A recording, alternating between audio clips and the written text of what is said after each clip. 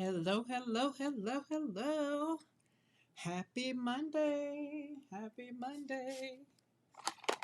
Hope everybody is doing wonderful. Hello, Mariah. I enjoyed you and P this morning. I had to do some adulting. I was driving, but I was there. That fish book is just turning into something just so marvelous, just a work of art.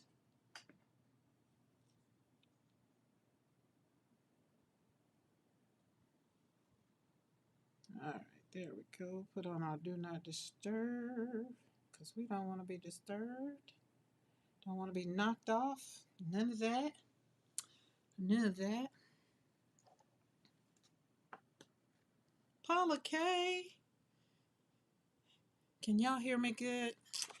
Because I had to adjust volume and things when I was on Amy's live the other day and it was real loud. I felt that it was loud, but I need to know so I can put it back to my settings. Do you hear me good? Because I'm sitting here and things are over there and I cut it down, but I'm not sure what it was before. Hi, Jennifer McKinnon. Oh, look at that. Loud and clear. Okay, not too loud though, right? Mariah said, we are so behind. You're right on time. We'll get it when we get it. Although I'm waiting. I'm ready. I'm ready. Hello, Barb. So today we're going to be doing something a little different to start out. Just a little different. I'm not going to worry about what time. I decided to come. I was going to come on at 1, but then Amy sent me a text. She was live, so I went and hung out over there with them a little bit because I was going to do 1 to 4. Had a timetable on today because I feel like I have not done adulting. I'm not. Um, it's a lot going on. It's February. It's my birthday month. Doing my birthday dance, and I want everything to be as I want it to be. But y'all know me. I'll just back up and just be like, oh well, no worries, no worries, no worries. It's Black History Month, although for me as a black woman, it's history every day for me. But I tend to kind of participate in some parts of it during the month because it's my birthday month. It's the shortest month. I still got some papers. I did some things over the weekend. I did not come in the studio. Once I finished my journal, the journal that I was making, and sent it out after Saturday. When I was in the studio last Saturday? Yeah, so Sunday, I didn't come in the studio Sunday. Yeah, I didn't come in the studio Sunday. Right, yeah, because I was literally in the sunroom, in my sunroom. So I was fine. Karen, my daughter goes to the hospital at midnight tonight, so we'll have February 3rd grandson. Oh, nice. That is nice. We got these February babies. The Amy Cade grandbaby is going to be coming. I got puppies due, so I'm super excited for her. I have a something in my throat, not sure what it is. Yesterday, my sinuses was bothering me. I feel like I had too much outside air because I tried to go outside. The wind was cutting, so I chose to stay inside. But I don't know. So today we're going to be talking about something that it's a little interesting, but I'm not going to really talk about it as much as I think I am. I'm not sure. It depends on how the spirit moves me. But the title of this YouTube, this one, and when I was doing this last month, when I was doing all of the content for this month and next month, I was trying not to be in the headspace of where I was literally in the moment of doing it, because I didn't want to talk about like what's going on in the world per se, 100%. Meaning I didn't want titles to be that. I just wanted to kind of like, you put on some red lipstick and you look good today and you want to talk about today, not spread it out to next month. So, but when I was thinking about it and I was like, when did you stop trusting yourself? And I was just like, oh, is that not a good title? So I think that was a good one. So the question is, when did you stop trusting yourself? When did you stop trusting you? Like, you have, as women, we have those gut feelings, right? Those gut deep down in the gut, and be like, yeah, it's just something about this just don't feel right, you know? Hi, Lydia. And it ain't. That's just like, so it's like, when did you stop trusting your gut? Kinda, kinda. Hey, Mo. Me and Mo was hanging out over there with Amy. Hanging out over there cost me a little change because I went shopping a little bit on something. But I like to support. I like to support. So I'm gonna use what I got. But so yeah, we're gonna talk about, ask yourself the question, like, and if you want to share in the chat, do you feel like you stopped trusting yourself? Maybe on some level in your life, some level, I'm not sure. I know I did. And I had to, right there in the fact of um doing these thumbnails and doing the content and getting ready for March, February and March, and even a little bit of April. I was just like, yeah, no, we got it. But I had to like, when you stop trusting yourself, girl, you create joy, right? You create joy. So you need to stay in that line. Stay there. There's people in that lane. There's people in that lane. You got to stay in this lane and keep everybody insane in their right thought process, in their right mind. So that was when I started journaling, and I was just like, okay, go back to trusting yourself. Because when I was little, other people would tell you what to do. When you were growing up, your mom told you what to do, your dad told you what to do, grandma, whoever, the people were in your life, they told you what to do. So you pretty much trusted them. But even in that, there was still a part of you that you had your own thoughts. Like this morning, Mariah was talking about trophies, and P was saying she hated when they start giving out trophies to, just for participation. I get it from a counseling standpoint. I get what they were trying to do. However, it just destroyed a lot of kids to think and do for themselves, you know. Oh, but that was a good conversation this morning. I could not chime in the chat. I was just between driving and doing the adulting thing, and I was like, yeah, I don't even know what they were saying in the chat, but I could tell when P was reading. He's like, yeah, no, you gotta let your kids learn for themselves. Sometimes they have to learn for themselves. You show them how to walk, they still fall. Even in teaching them how to walk, they still fall. But you don't carry them for the rest of their life just because they fell a couple times or fell 4 or 5 times. They learn how to crawl, then they learn how to walk. That's trusting yourself. That's when you really learn how to trust yourself, when you're at a young age. And when someone does things for you all the time, you don't learn how to trust yourself, right? So today we're going to talk about it. We're going to talk a little bit about, trusting yourself. So grab your journal.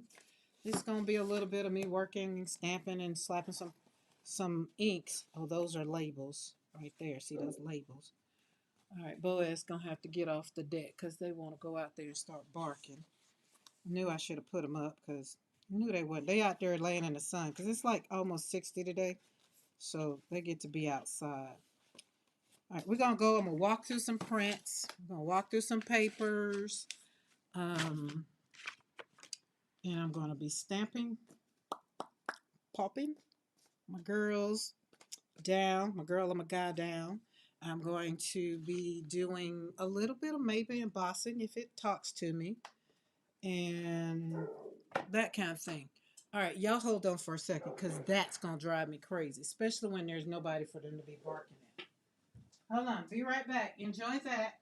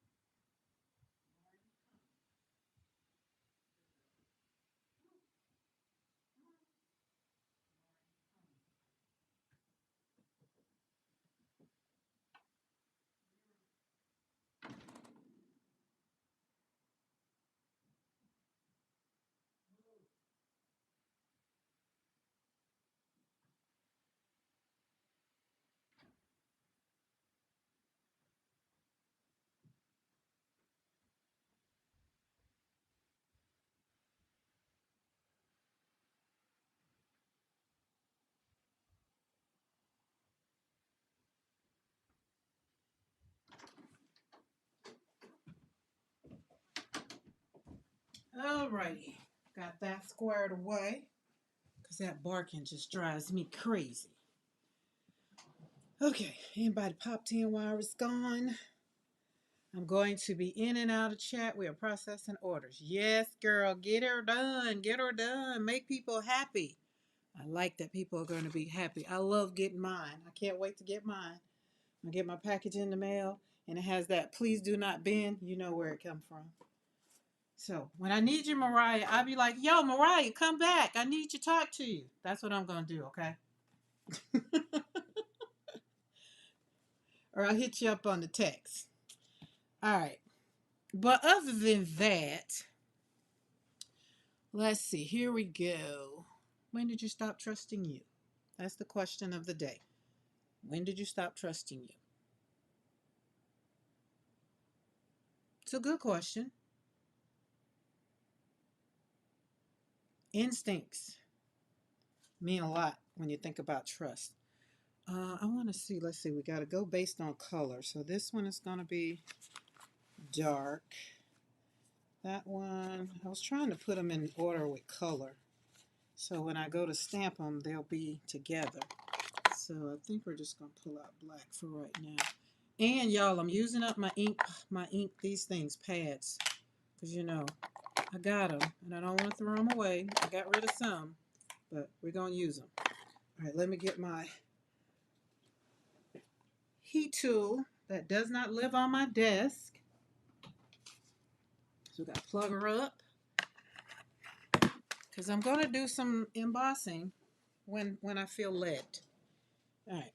This is something else. We got all the paper. People ask, what do you do with all those papers? We're going to show you. We're going to walk through some things today. While we talk about trusting yourself, not trusting somebody else. That's a whole nother session. We're going to be talking about that too. That's a whole nother session. Trusting yourself, trusting your gut, trusting your thought process.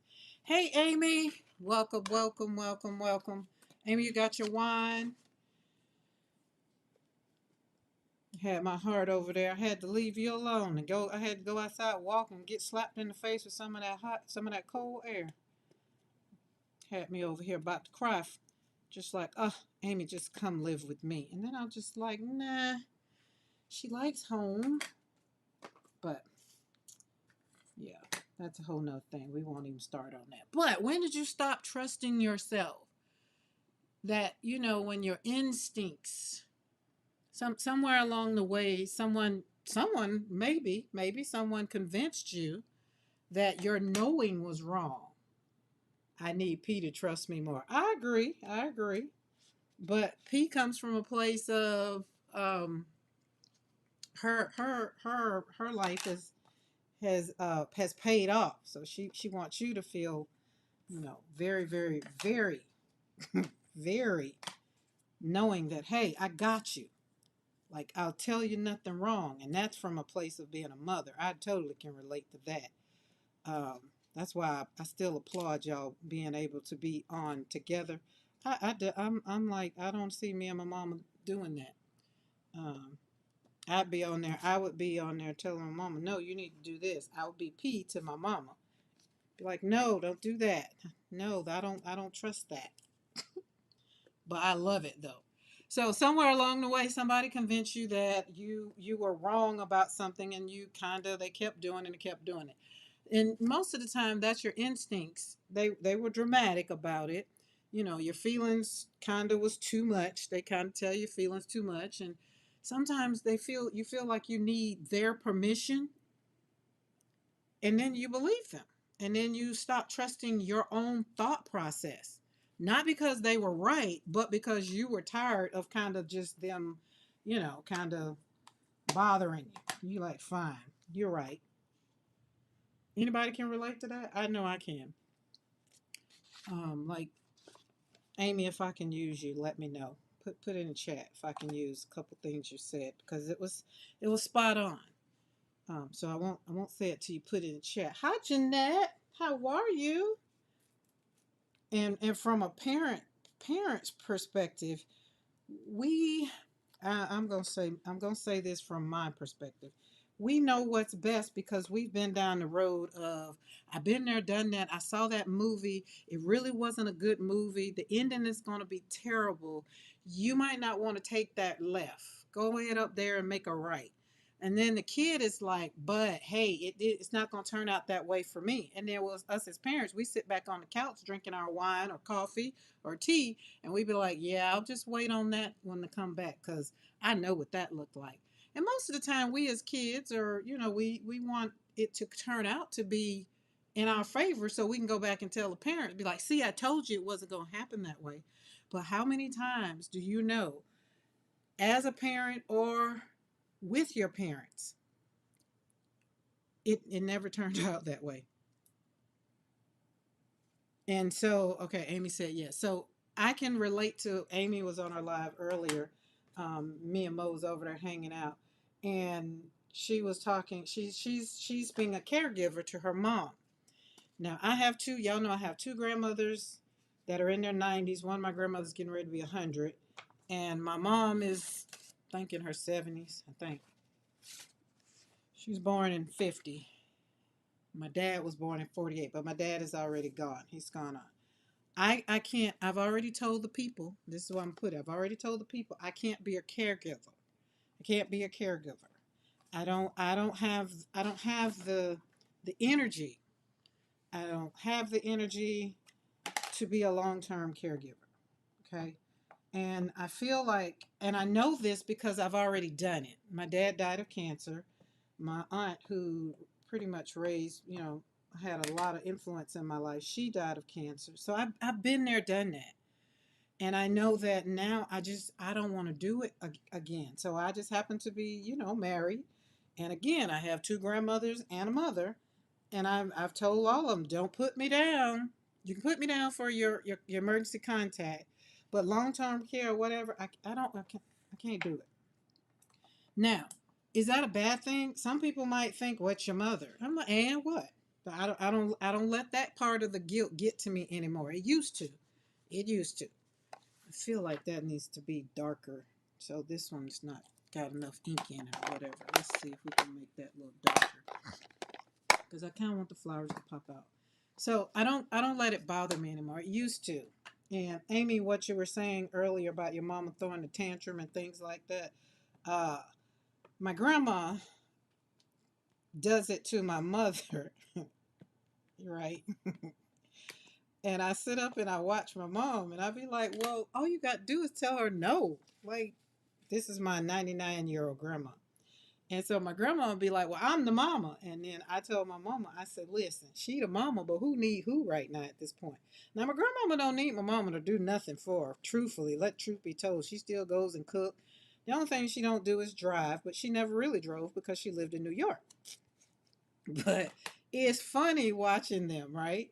And so when you think about being a caregiver, right? So the title is, when did you stop trusting yourself?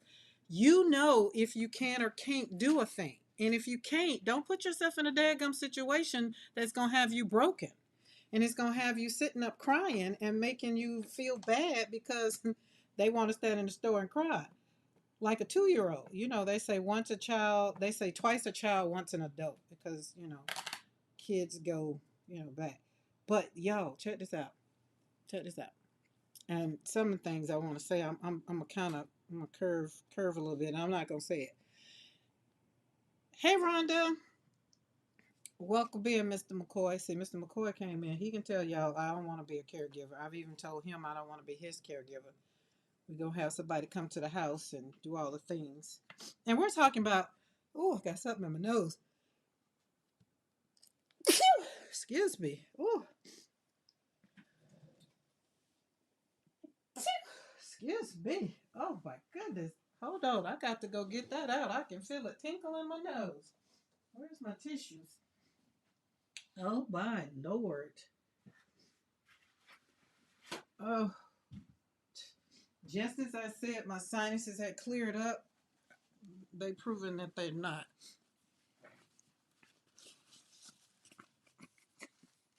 Okay, hold on, because I have to blow my nose. I am not doing that on here with you guys. Hold on, hold on. I'll be right back.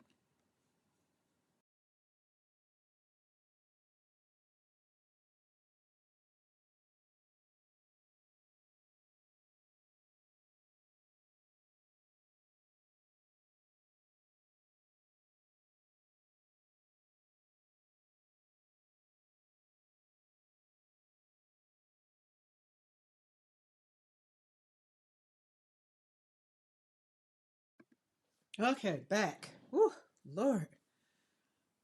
I walked out, took dogs out, and I was walking out with them. And the wind was blowing. It was stuff coming up. So I thought I got it all out because, and then the dog, it was just too much. So, anyways, thank y'all. Thank y'all. Rhonda, I noticed that. I saw that you had all caps in your name. Oh, whew. I don't know if that might happen again, but it might. Now, see, I feel like if I would have thought about this, this would have been good with white. Like if I would have had the, but I don't think I have any more. Let me get some white because I might see if I got some. I might have some left. Let's just take the whole thing over here. What is that? That's glazing. Oh, white embossing powder. Yay! I do have some. Ooh, that is. Oh, that's bothering my nose. And y'all know I don't leave the house like that. Mr. McCoy the one leave, and I swear he leaves and he takes let's see if that's dry. He brings all the things home. Let's see, is it dry? Oh no, it's not. Yay, that's pretty. Oh, let's see, let's get it all over the place. So yesterday I I cut the edges because y'all know sometimes I have white edges on my paper because my paper is 8.5 by 11. And so instead of getting a bigger plate, I just usually do it the way it has an edge. And I'll cut the edges off and have them over there in my scrap box. Now that I have people wanting my scraps, now I cut them off with intention. Oh, that's good. We're going to leave that just like that. I'm going to say excuse me right now just in case I sneeze again. Cutting the heat tool on.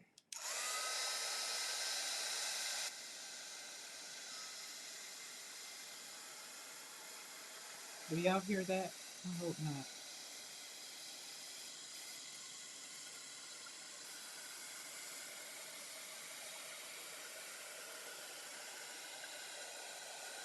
And these beautiful stamps that I'm stamping with, just in case you didn't know, you can get them from over at PM Artist Studio. These are my puppies. No, they're not puppies, but it's kind of like what I call the kiddos, puppies. Oh, great. I'm glad. Let's put that on top of there. The mat is already warped, so it ain't like it's going to get warped no more.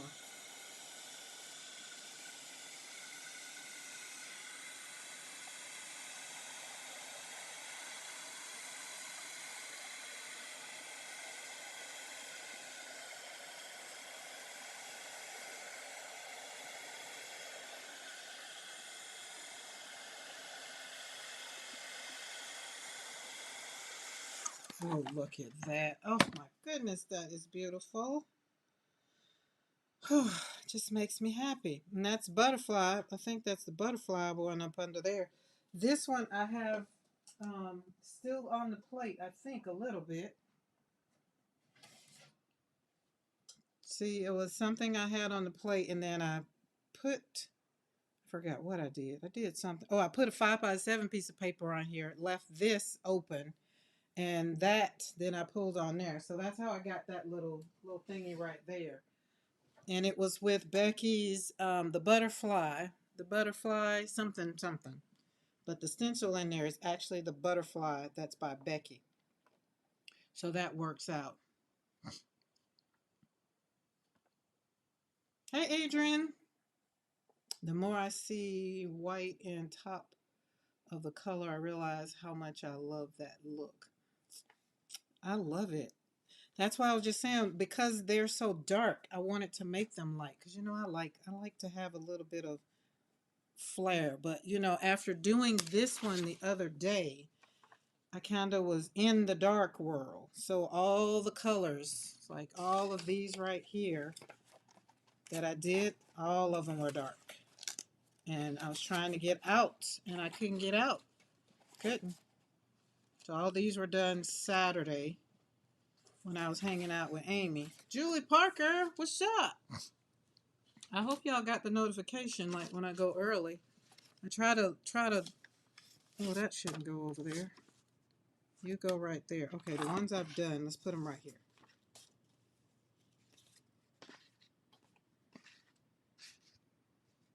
All right, there we go. Boom.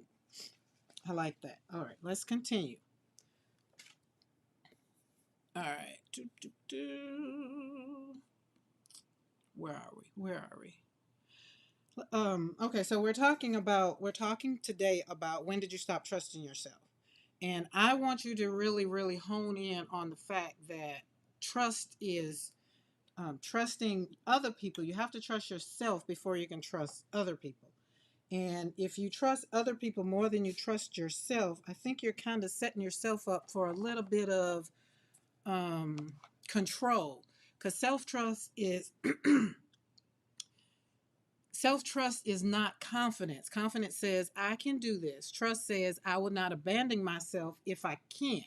Right.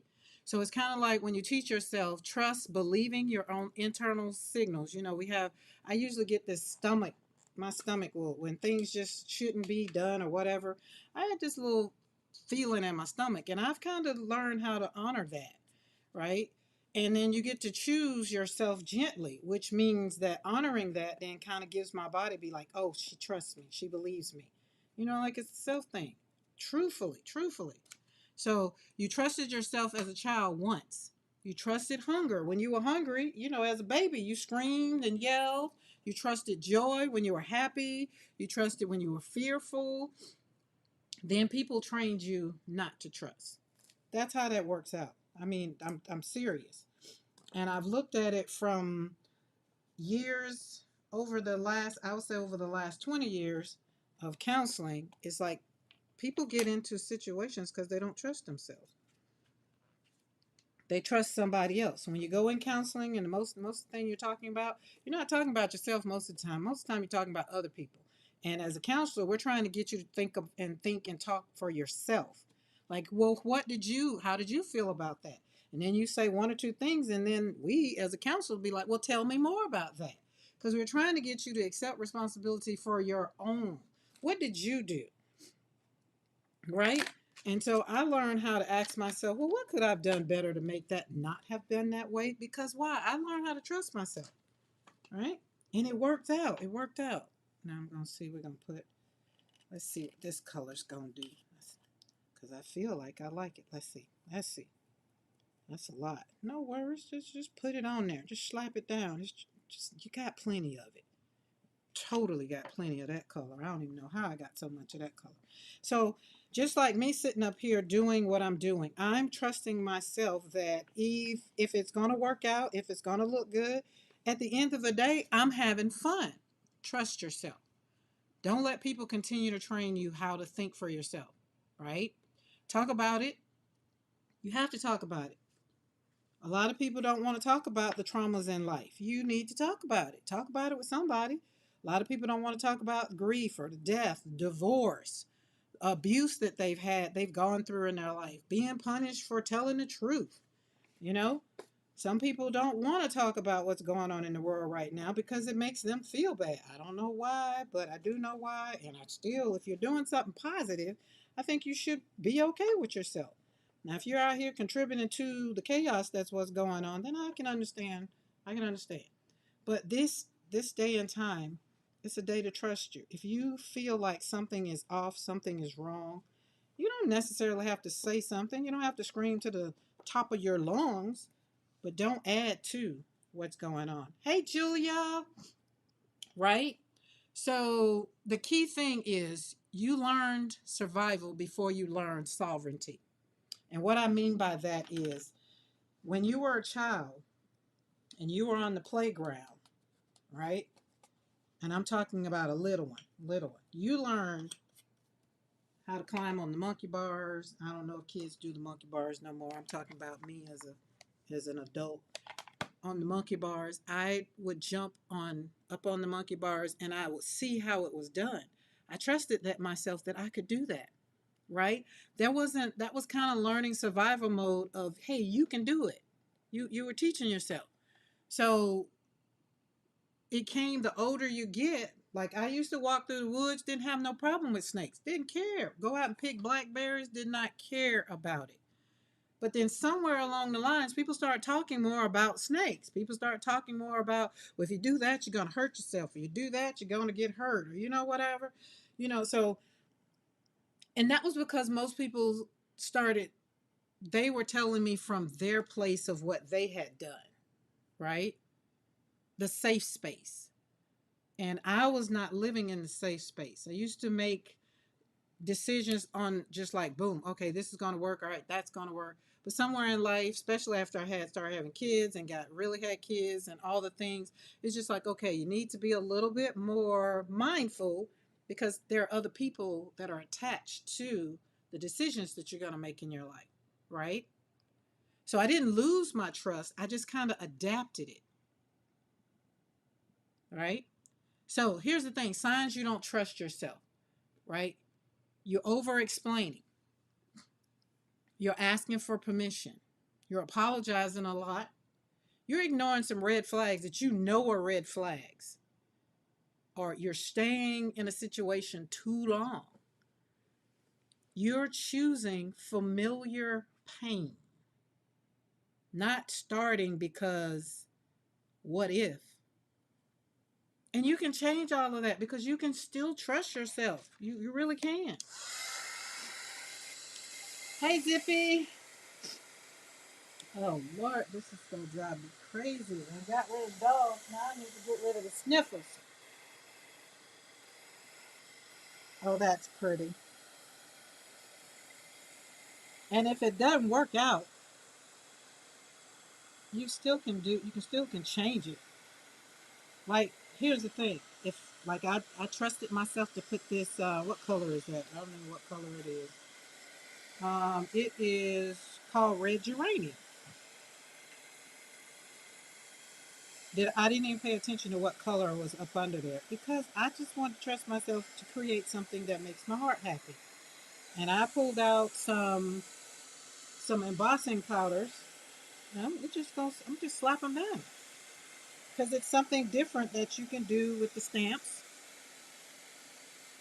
Because lately all I've been doing is slapping them down on my gel plate. But that's pretty.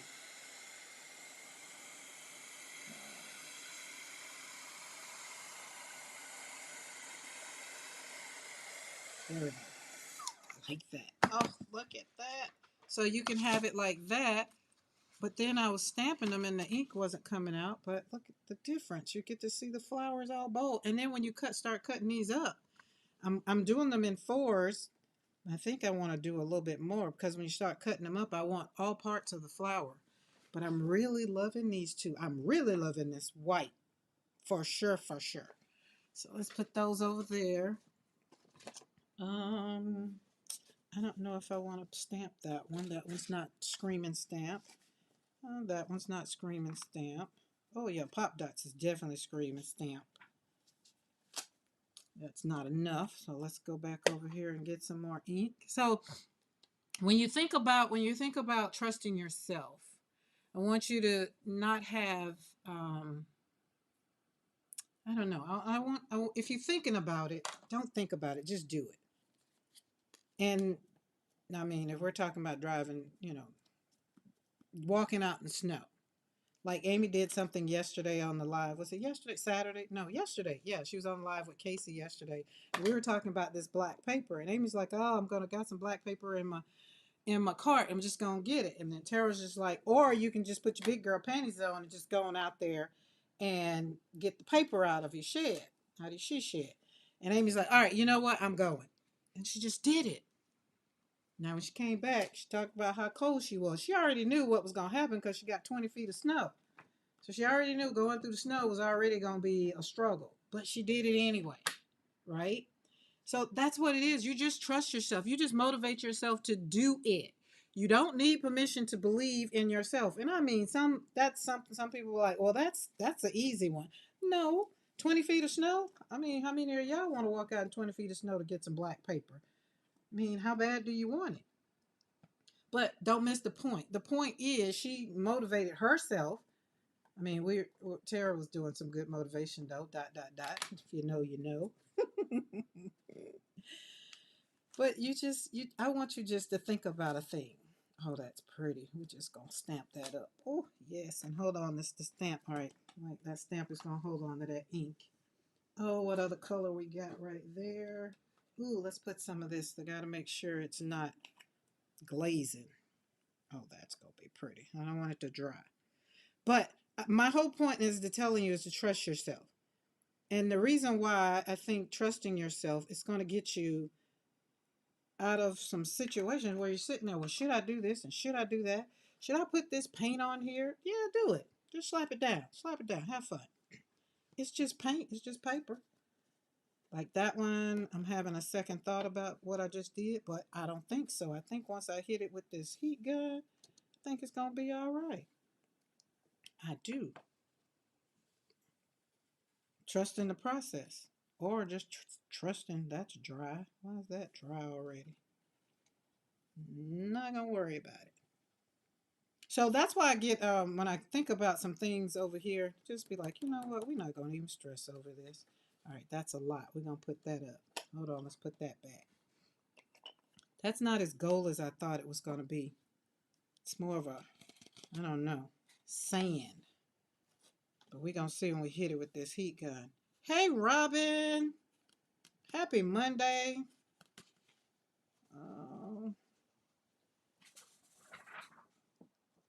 I hope everybody had a great weekend. I had a good weekend.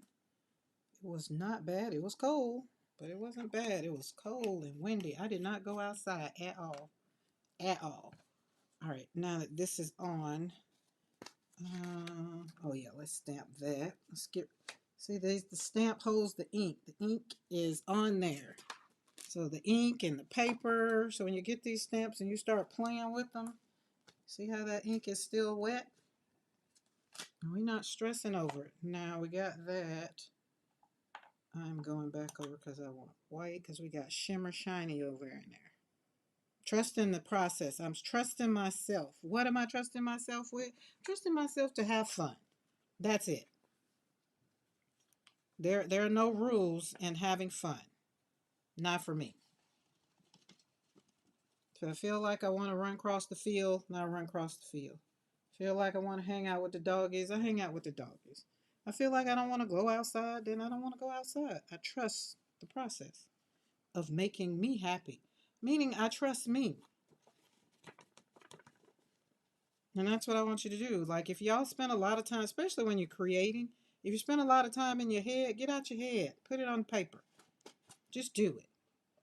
Be like Nike. Just do it. I gotta say this white because this is all I got in this one. This is Snow White, I feel like. Snow White. So how many people are waiting on PM Artist Studios? Beautiful, beautiful. Yesterday was the new launch. Hey Quixote. So I put my order in. So I'm waiting. I'm sitting there with the mailbox like this here. When you get that email, oh, and Mariah, I love the new website. Like, oh my goodness, beautiful. Y'all did a good job. Good job. Good job. Okay, I want to talk about how to rebuild trust. We're going to do it after I do this here because I want to make sure y'all can hear me. Can you hear me with this on? It says it cancels, but I don't know. Let me know because I can do both. But I want to make sure that y'all can hear me because it'll stop me from doing this if you can't hear me while I talk and do this. But there are 5 steps. Okay, good. There are 5 steps. 5 things that I've paid attention to over the years. 1 is notice your body. 2 is keep tiny promises. 3 is stop gaslighting yourself. 4 is choosing alignment over applause. And number 5, can anybody guess maybe what my number 5 is?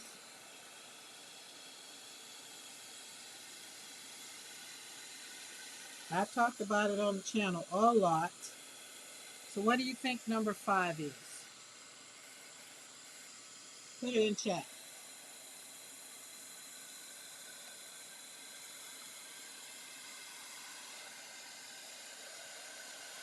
That's a good guess, Mariah. But nope, not number 5.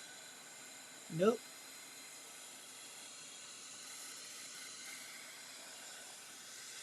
That's a good one, but nope, that's not it. That's the overall.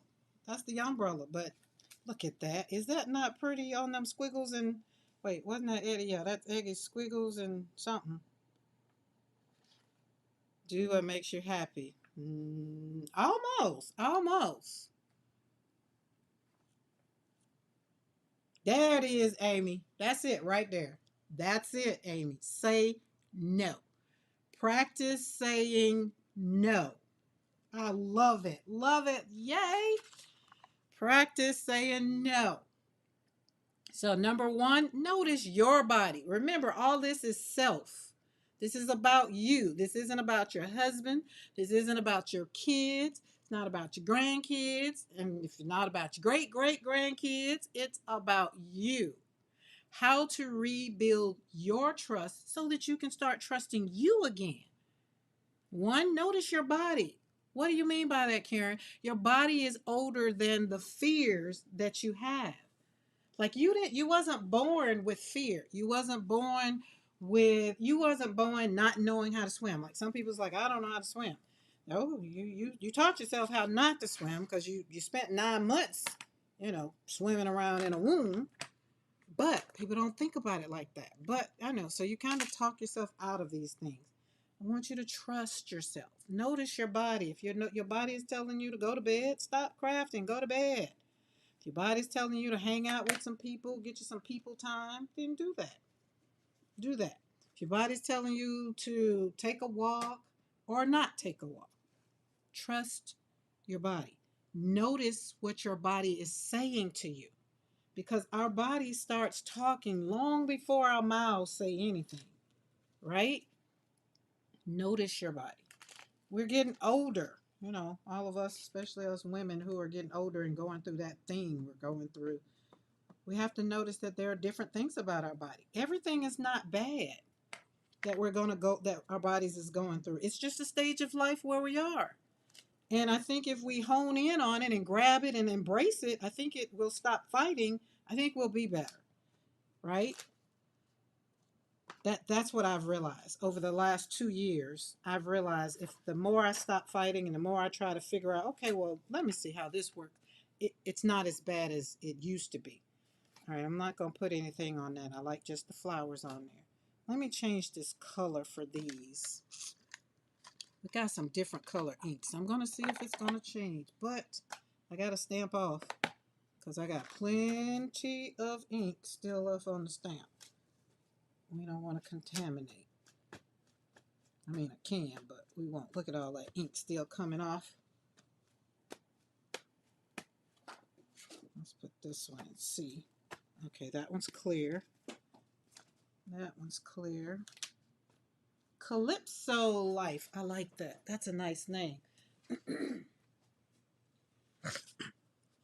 Oh, my sinuses, they are wide open. Guess maybe I shouldn't have went out that daggum door.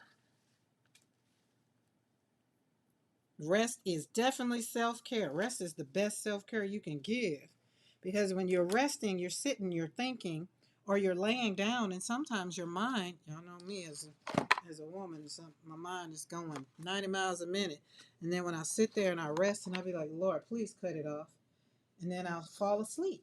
And then when I wake up, I don't feel so overwhelmed with thoughts, right? Trust is built when your inside matches your outside. Like Amy said something today, this morning when she was talking on our live, and she was trying to figure out. She's like, I did these things. I taught people. I ran. I was over people. Like, what in the world is going on with my life now? You have more time to concentrate on your own life. Before you were concentrating on everybody else's life, what somebody else wanted you to do on a job. Now it's just you, your husband, and your mom inside. The other thing I was thinking about, can mom go to a day camp? They got day like, what do they call them? Daycares, senior citizen centers. That's what it is.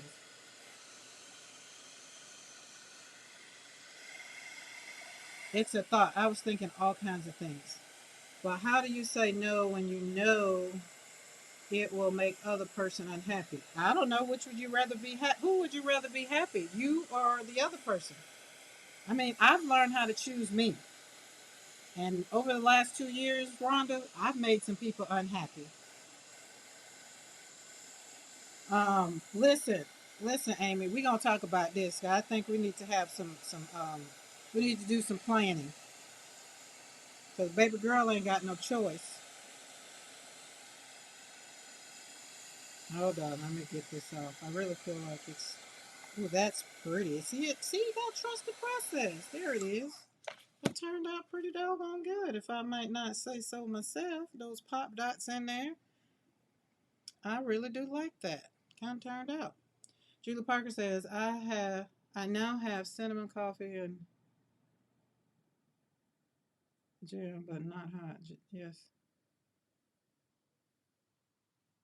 I don't know what that is.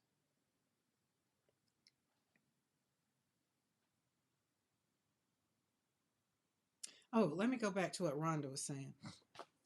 Um, as a mother, I didn't know what that word meant. No, I was always appeasing and satisfying the children. I was always satisfying everybody else. And that's why I say after losing my son, I realized I was tired of satisfying everybody else. And I was always the one getting what I call the short end of the stick. And everybody else was happy. Everybody else was fine. And I just didn't want to be that way anymore. So I kind of, it wasn't their fault, it was my fault because I would be the one always saying yeah. So for them to continue to call on me and ask me or whatever, it was not their fault, it was my fault. So I guess, Rhonda, for me, I'm speaking for me, I just decided I didn't care how they felt. Because when we moved here, and I know this really got, I paid attention to it when we moved from Colorado. Everybody claimed for Colorado is we lived too far, it was too cold. I mean, North Carolina got more daggum snow than I pretty much had in Colorado the whole time I lived there. They got a whole bunch of snow, but they don't have no other choice. So people's their excuses, they didn't like planes, they didn't do this. But they always expected me and Mr. McCoy to show up. Well, I just stopped saying, no, I don't want to do that anymore. I just didn't want to. It's called reciprocity. If I treat you with love and respect, I just feel like I want the same thing, right? And so, Rhonda, I just start saying no. And then when we moved here on the ranch, I felt like I'm closer to everybody now. And then I realized we were still coming and going and doing all the things. And I was just like, no, Karen, we're not doing it. You're just not going to do it. Stop. Stop it. And so I stopped. So, and then like I know my brother-in-law said one time, like last year, he was just like, all right, I done came to your house twice. It's time for you to come to mine. I said, actually, it ain't. Y'all got 16 years worth of doing to do. I'm just not doing it no more. The same distance from your house to my house is the same. Get in your car and come see me. And I'm quite sure there's some people they're still unhappy. Like my daughter told me, daughter number two is just like, I just got to get used to you saying no. Well, get used to it, baby girl, because that's where we are now. I'm showing up for Karen first, and then I show up for come and hang out over here on YouTube with y'all because it's working even more, right? So that helps me continue. So the more I talk and hang out with y'all, and the more I pray and ask God, what am I supposed to do? And then it's continue with content. It's like, okay, so the first person that I talk to before I even talk to y'all, I talk to myself. Mr. McCoy would tell you, I said the other day, I was like, oh, let me practice what I preach. Just the other day. Because I was doing something that I'll be telling y'all, don't do this, don't do that. This is what we're doing. But I had to back up and remember, hey, we ain't doing that no more. Right? If you can't take care of you, and when you're dead and gone, they gonna find somebody else to leech on to. And I'm not saying it in a bad way. I'm not saying everybody's that way, but sometimes when you are used to pleasing people, and especially if pleasing people makes you happy, you just sometimes end up being the rug. and everybody, they go outside, and like Amy went outside and all that snow, and they come back in and they just wipe their feet on you. That's what I'm talking about. And I'm just saying that sometimes, majority of the time, you can say no for you. You can say no and leave it alone. You can say no and go slap some paint on some paper. Get over it, because you're going to feel guilty. Trust me, I still feel guilty sometimes when I say no. But after a while, I feel better. And then when I start showing up for these people, for real, the next time when I do show up, I feel like I'm there because I want to be there. Not because it's like, oh, I got to do this. No, I'm there from a genuine place. So it's going to be hard. Oh, let me catch up. I see some chats. Yes, children and spouse will do that. Oh, and listen, let me tell you something. And Rhonda, they will make you feel so guilty about not doing a thing. This is what I've learned how to do. I come in the studio. The more they make me feel bad about me saying no, the more I say no to anything. Then that's when I'm saying, I'm practicing saying no. The one thing I ask myself is, hey, how does this serve me? And then it's kind of like my intuition kind of starts slapping in, right? Comes in and be like, hey, would you rather go over there and paint? Or would you rather go over there and sit in that room and listen at them talk about all the things and talk about all the people, or go do something that you don't want to do? And I'd be like, oh no, I'd rather go over there and slap some paint on some paper and maybe go live or hang out with the people that want to be around and want to, that's how I've learned how to do it. Because you can't keep serving and pouring from an empty cup. And here's the other thing, they never pour back into your cup. Now that's one of the things me and Mr. McCoy is working on right now. I'll tell him quick when he'll do something. I'll be like, "You did that for you. You didn't do that for me, or you didn't do that for us." A good one was last night. I was like, "Hey, what you doing?" He's like, "I'm in here now." I was like, well, "What were you doing?" He was like, "I was getting some ice cream. I was eating some ice cream." I was like, "Oh, you didn't ask me if I wanted some ice cream, but can you go get me some ice cream?" He couldn't do nothing but say, "All right, I'll go get it." But it's like, I want like ice cream. We just finished eating dinner. Why didn't you just like, hey, you want some ice cream? I like it when people do stuff for me, like I just up and do stuff for them.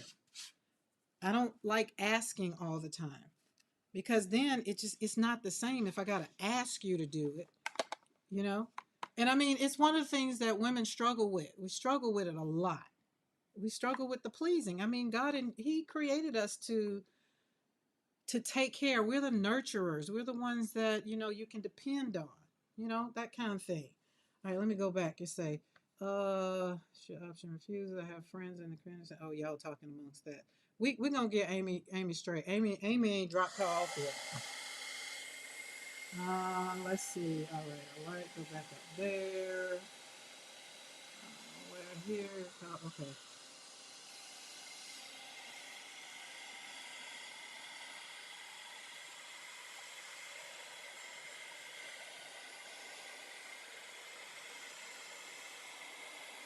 That's a good one, Mariah. I like that.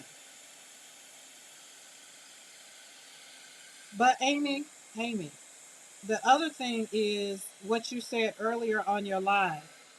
That plays a big factor right there. Is the You've been with your husband longer than you were with your mother, and the relationship. So that's where yours is. So yours is a little different. Yours is kind of like mine and William. I'll say it like that. So that's why I say I can relate with what you were saying this morning.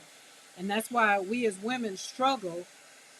We want to be better and we want to be good to our children. And because of what you said this morning, that was my problem raising my children, is I wanted to be a better mother. I wanted to be way better than what I had. And in turn, that created a group of children who always expected their mother to say yes. Always. Because why? I taught them that I'm there for you. I'm very dependable. I'm like a lion, a lioness with her cubs, like a bear with the cubs. It's like, don't bother my children. I'll go up to the school. I'll be like, okay, um, teach, Give me your side. Let me know what's going on. And then I would turn to my child and be like, so what's your side? And the teachers sometimes, depending on who the teacher was, before I got into the system, they would be like, well, why are you going to ask your child? Because there's two sides to this story. And I want both of them. Right? I mean, because I grew up, I had bad teachers. I knew what bad teachers look like. I do. And so, therefore, I wanted my children because I knew that my children, I know what they would and would not do. But I also know that they had tendencies. Once they left my house, they were free to do whatever the hell they wanted to do. So I was never the parent to say, oh, my child didn't do that. Be like, wait a minute. I think that might be some truth to that. So let's get to the root of it and find out how much of it is true. Right? Both parents way before they became elderly, so I'm not. Yeah, see, William has his mom and dad still living. I have my mom and my two grandmas. Like I said, they're almost 100 still living. So we have longevity over here. We got some folk. We got some folk. My dad's mom has one, two, three, four, five. She still has 6 siblings still living. So we got some folks over 80 over here. You hear what I'm saying? So, and then they bossy as hell. I just be like, wait a minute, you want me to do something for you, and then no, I hate that. So me and my grandma had a conversation last week, and I was just like, grandma, I said what I said for Thanksgiving, and it kind of made me feel bad because I had to say it, and she was just like, but you were right, and I was just like, and I was like, well, I wasn't trying to be right. I was in my own home. I was going to be entertaining my guests, and I just felt like you were a guest in my home, and I just don't want you to say that you are right. I want you to understand what I'm saying, right? I want you to understand that I don't need you to come in hot. Like, I don't need you to come in hot. Don't come in the door telling me what to do in my house. Now, you raise parts of this kitchen. I know how to get in the kitchen and cook and things. So trust the process. And I know it's hard. The struggle again is real. So I have generational stuff. When my girls come, then my grandma telling them to do stuff, and I'm just like, what did I say? Well, grandma said, what did I say? This is my house, and this is my kitchen. So, and y'all remember I told y'all, Thanksgiving was one of them times. I was just like, look at that. I like that. All right, let me read the chat. My son is independent. Yeah, yep, you made sure of it though. Hey, Kathy. My mother-in-law is 99 and lives local, so I hear a bit of it, but she's not my responsibility like for her children. Hey, Zell, how are you? My mama's had a hard no and would not budge. Yeah, and so it's a lot. It's a lot. I get it. I get it. So, Amy, I wanted to kind of bring you into this conversation because when you was talking, and I was just like, is she trusting herself, or because she's saying the thing, but she's saying one thing and she's doing another thing, and I was like, oh my God, is this not going to be about the conversation? So I want you to really trust how you feel. Like, I really want you to walk that thing out, and I wanted you to talk about it over here, so now you can get the support that you need in the chat because, oh, that's pretty, because you're not alone. Oh, and here's the other thing. I don't want to have to do a thing. I don't want nobody using me. And this is the conversation me and Mr. McCoy had. I don't want people that are well able to be trying to get me to start doing something before time. Like, I use my grandmothers as a good example because, like I said, both of them are well past 90s, and they do very good for themselves. They're very self-sufficient. And my one grandmama would tell you, she don't want you doing, she still drives. She don't want you doing nothing for her that she can do for herself. She's still well able, and that's what keeps her healthy and young. Both of them say the same thing. So when you got somebody that's 20, 25 years younger than both of them, I'm like, what's wrong with you?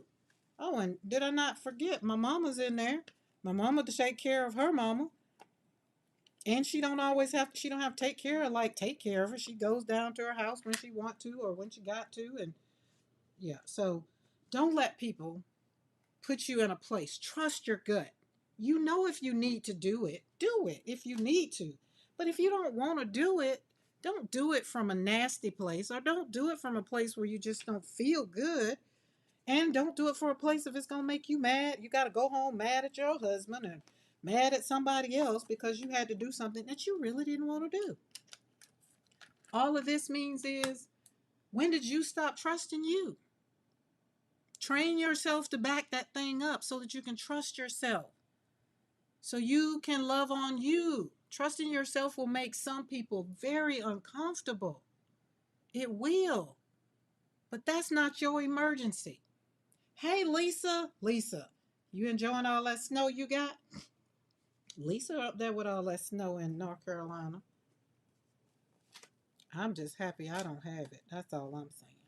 Okay. So here's the thing. Put a heart if you are tired of performing peace. Like you just want your peace. Hey, Judah. Put a heart in the chat if you're tired. You're just tired. So we can all love on you. So we can just tell you, you're not by yourself. Women take on a lot. We carry the baby. We birth the baby. We nurse the baby. We take care of the baby. And then the baby turns around and just kind of be like, hey, that's what you're supposed to do for me. And it's like, no, that's not what I'm supposed to do. I don't have to if I don't want to. Right? There you go. Yeah, Lisa, I saw that. Like my in-laws, my people's in North Carolina. I'm just like, yep, y'all got all that snow. Keep it there. But self-trust is a decision, guys. You need to align your life with maybe some choices that you have made in the past. And right now, moving into February of 2026, know what you want so that when people ask you for something, you can be like, you know what? I don't think I want to do that. That's not going to bring me joy. That's not going to give me my peace. That's not going to create happiness in my life right now. I don't think I want to do that today. I'll call you when I want to. And if you're in a position where that can't be your response, then fix it to where it works for you. All I want you to do is serve from a happy place. People all have learned. They are learning. If it's not going to give her something that she wants, don't ask her. And I had to go back and tell them, that's not true. You can ask me, but the answer might be no. Just be okay with accepting the word no. And like I said, my daughter's just like, I'm not used to hearing you tell me no. Just like, okay, sorry, but not sorry. Because it's time for me to take care of myself. Now, here's the other thing. This is what Mr. McCoy says, but what I feel bad because what if something bad happens? That could work both ways. You out here running the street and ripping and running and doing all the things for people that will not return the favor. Let me add that. And then you're stuck in a place of choice. And to be honest, again, you'll feel better if you answer from a place that'll make you happy. That's all I'm saying. Because you need to start trusting you. Your health depends on it. You running yourself ragged for other people will never make your health first priority. You can help other people when you help yourself first. That's all I'm saying. That's all I'm saying. Trust you. Now, whatever your situation is, however this here kind of falls in line with your life, because everybody doesn't have those issues, right? But if you do, I want you to do is what I want you to do is start trusting you again. Start trusting your gut. Because you already know. You'd be like, yeah, that's why I feel this way. Or either it's like you go and do a thing and then by the time you get back home, you're feeling like crap. And it's because you did something that your body was just like, I don't know why you went and did that. Right? I'm just saying, go home, stay home, slap some paint on some paper. Get my stamps. Play around with them like I am. Make yourself happy. It's gonna take a couple times to do it. Let's see. I'm curious. That's a lot going on. Let's see. I'm gonna put one there and one there, and then we're gonna do this. We're gonna see if we can bring it out so it can stand out.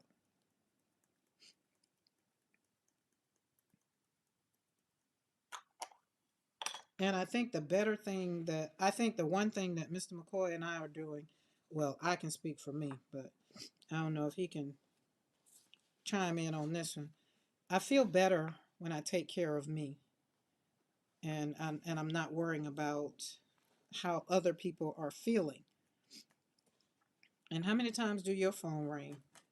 Or somebody saying, "Well, let me take you out to lunch." Hey, I want to take you out to dinner. How many times? I like that. That turned out pretty good. See, trust it. Trust the process. Um, or you have friends that the phone doesn't ring. They don't call you until they want to dump, or be like, oh, need somebody's opinion. Then they call you. But other than that, nobody calls you. And I paid attention to that, so that's why I had to stop.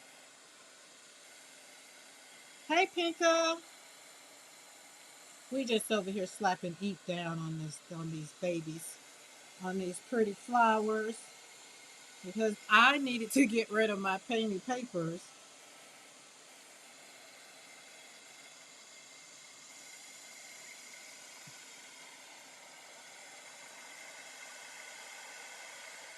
Your phone has changed. Yeah, you got the update. I didn't want the update. If you're talking about your phone has changed, that means you got that update. I cut mine off when Mariah and them was talking about it. I didn't want it to automatically update it. I need to see what the update was going to be. Okay, out of all these that I've done so far, this one I'm liking this one with them pop dots.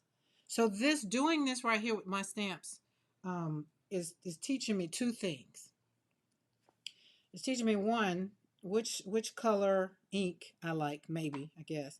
But it's also teaching me as I'm doing these on top of prints, gel prints that I've already done, what I like, where I like my stamps.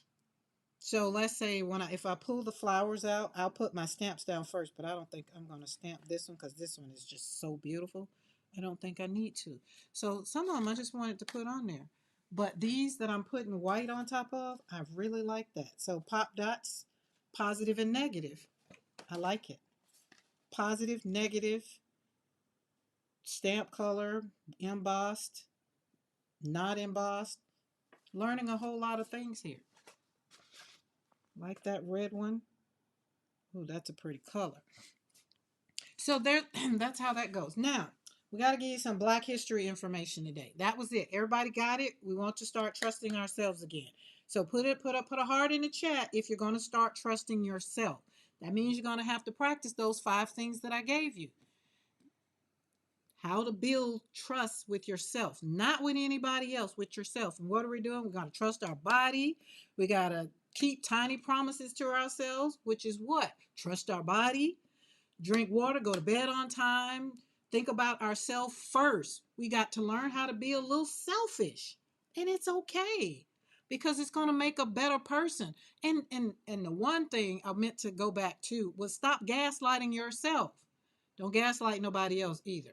But your feelings are information.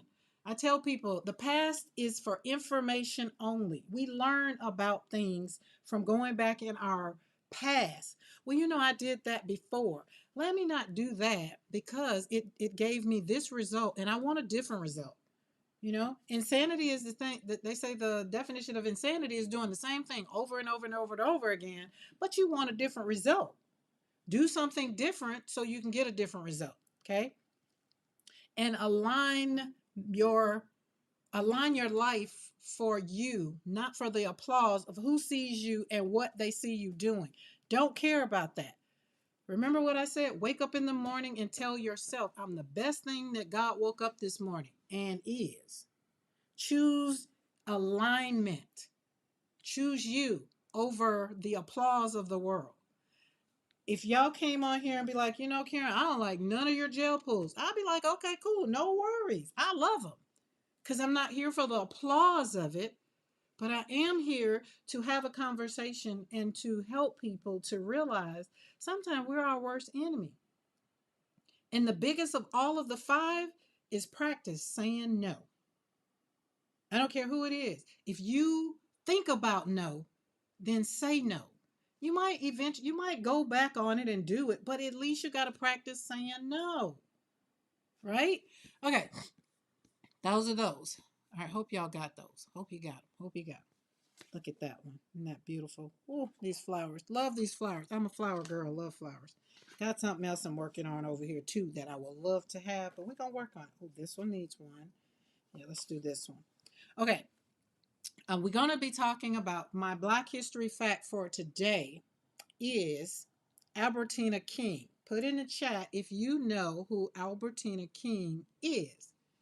If you put in the chat, yes, you know who she is. Albertina King.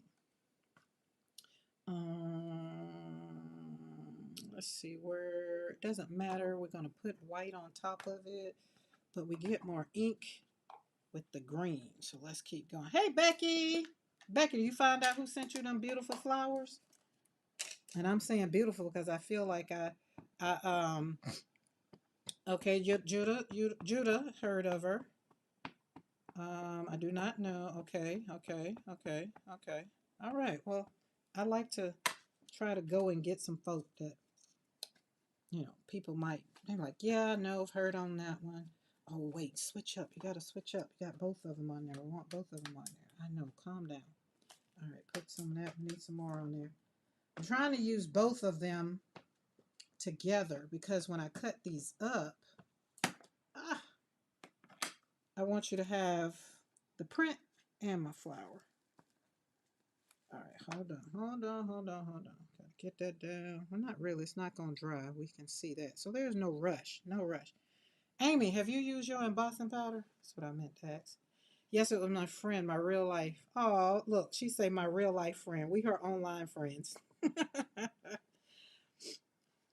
I'm gonna be a real life friend too, because we're gonna meet up. I'm trying to tell you, we're gonna all meet up. Oh, that is beautiful. And these are Yolan's fallen leaves. And all these are stencils that you can get over at PM Artist Studio. All the things you see. Except for the ink. I mean, you probably used to could get that or probably could get it. I don't know. And you ask nicely, maybe they might send you some ink. I don't know. I can't speak for their studio. I can only speak for mine. Okay, let me put this white back in here because I want the white.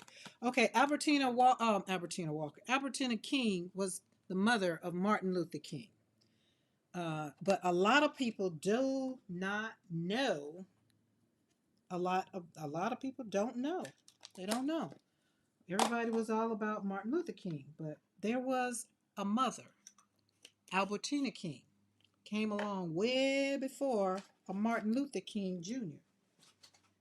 Albertina King married his father, Martin Luther King Sr., right? Oh, hold on. I need to get that off. Urgh. That's a lot of embossing powder over there. Use the embossing powder. You got to have your little, what you call that thing? I have a, oh yeah, I got that. Hold on. I got it. Once it gets on the table, oh, my sinuses are dud.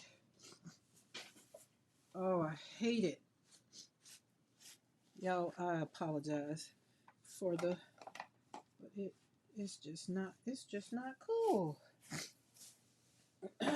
Oh, whew. All right. Nobody asks which Carrie. Oh, I got you, Becky. I'm just messing with you. Calm down, girl. I'm just begging, just bothering. Okay. Dum dum dum. Okay.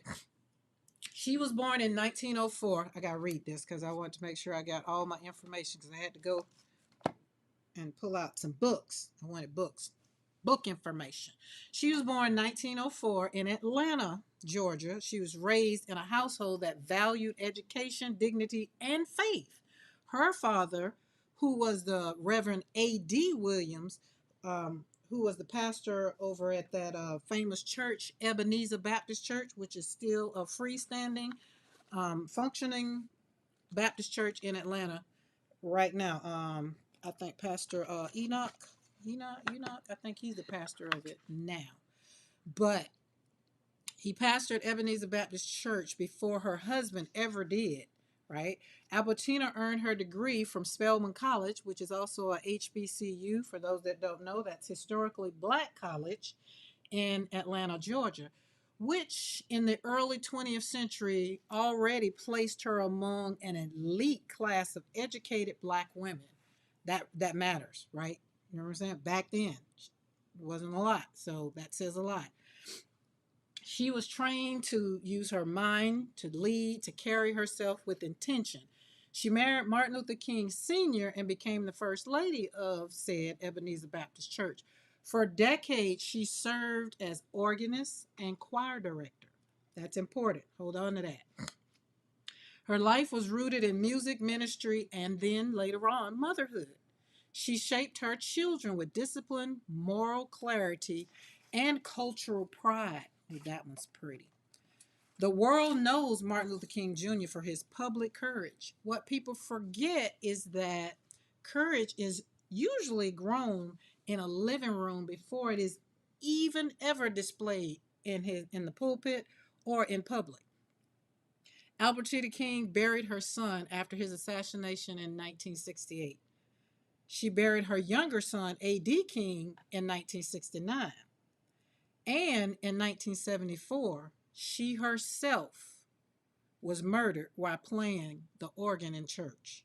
A black woman of faith killed in the very space where she served God and community. So here it is.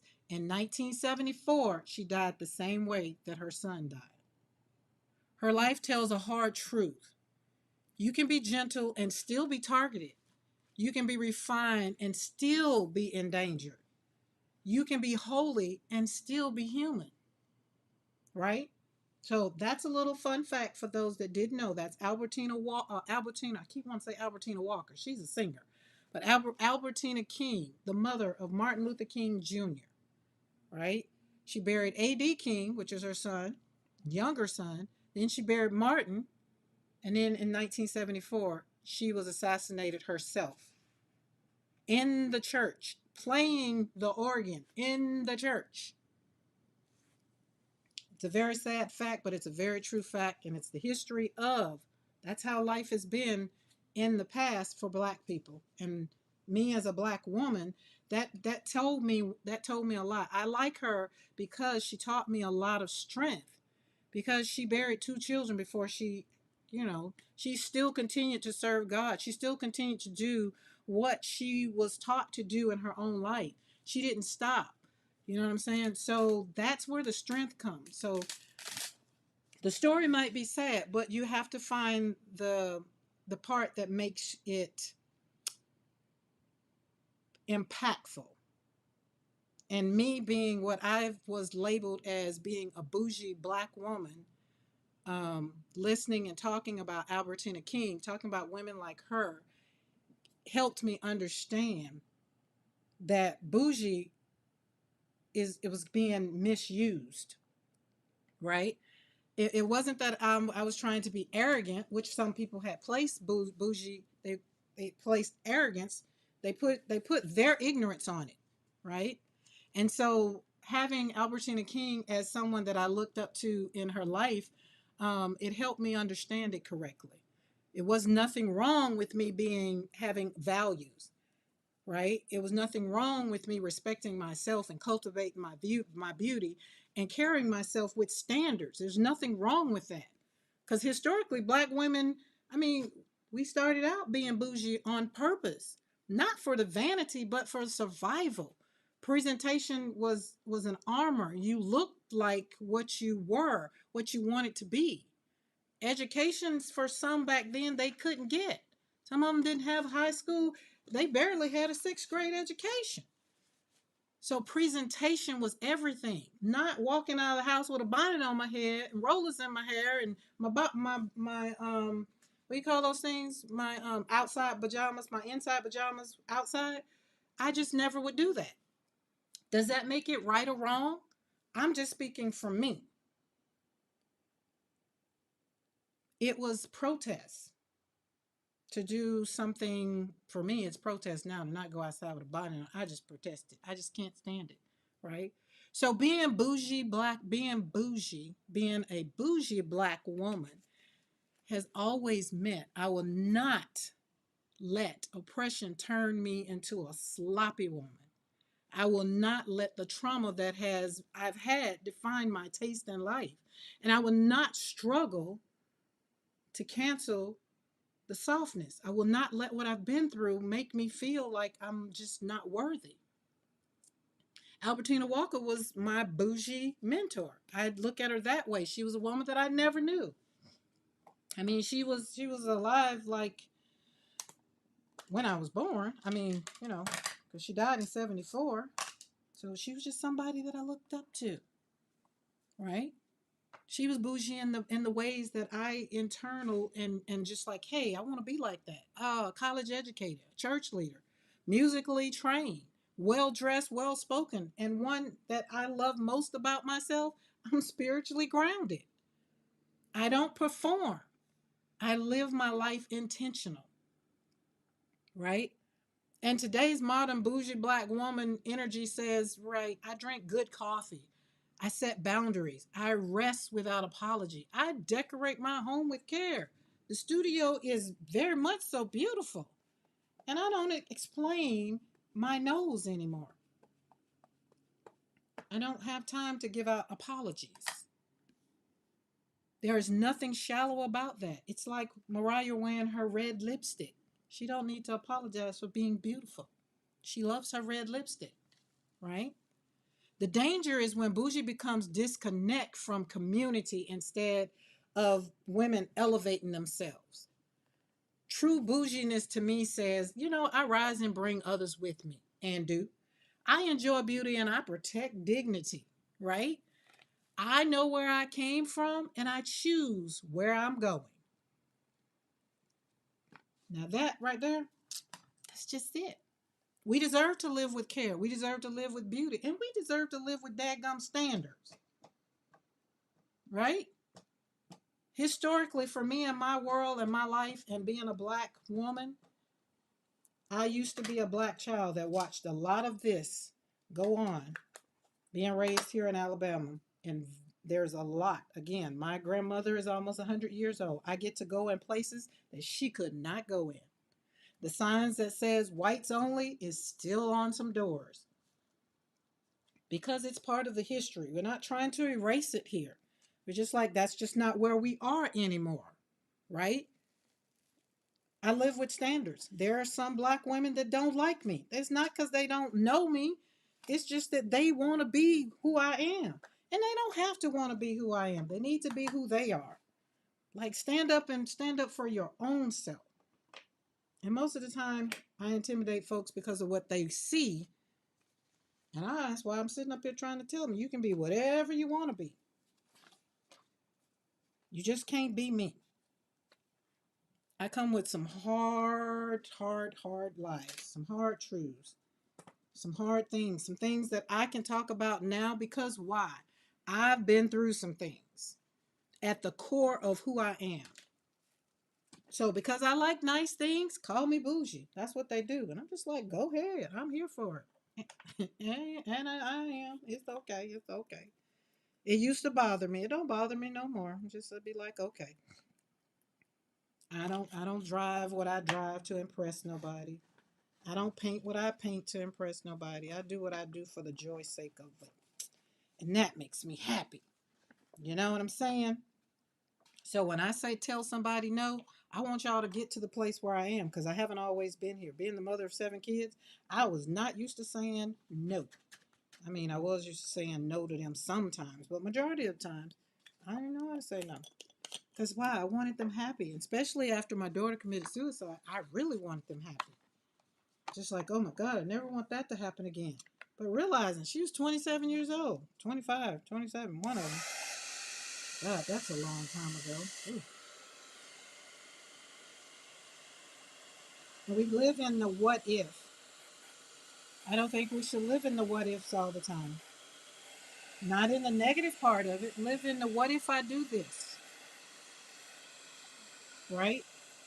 I prefer quality over chaos. I expect respect. I choose comfort on purpose. So she's bougie because she drinks oat milk lattes. She's bougie because she likes Starbucks. She's bougie because she drives a nice car. She's bougie because she carries a Louis Vuitton bag. These are the things that I've had to live with. So when people get to talking about it, I'll just be like, so do you want a Louis Vuitton bag? Do you want a Gucci bag? Do you want to drive a Cadillac? I mean, if the answer is yes, then go out and work like I work to get what you want. Don't sit up and call somebody else out of their name just because you don't. But now I walk into it and I own it. Am I bougie? Very much so is, and don't care. Same word, different intention. So when you look at the black culture, bougie took on a deeper meaning, right? It became shorthand for wanting better, refusing to look broken, choosing polish in the world, and not looking like struggle. Bougie is spelled Bougie. So when you look at, that's a good question. What it is, it's a word. It's a French word actually. Is bourgeois. Like and back a while, I was just like, we even the church I went to, they used to be like, oh, you bougie because you go to that church. Oh, you bougie because he's your bishop. I was just like, oh my goodness. It's like I didn't understand. What in the world? Didn't understand. But I don't care no more. I don't. I don't. I don't. I really don't. So you kind of look at it as though I'm strong, I'm powerful, and I'm full of joy. And it's not on accident. And I do that with a lot of peace. And bougie is not a luxury, bougie is selectivity. A lot of people don't choose it because of what they think it means. In plain language, bougie means I know what I like and I won't live beneath it. That's it. Hey, Lynn. So Judah, in a small sense, when you hear people call somebody bougie, they think they're kind of being condescending and rude, right?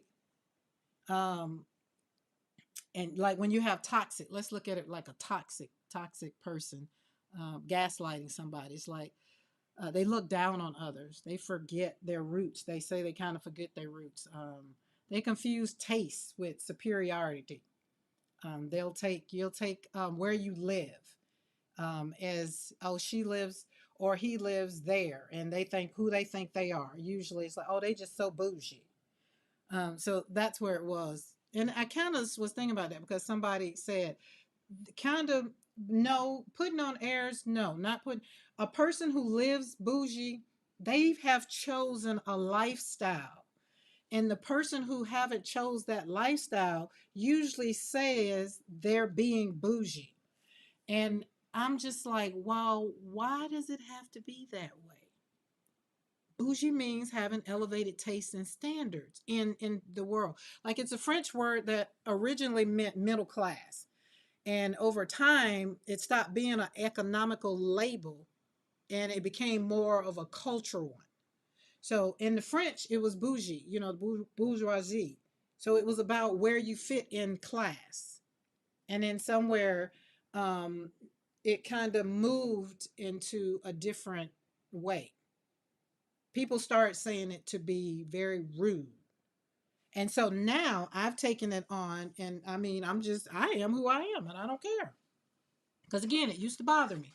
Did I do this? I don't feel like I did that one. This one don't look like it got wall. Yeah, I didn't do this one. I was going to mess that up, and this is the pretty one. No, Mr. McCoy, I'm not bad and bougie. I don't like that one. That's that song where they took it and pretty much the world took it and took it in another way. I've just chosen to live a different lifestyle. And if people put the label on it, then I can't change that. I live the life I live, and I live life on purpose, and I live life for peace and joy and happiness and comfort. And I do it for me. I don't do it for nobody else.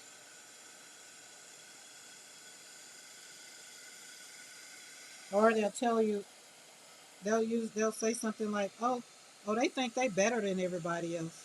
You know, keeping up with the Joneses. So you try to keep up. And that falls into the trust in yourself. Knowing who you are and not letting other people tell you that you're something that they either they don't own. I don't know.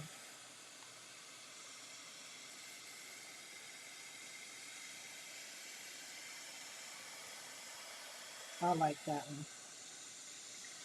Look how the green popped up. So this one I stamped with green. I pulled with green metallic. So that green and black, this one's very pretty. Okay, I think I did all the other ones that's over there. Where are we? Oh, great. We are doing great, great, great, great, great. No, no. Oh, that one might need some on it. See, all of them won't get it. That one, maybe that one. I don't know. Let's see if I can stamp this one with, this is going to be my stamp off to kind of get my stamp clean and ready. So Lynn, I got your box. We working on them scraps. I got all of these that I cut up, cut around. So I am happy that y'all want these edges and all the things, and y'all gonna create. Hey Carla, have you seen the bearded country fellow who says his wife is craft bougie? Yeah, I think I have. Now I am very bougie about my watercolors. I am very bougie. I am. But this is like, oh, so Carla, I'm glad you said something about that. This is what made me feel better about it. Because before I used to get very upset and I was just like, why in the world? Like I just thought it was an insult. But again, when I went back, I started doing some things and really looking at the root word and how the word really came into existence. A culture just really changed the way the word. So I'm taking it back, and I am very much so bougie. So here in my studio, oh my goodness. Let's talk about it. I said I used to say I'm very bougie about my watercolors. Very, very bougie about my watercolors. I did not want all watercolors. Now I'm a little bougie about my acrylic paints. So it's okay. There's nothing wrong with it. So don't get me wrong, guys. Don't get me wrong. I want to take the word back to where it just means that you're choosing how you live. You're choosing how you show up. You're choosing joy. You're choosing what that looks like for you, right? And it doesn't mean, but just because I like going to Starbucks and getting me a latte, or that doesn't mean that I am better than anyone else. That's what the person that calls me bougie, that's probably what they meant. So now I'm taking that puppy back and be like, yes, I'm very bougie about it. I'm very particular.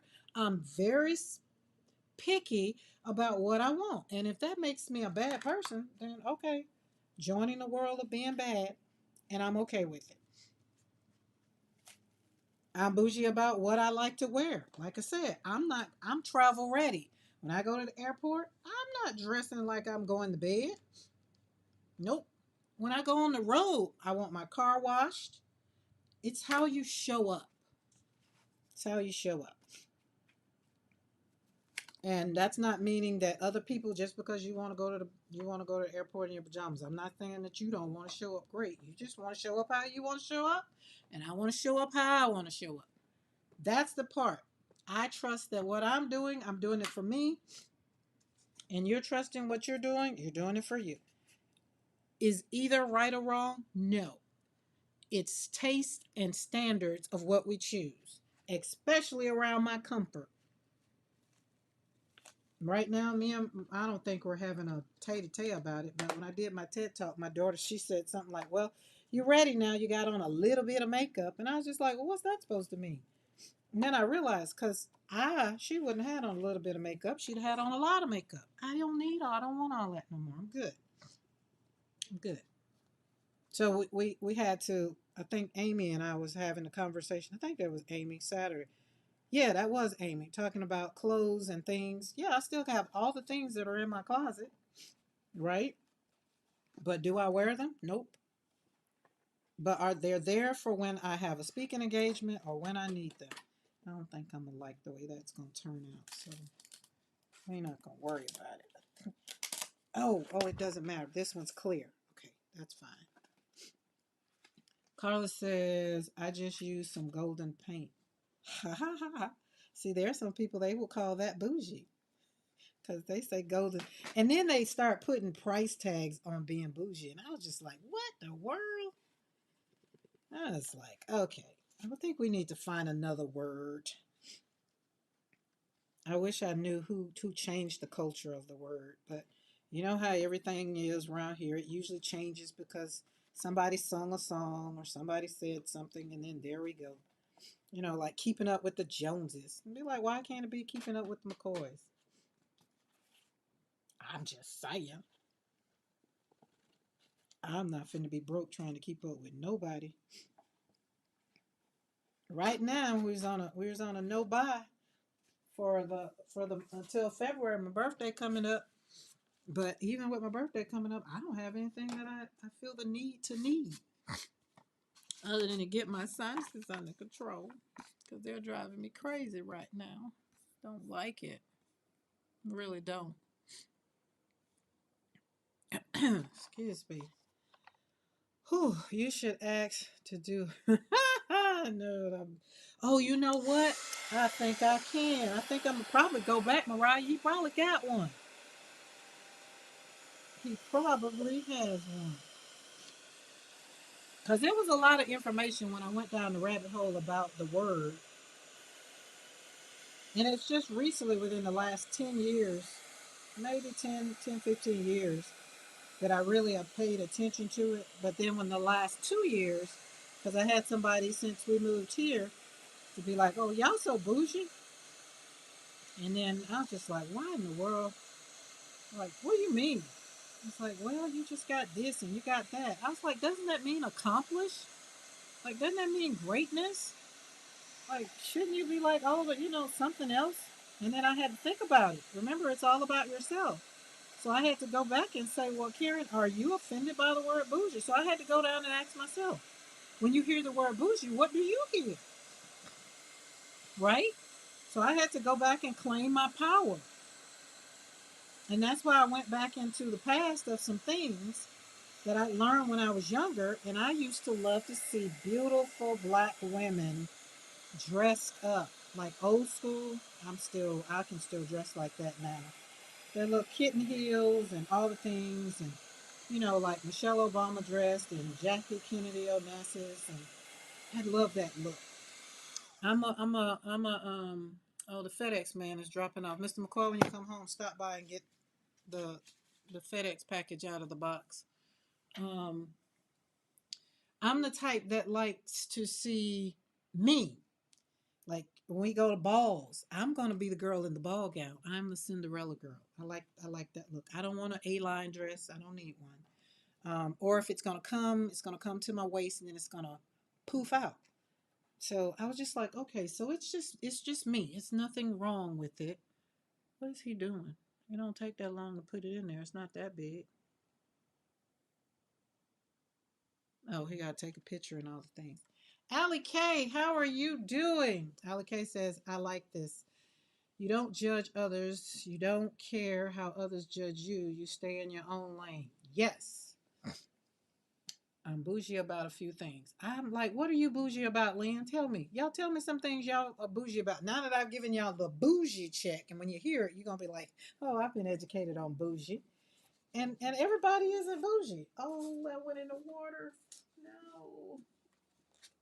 All right, hold on. I gotta put y'all on mute again. I gotta blow my snout.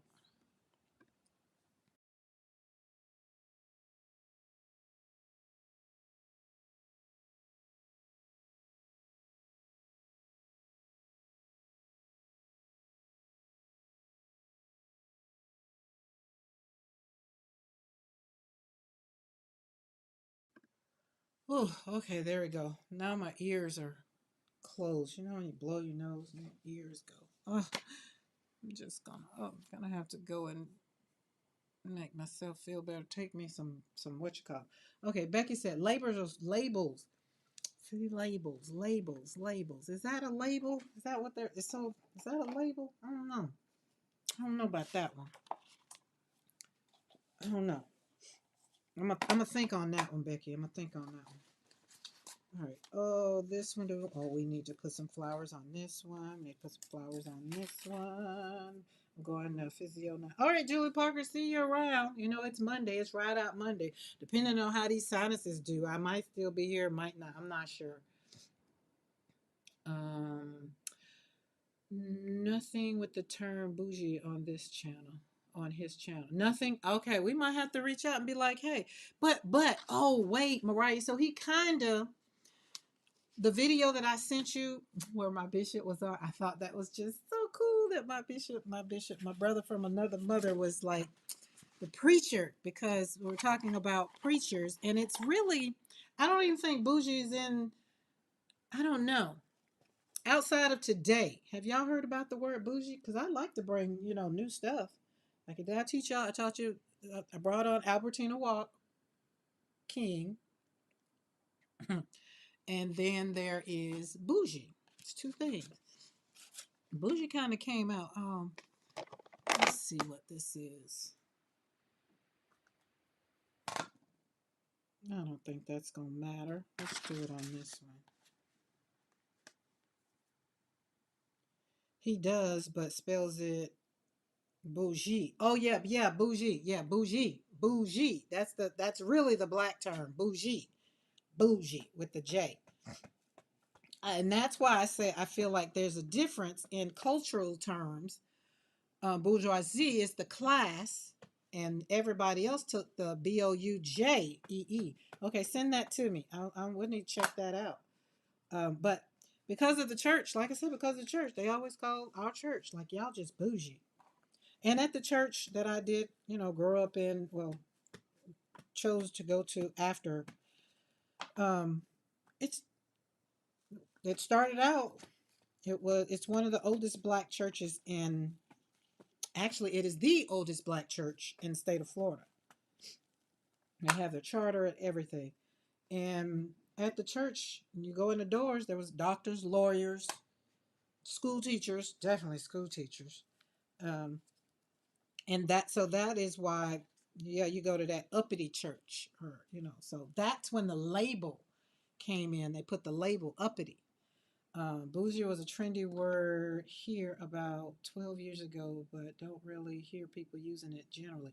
Yeah, Mo. So Mo, give me more information. How did they use that word? I'm very interested. Educate me a little bit. Oh my God. Ugh. Whew. That sucks. Like I said, I used to be offended by it because I know the. Put it this way: the person that would say it, that's why I would be offended. Now, if a PhD, somebody walking around with a PhD came over and said, "Oh, you're just being bougie," I'd probably be like, "Oh, cool, okay." I probably wouldn't took offense to it.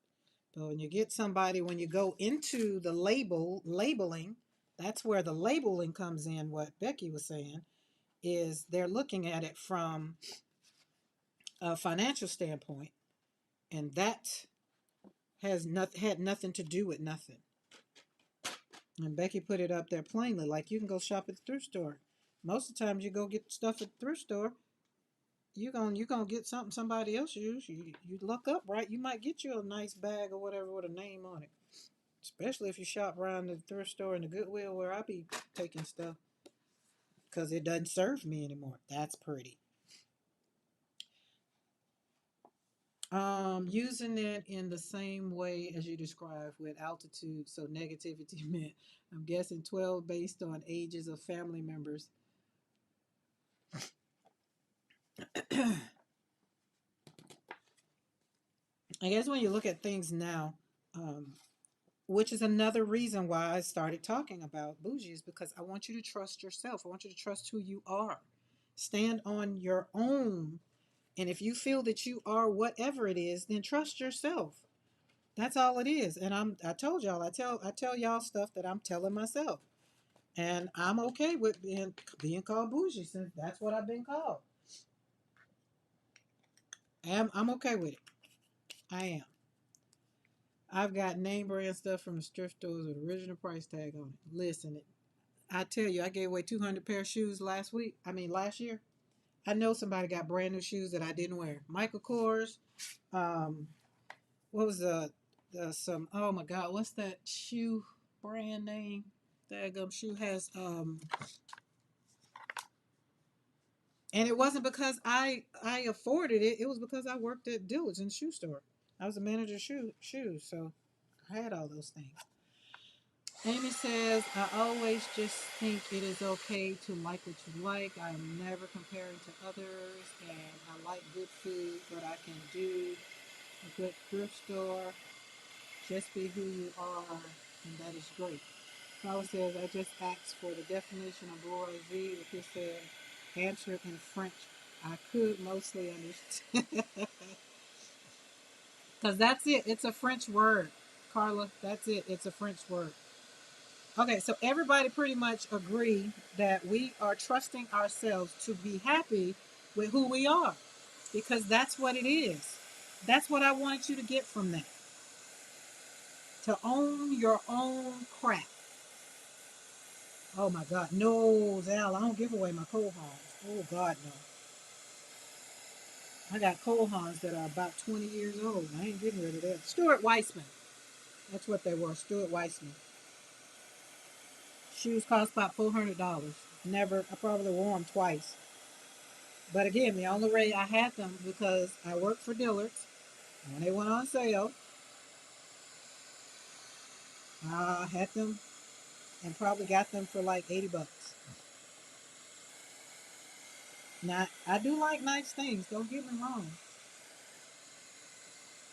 And I will say this, I would rather choose quality, choose quality over quantity. Meaning if I got to buy it 5 times, I could have just spent the money on that one and still have it. So I will do that.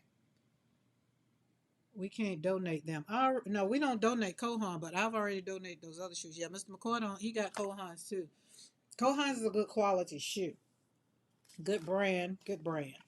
Let's see. Let's put some on there. I like that one. See, that one turned out nice. But again, some things is quality. Remember, it's quality over quantity, right? And I am one. I just told my friend Pierre. I said, we got to go to the thrift stores. The antique thrifting stores, not the antique stores, but because he knows how to take something old and turn it into something beautiful. Like, where the people takes a lamp that was like back in the 50s. He would bring it current and still keep the class and the taste to it. So I was like, yeah, we got to go do that. And I got to find a piece of furniture so that I can turn into my paint storage because I want my paint to be on display. Like, I want it to be bold and beautiful. I want it to show out, show up and show out because they pretty. Oh my goodness. They have one in Montgomery, Lynn, and I want to go to it, but every time I think about it, I don't have the funds that I need because I be done bought too much paint, and or I've talked myself out of it. That's the other thing I'll do. Okay, I want y'all. So for those that don't know, this embossing powder, this little drill thing, it's just something I do to add my flowers. I'm adding my flowers because in making the junk journals here lately, I've been adding these to the art, adding my art to different things. And I'm going to be part of a what do you call those things? Craft show. So some of these I'm going to put in. I'm going to cut them in like 5x7, and some of them I'm going to leave whole. Like this one could possibly whole. Leave that one whole, and sell them at the craft store. So I was just like, well, let's put your flowers on top of them. That's what I was thinking. And the other thing is that people are like, hey, I want those. And then I can have my cards for PMR Studio and give them the card and be like, yeah, go on this website and you can order. You can get these right there. Get them for yourself. Right? Excuse me. That black pop dots with neon pink flowers. That's red. It looks neon. It's red. I'll show you.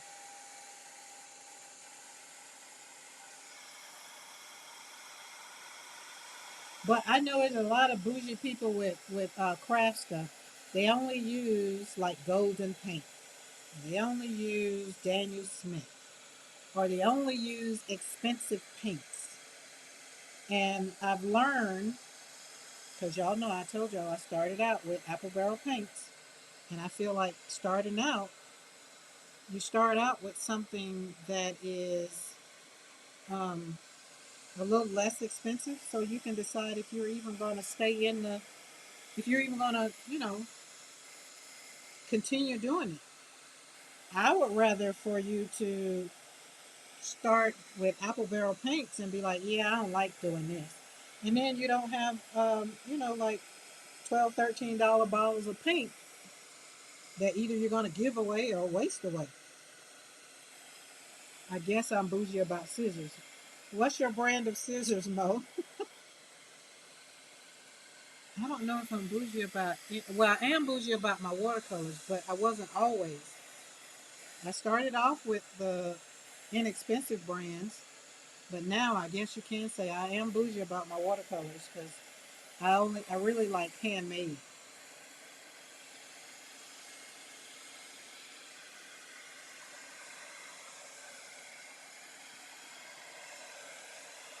Craft Smart Metallic. Craft Smart, is that Craft Smart? Whose brand is that? I feel like I've heard that brand. Is that Michael's brand? When I was a professional hairstylist, people freaked out at the prices. Yeah, yeah. I agree. Now, I got some inexpensive scissors, and I got some scissors that cost $70. There you go. You still see neon, or does it now look red? Because that pop dots got gold on it too. I don't think you were here when I did this one. So we got pop dots with gold flowers. We got pop dots with orange, and then we put white. So pop dots, y'all know pop dots. And then we got pop dots with orange and no embossing. Michael's inexpensive stuff. Yeah, okay. I thought I had heard. Oh yeah, wait, I got some. Um, I think I got some of that. I think I do. I think I do. That's probably why that name sounds familiar, but I think I do. Yeah, it looks neon. Well, yeah. I mean, I get it. It might. Um, and that one, and then we got that one. I really, really, really love this one. I love how you look at how the green, because I stamped it with green, so that's what that is. And we did this one. This one I embossed, but it was with clear embossing. This one got a little bit of flower on it. That one, I think that was, oh, and then that one, like that one. So this is another way, that's what I was saying earlier. The reason I started doing this or paid attention to doing this was because Mariah was doing something with when her and P were making the books. I was just like, oh man, I could stamp my flowers all just stamp, stamp, stamp, stamp, stamp. Stamp them flowers everywhere. And then it gets to show people that don't do gel printing, which was another thing, because everybody doesn't do gel printing, especially everybody that definitely started following me, started subscribing to the channel. They're just like, watercolors, we don't do watercolors no more. And I was like, yeah, I do watercolors. But I've kind of seen my watercolors come to life, so I kind of got happy with what they what they turned into, right? Okay, I said I'm gonna leave that alone. I don't know if I'll be able to gel print, y'all, because every time I hold my head down, but I want to slap some paint on some paper, but no. Okay, we use that. We use that. We use those. Oh, we did that one, which this one was very, very, very. I don't even remember what I did with this. Like, what stencil? I don't know. I know we got circular stream on there. I don't know. It's a lot. It's making my head hurt. Then we got that one. This one's not embossed. Got that one. Got that one. These aren't embossed. These are ones we just stamped off. If I didn't feel like I wanted to emboss it, then it didn't. I like this one. That one's pretty. And none of the others. Okay. And see, all these have gotten the edges cut off. So we're ready. Look at that. Put you on top. Thank you, Julia. And then we try to use our stuff that we got in our studio. That's another thing. Oh, let's talk about bougie, okay? Let's talk about bougie for a minute. So I spent money on these. Well, they came with a thing back in the day. That's a glaze. This embossing powder. And these are whoever they are. This is Tim Holtz, and can't remember who this is, but I got them on sale at Michael's, in the thing. Oh no, I got these from Ranger. They were on sale. So, but these were inexpensive, right? These were inexpensive. These are my favorite. These right here are my favorite. And they were, when I say inexpensive, they're inexpensive. And I kind of hoard them. I kind of do.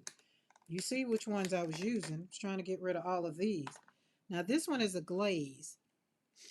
And the glaze doesn't really give you nothing. It just kind of give you a little bit of look. I don't know. Because yeah, if you know the Gina K story, y'all know I got all this stuff. Because Gina K said, you need all this stuff when you're embossing and doing all the things. And I'm just like, yeah. I still have a whole drawer over there that I wasn't using. So I'm confused because the bourgeoisie overthrew the monarchy in the French Revolution. I always thought they were working class people. They were, but they had made money and had no political power. Sounds familiar? Carla, does that sound familiar? The power of a dollar right now. The power of a dollar.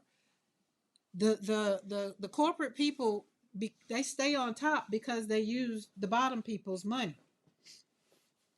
I don't know if y'all have noticed, but Target is no longer on Forbes top list. The power of a dollar. Power of a dollar. Y'all know black people saved Cadillac back in the day, right? It's another black history fact.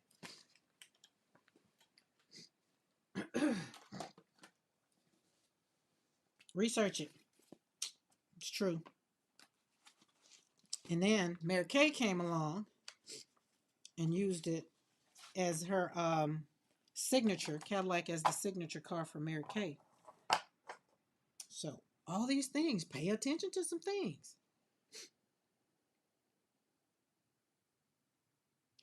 Let me tell you. I'm finna give y'all a little bit of these are beautiful right here. I'm gonna leave these sitting right here because these are pretty.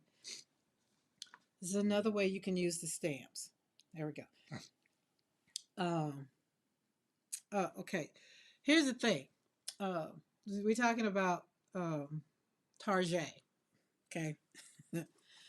I watched that and I was just like, I didn't jump on the bandwagon because I was never a customer. Let me tell y'all, we lived in Colorado and we had one right up the street and they start giving away, they start doing stuff to get you in. And so I was couponing. We used to coupon. And so the best place to get the deals was at Target with the washing powder and all that. And then you spend this amount and they give you that. And then you end up, by the time we had got so good, we would spend maybe like $40 and get like $120 worth of washing detergent. We still have, as a matter of fact, we still have Bounce and Downy fabric softeners from like almost 10 years ago from saving because we stacked up on it. Like that's how much. It was good on it. Mr. McCoy might need to get back to couponing. He had learned how to coupon. We were doing this thing, right? So stop going to Target way before now. And it was because Target only builds their stores in certain zip codes. And when I got that memo, I said, well, hot dog. Now, if you don't know, pay attention to where your targets are located. And if you're in the location and you have a Target right up the street, that tells me something about your zip code. Kind of goes along with what Carla put up about the bourgeoisie. That kind of goes along with that. Money means everything. You do not have to spend your money at these places. That's why people are on the internet and they're talking about, spend your money with small businesses. These big places, Amazon came and made sure they got everybody money. But the thing I do like a little bit about Amazon, Amazon does have a lot of small businesses that do use Amazon to get their stuff out. So some of that kind of. But I mean, where does the money go? Do you give back to your community? Why do we pay for health care? Why are people dying because they don't have health care? I mean, overseas they take care of their people. In Germany, when I found out that they pay for their kids to go to college, it's just like, wait a minute. Now you gotta pass the test. You gotta do some things. You just don't go and you graduate like at I think ninth grade. They don't go to like 12th grade. They stop and then be like, hey, you like school? You don't like school? Well, go get a trade. Get something that's gonna make you some money. But here we are, and now I mean it is what it is. Yeah, that is a struggle. Yeah, that is it. Yeah. We used to do that here. That is how P went to college. Black money more powerful than people realize. Never liked Target, so didn't shop there. But Lynn, let me tell you something about what the you just said. You said black money more powerful than people realize, even black people. I think the Target thing has opened a lot of eyes because it's a long. You got to be in it for the long game. The long game. And I think a lot of young within the last few years, well, the last maybe, I'll say 50 years. I'll say 50 years. A lot of people don't know their power. Like we talked about when I took economics, we talked about how many times a dollar circulates within its culture, in its system. Like you got the businesses, I mean, and back in the day, black people we couldn't shop at all these places, right? Becky says there are 3 Targets within 5 mile radius of my house. I don't go there often, never have. Well, Becky, that still tells me what kind of zip codes you live in, though. Becky says she got 3 within her 5 mile radius. I don't have a Target in my town. I have to drive an hour to get to a Target. And then that I don't think I'm included in that because I do live in a small town. But I have a Walmart. They got a Walmart. I got a Walmart 30 minutes that way, 30 minutes that way, an hour that way. I got Walmarts all around. And then let's see, Montgomery, is there a Target? Yeah, Montgomery, there's a Target right there, but that's that kind of area. And then the other one is over there, but there is not one over on what we would call lower class. There's not one over there. Becky got some cash. Mr. McCoy said, Becky, you got some cash. That's what Target in the neighborhood, that's what it says. And Target would say, their people would say they didn't build a Target in certain neighborhoods. It wasn't a black and a white thing. It was a money thing. And they would say they wouldn't build their Targets in places that, they felt like people would come in and do a whole lot of shoplifting. And I was just like, oh, okay. So we left Target alone. Mr. McCoy only goes to Walmart because here I don't like our Walmart because it knocked the mom and pop stores out. I liked going in the mom and pop stores where people knows your name. I like that. I miss that. I do. That's why I like the Hobby Lobby in Troy because the lady that goes in there. We might not know each other's name, but the relationship that we have, like when I go in there, and usually I go in there for my therapy, my people time. Okay, I like what I did to these. This one, oh, let's put some light on that one. That one just said, wait, wait. Becky said, we are all right, not well off, not broke. Becky, I just heard you say I ain't rich and I ain't poor. That's what that's how I interpret that. Becky said, I live in an average neighborhood in an average town, 40K people. That's all 40K people? My hubby does Walmart. I don't. Yep, my hubby, Mr. McCoy, goes to Walmart. When I want something, it's like, hey, go get this. Go get that. Or I go to the commissary. I try to get what I need at the commissary. Okay, well, I'm going to tell y'all this right here. I have a $1.2 million check. The funds just have not been released yet. I am very rich. I am very well off. I'm not going to say I'm anything less than what God has already told me that I am. Those are the promises from Him. So I don't go and say, that's why I say you are well off. You are not out here living in the streets. You are a long ways from it. So, like I say, we somebody's like, well, I'm living paycheck to paycheck. Well, you own your house, you own your car, you got a lot of valuables, you got some assets, so you're still a long ways from being homeless because you can sell some things to save some things. That's all I'm saying. So, I like to speak life into who I am.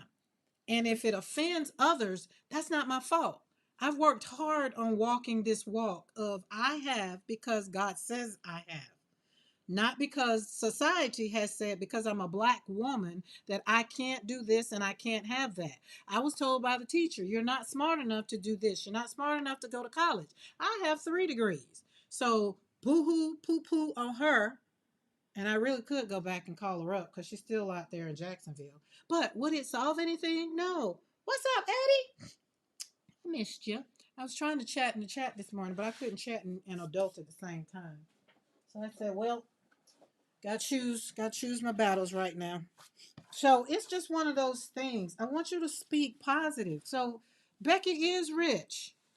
We're not looking at it in a monetary, like, I mean, and if you is rich, girl, so what? Who cares? I'll call you and ask you for a loan. I need rich friends in my life. I told y'all I got two millionaires. Well, they like 4.5 millionaires, in my phone. And pick it up. I don't know if I can call them asking for some money because I ain't never tried, but yeah, I want people that have you might not have people look at riches as money.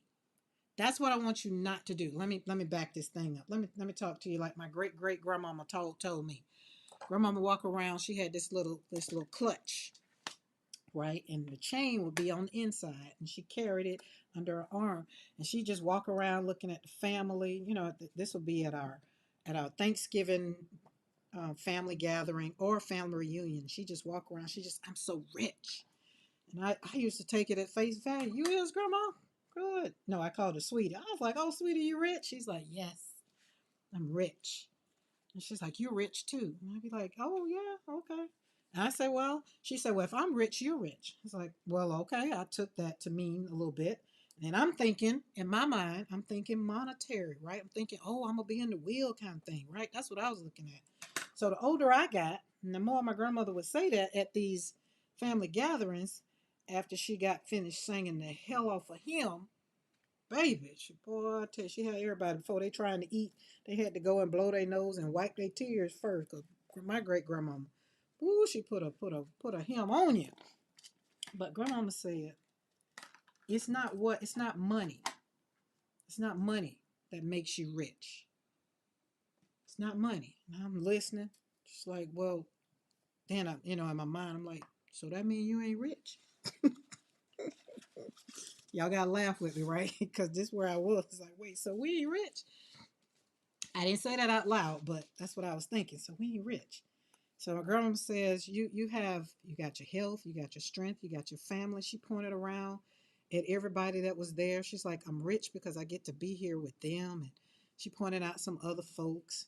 And at this time, this grandmother, my great grandmother at the time, probably when this happened, she probably was 90, 92, 93, maybe. Because she died when she was 102. Um, so I was just like, oh. And I kind of start looking at it differently.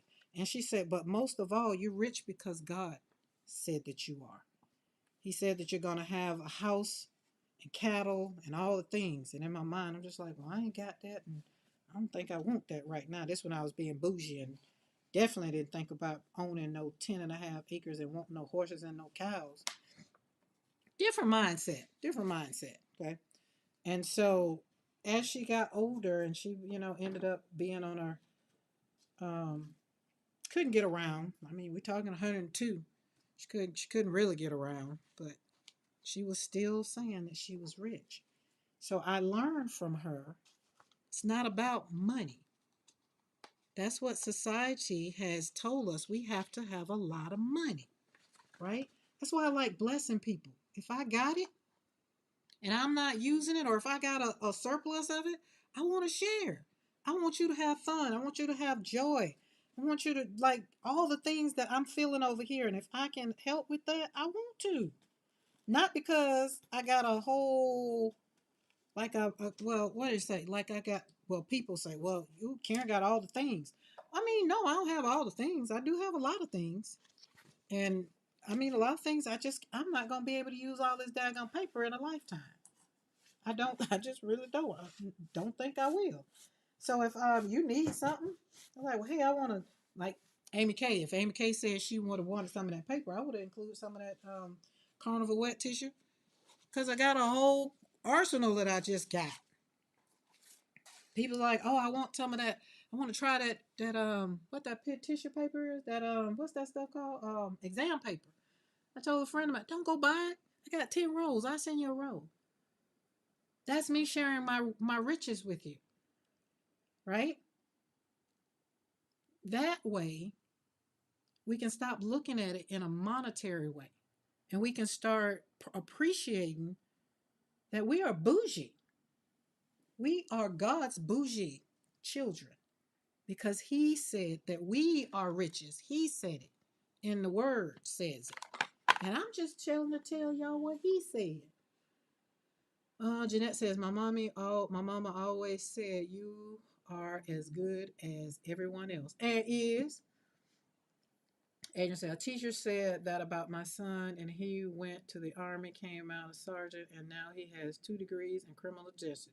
That's right. That's all we do is prove him wrong. That's all we do. And going on now for his MBA, but he wasn't good enough or smart enough. She passed. Right, she passed it. Yeah. Okay, you have horses and cows. I want to come hug your cows. I love cows. I ain't got them yet, Becky. Mrs. McCoy won't go buy them. But in my mind, I got them. In my mind, the barn has six horses in it, 3 on either side, and I have about 20 heads of cow out in the field. That's in my mind. Like I'm manifesting, it's coming. I'm just not responsible for the when it get here and how it gets here.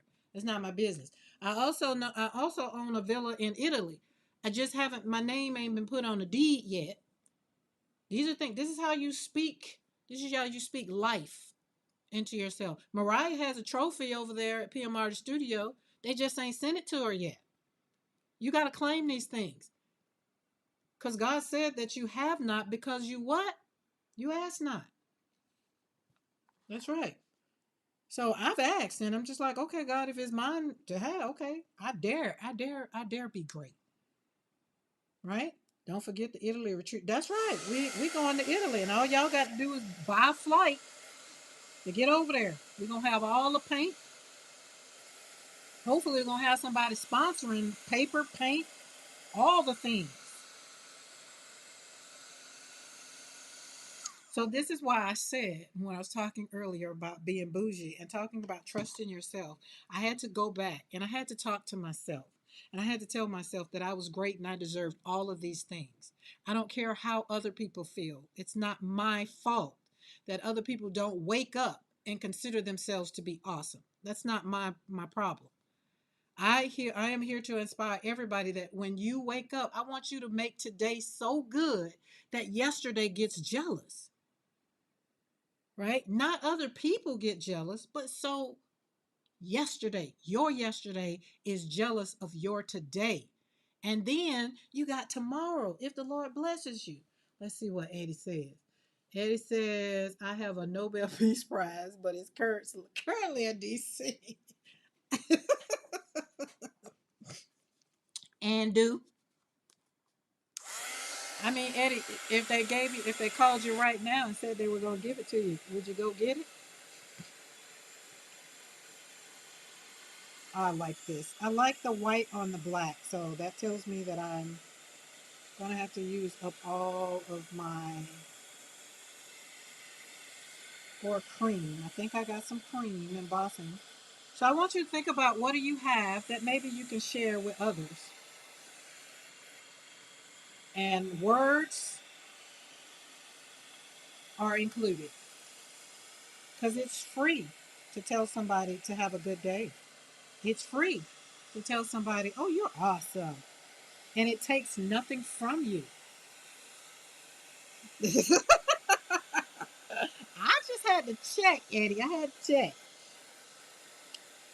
Listen, I ain't finna be like Nicki Minaj either. I'm good. Look, okay.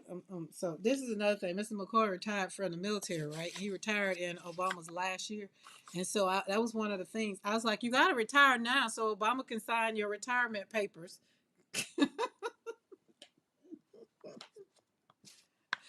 Oh God, you gotta laugh about it, because I mean, after all what we're going through right now, it's just like a 2-year old in the grocery store mad because the mama won't buy him no candy.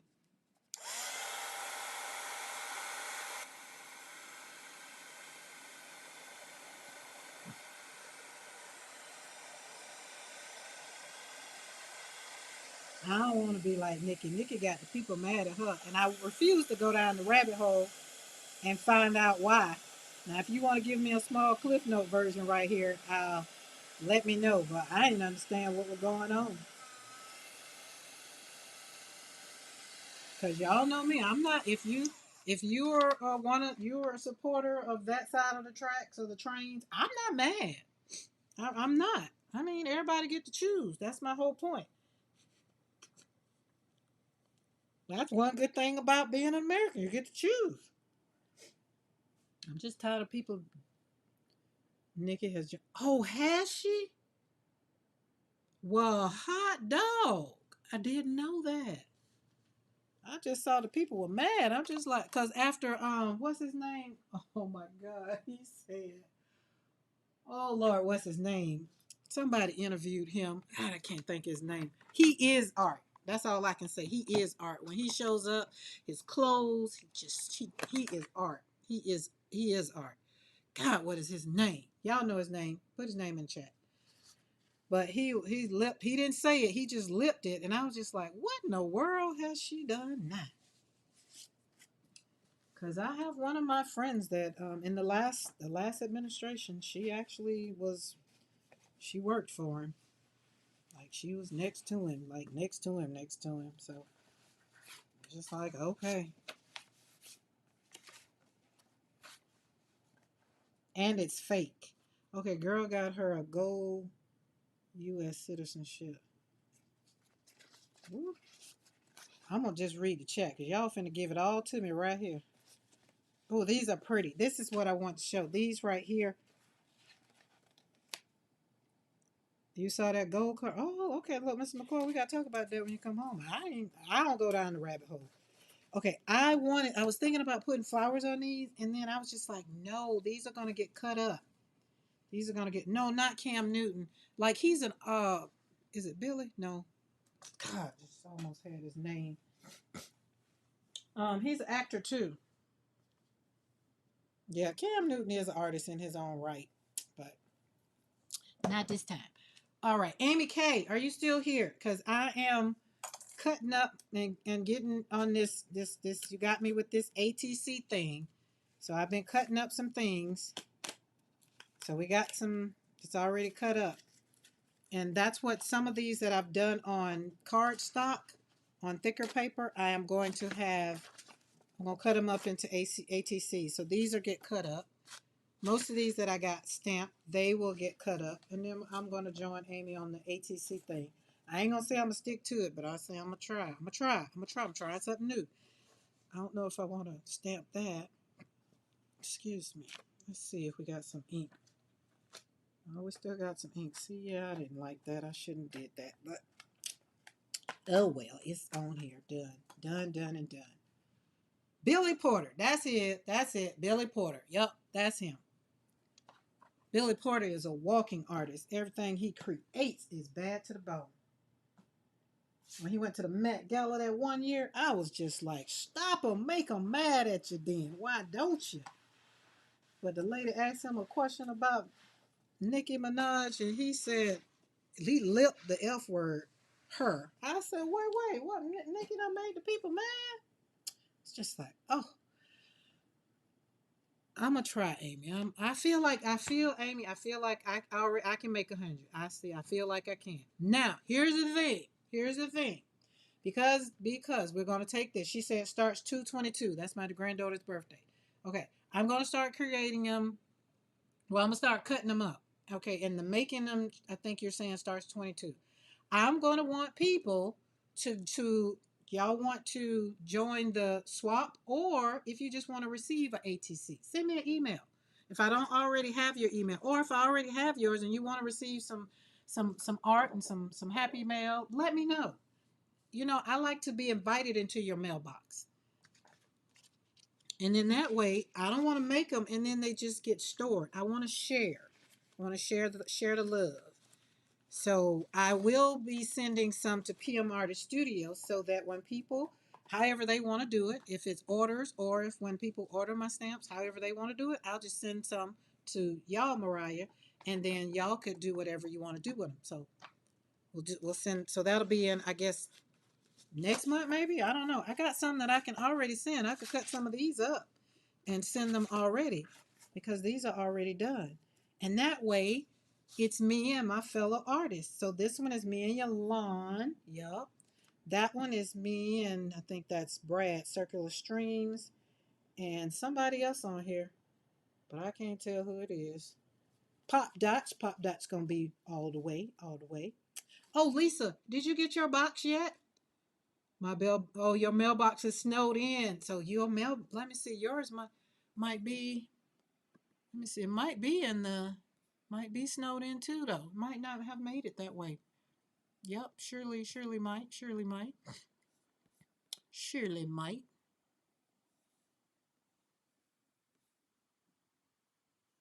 Oh, goodness gracious. Uh, I don't even know if I have any more sinus medicine. Yeah, we can definitely do that. So that way I can go on and do that. Zal, he said it with a heart. Yes, he did. Yes, he did, Eddie. What Eddie said. He wasn't playing. I said, woo. Oh, I feel like something didn't get heated because that's popping off. That's dropping. No, no, nothing in there. Oh no, that one's done. And then when the people get these, then they get to okay. They get to see other ways of just using it. Because there's multiple ways in using stamps. I mean, if you're watching Mariah create her book, you get to see all the different ways. That's why I be wanting y'all to share. He did, didn't he though? Oh my goodness. If you did, I know the little kiddos knew what he said. I thought it was funny myself. I did. But it still didn't make me want to go down the rabbit hole though. It did. I did not. All right, let's put y'all in there because we're done. All right, I got to put y'all on mute again. I got to go and do that again. Hold on.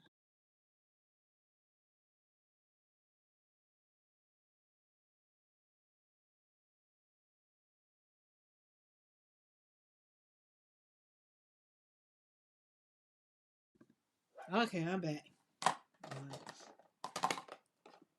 right. Now we got this one. This geranium. Positive, negative, kind of. All right. Love it, love it, love it. I'm thinking about joining the Resistance Cap Knit along. I have soft red yarn that I use to knit newborn caps at Christmas. Of course, it's at the other house. A week of no service? I thought the mailman always ran. Rain, sleet, snow. I didn't think the mailman I didn't think the mail system stopped. So that wasn't true. Ooh, and it's the first of the month. I know people that get their checks. I know they mad. Ooh. Mr. McCoy, he talked to his people because they're in Hope Mills and Fayetteville and Spring Lake. No, ours didn't come for 3. Your mail didn't come for 3 days. Boy, I tell you, you can tell these places that ain't used to bad weather. I mean, I think it's good to keep people home and keep people safe. So I'm here for it because they not used to the bad weather. Eddie, did your mail stop? Eddie, did FedEx, not FedEx, Amazon and all of them, did they stop? Did they stop showing up? I'm curious. Has the weather stopped in Boston? Hey, Darcy.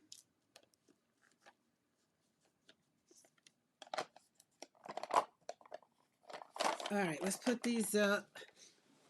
We're going to do this. I'm going to see how long I can, if it's going to work.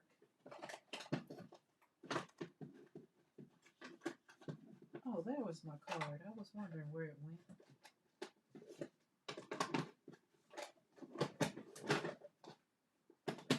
Okay. You go over here. We're going to emboss some things. I'm going to do some things. Excuse me. Eddie says our mail service was not interrupted at all. Didn't lose power either. Yeah, see. Y'all used to it. Like in when we were in Germany, nothing stopped. Miss McCoy had to go to work, the kids had to go to school, but the roads were done. Like unless you live where we live, like we lived out. Let's see, is this gonna be big enough? Oh, perfect.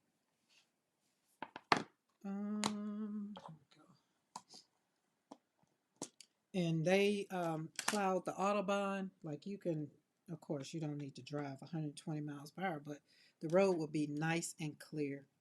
It's only if you lived in the side, like the little towns. But sometimes, the roads, the farmers, when they get out there with their tractor and plow it down by driving over it.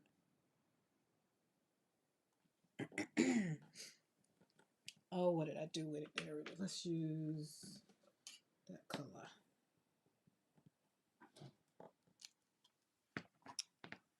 I still think there's parts of this that doesn't work. What do I do with my paper?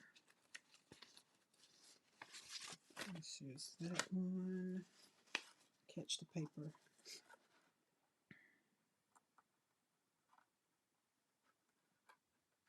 Beautiful. Beautiful. Oh, that's very much so beautiful. Yes. Oh, my goodness.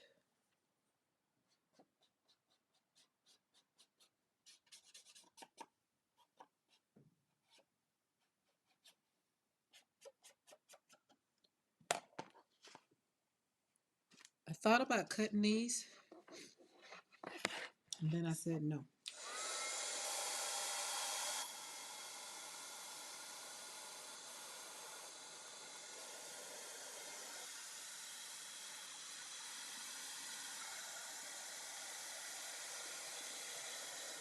Hey, Yolande.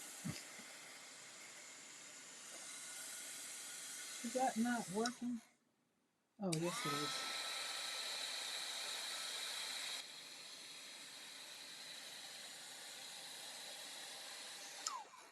That looks real crappy to me.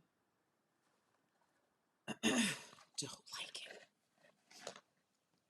Oh, Yolande, let me show you something pretty. Oh, hold on. I just dug that out. Oh, let's see if I can find it again. I done put them all up.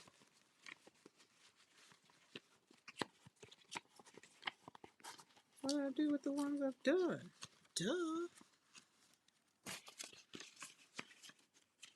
Huh, there it is. Look at that. Is that not pretty?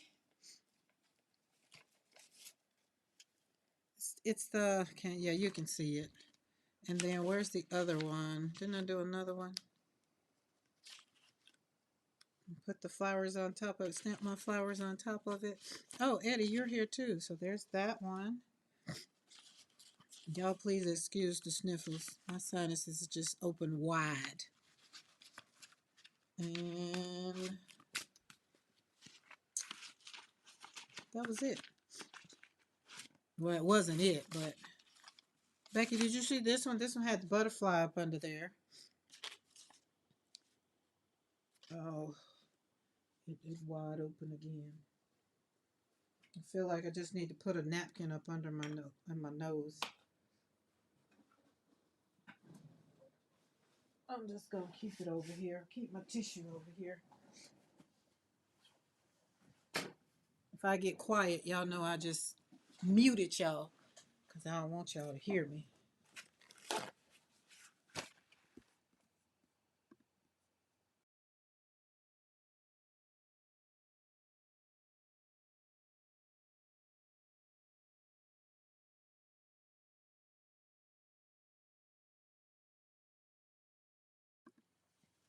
Okay, there we go.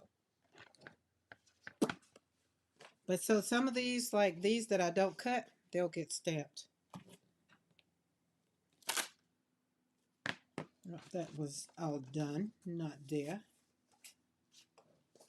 But that was that. So those are some of the ones I stamped already. Look at that. Is that pretty? It's pretty paper, background paper. That this one I didn't put a stamp on it, but it's got some stuff in the background off of the things.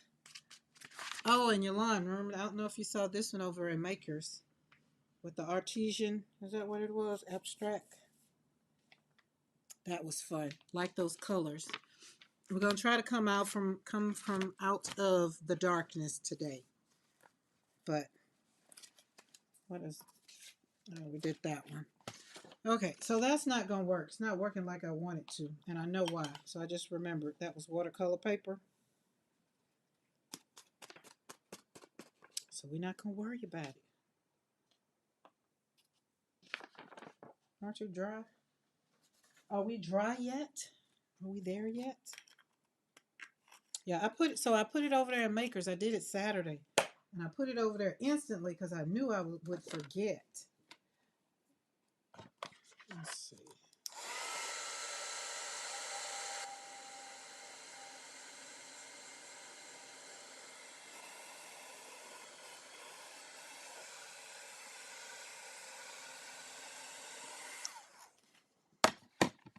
All right. Put all of these over because they are cut and ready to rumble.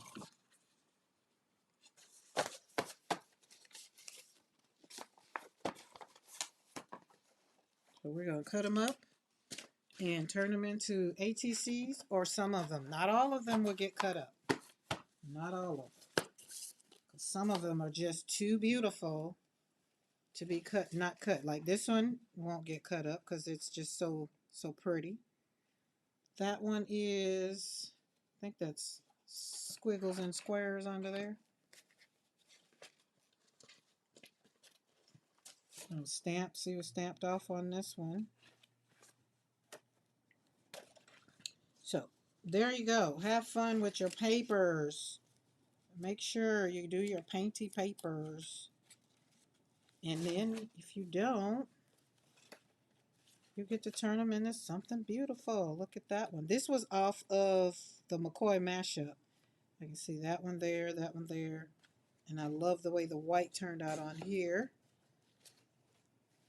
Got that one just stamped a little bit. There we go. Pretty, pretty, pretty. These are labels right here. See, it's on label paper. So we'll add that to somebody's like mail. There's there. Yummy. Yummy, yummy, yummy, yummy, yummy, yummy, yummy. Say Batman. Love the way that one came out. Definitely do.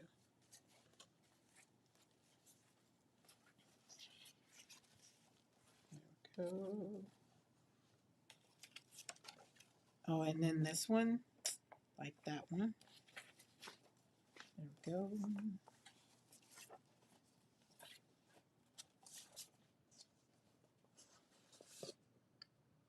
Like that.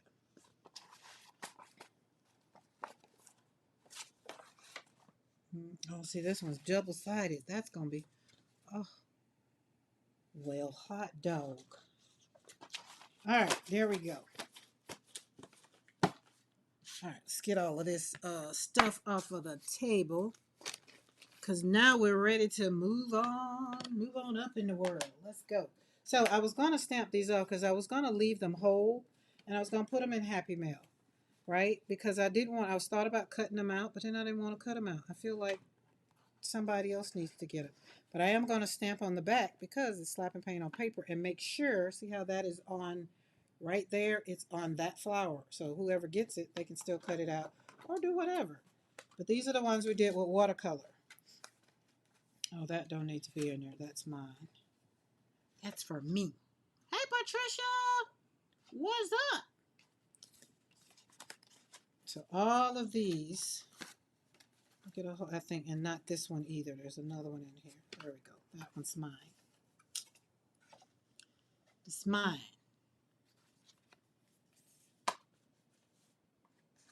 She came to check out Bougie, I think. She came to check out my Bougie. Oh, Eddie done came in since I was talking about Bougie. We stopped talking about Bougie. Eddie, you know about Bougie?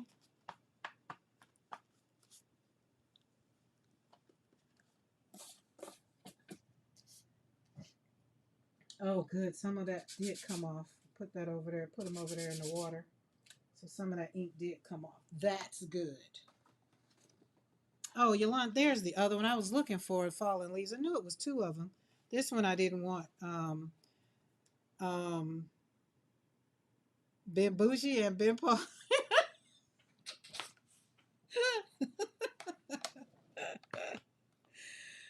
Oh my goodness. Sometimes I can't with you, Eddie, but I got all of that. I got all of that. All right, let's get all of this other stuff. It's time to transition because it's after 4. Oh, and Mariah, I got me a Lazy Susan for my paint, for my Necro paint.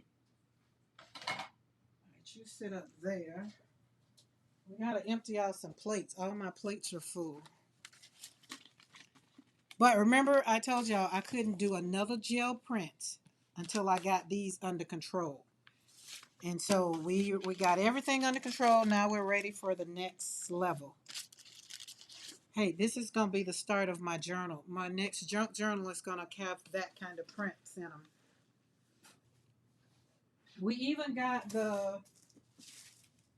I even got my painty papers, remember these? These are all my brown papers that I was braring off and stenciling, and I'm going to turn them into books or whatever. So we already got those under control. Those are all, Amazon and everybody sends you all that brown paper. That's what these were. So did good. So all my gel prints are under control. I'm happy to say. That's why we're ready. We're ready for whoever wants some. Just invite me into your mailbox. Send me an email so that way I can put you on my list. Or go in the description box below and grab you that free journal thing I got in there. You can grab that and it automatically, and all you have to do is give me an email because I don't want to send nothing to nobody's house that's not asking for it. And Happy Mail, I love sending Happy Mail. Okay, these are going to get brared off on today. I don't know what I did. I forgot what it was, but They were dark. They were dark. I've started rolling up tissue prints like P. I got some of those. Zal says, Karen, you are always welcome in my mailbox. Okie dokie, I will. Most of you, if I already got your email, I mean your address, you've already invited me into your mailbox. I thought these would be good for, I don't know what it was, but I didn't like whatever I thought, so we're going to be burring off on them, intentional burring, and then I'm going to pop probably a stencil on top of them, but I don't know. I don't know. Don't know. Who knows? What is this bougie business? Girl, you already know you bougie. You bougie with an attitude. You my kind of bougie. I was talking about bougie as in how people has placed bougie as to mean something bad. When to thinking they're talking being offensive to you. And I had to get myself together and say that, you know what, I am bougie. But most people used to say, when some folks, I won't call no name, but they related to Mr. McCoy by blood. They would always say that he married that bougie girl. She's so bougie. And I used to be trying to figure out what the hell was different about me. Why did I have to be called bougie? And then we go to my church, the church I went to, they call that bougie. And so we were talking about, I had to go down the rabbit hole, and I was talking about Albertina King, and she was one of the people that I fashioned my life on as a young girl because of her, they put her in the class of bouginess. Like bad is good. Like bad is good, but see, this is the other thing, Pete. It's whoever I had to bring it home and say, I thought it was a good thing. But the person that was giving it was trying to be rude. They were trying to be, try to say something like basically, oh, she thinks she's better than everybody else, that kind of thing. So it's kind of like you say something, oh, well, she's so bougie because she go to Starbucks. Starbucks, coffee is what? Well, my coffee at Starbucks is like $6. And they will call you bougie because you go to Starbucks and or you set boundaries. Well, she just thinks she better than everybody else. She just don't want to go. Yeah, like saying, oh yeah, they definitely call me uppity. Oh, they still call me uppity. And I'd be like, you call me what you want, but you just better not call me that B word. That's the only thing you cannot call me. I am very, very, very selective about what you're going to call me. P likes the good coffee and cheese. So she bougie. But like we said, when you take it all the way back, I wanted it to be, mine is intentional living. Like my bouginess is not about money. But most people usually were putting me in a class P, and it was because of money. And mine had nothing to do with money. I got taste. I don't want to go outside with a bonnet on my dang gum head. Oh Lord, I'm very bougie about my whiskey. Oh my goodness. Listen, if I drink Macallan 25, okay, that says it all right there. Boom. Becky lives in the vicinity of 3 Targets. She bougie too. That's what they would say, and then they would say it like that, and instead it wasn't what they were saying, it was how I was receiving it. Right? It was like, wait a minute, okay, that's a good thing. And so then when I start owning my own bouginess, then when they say stuff, I'll be like, is be like, yeah, girl, I love a good handbag and do. I love some good paint and do. So once you take that power away from people, then it's like after that it's not them, it's now you. So you mad because they said that you got good taste? That's why I say you got to trust yourself, take care of yourself, choose quality if that's what you choose, live with your standards and don't apologize. That's what I had to do, P.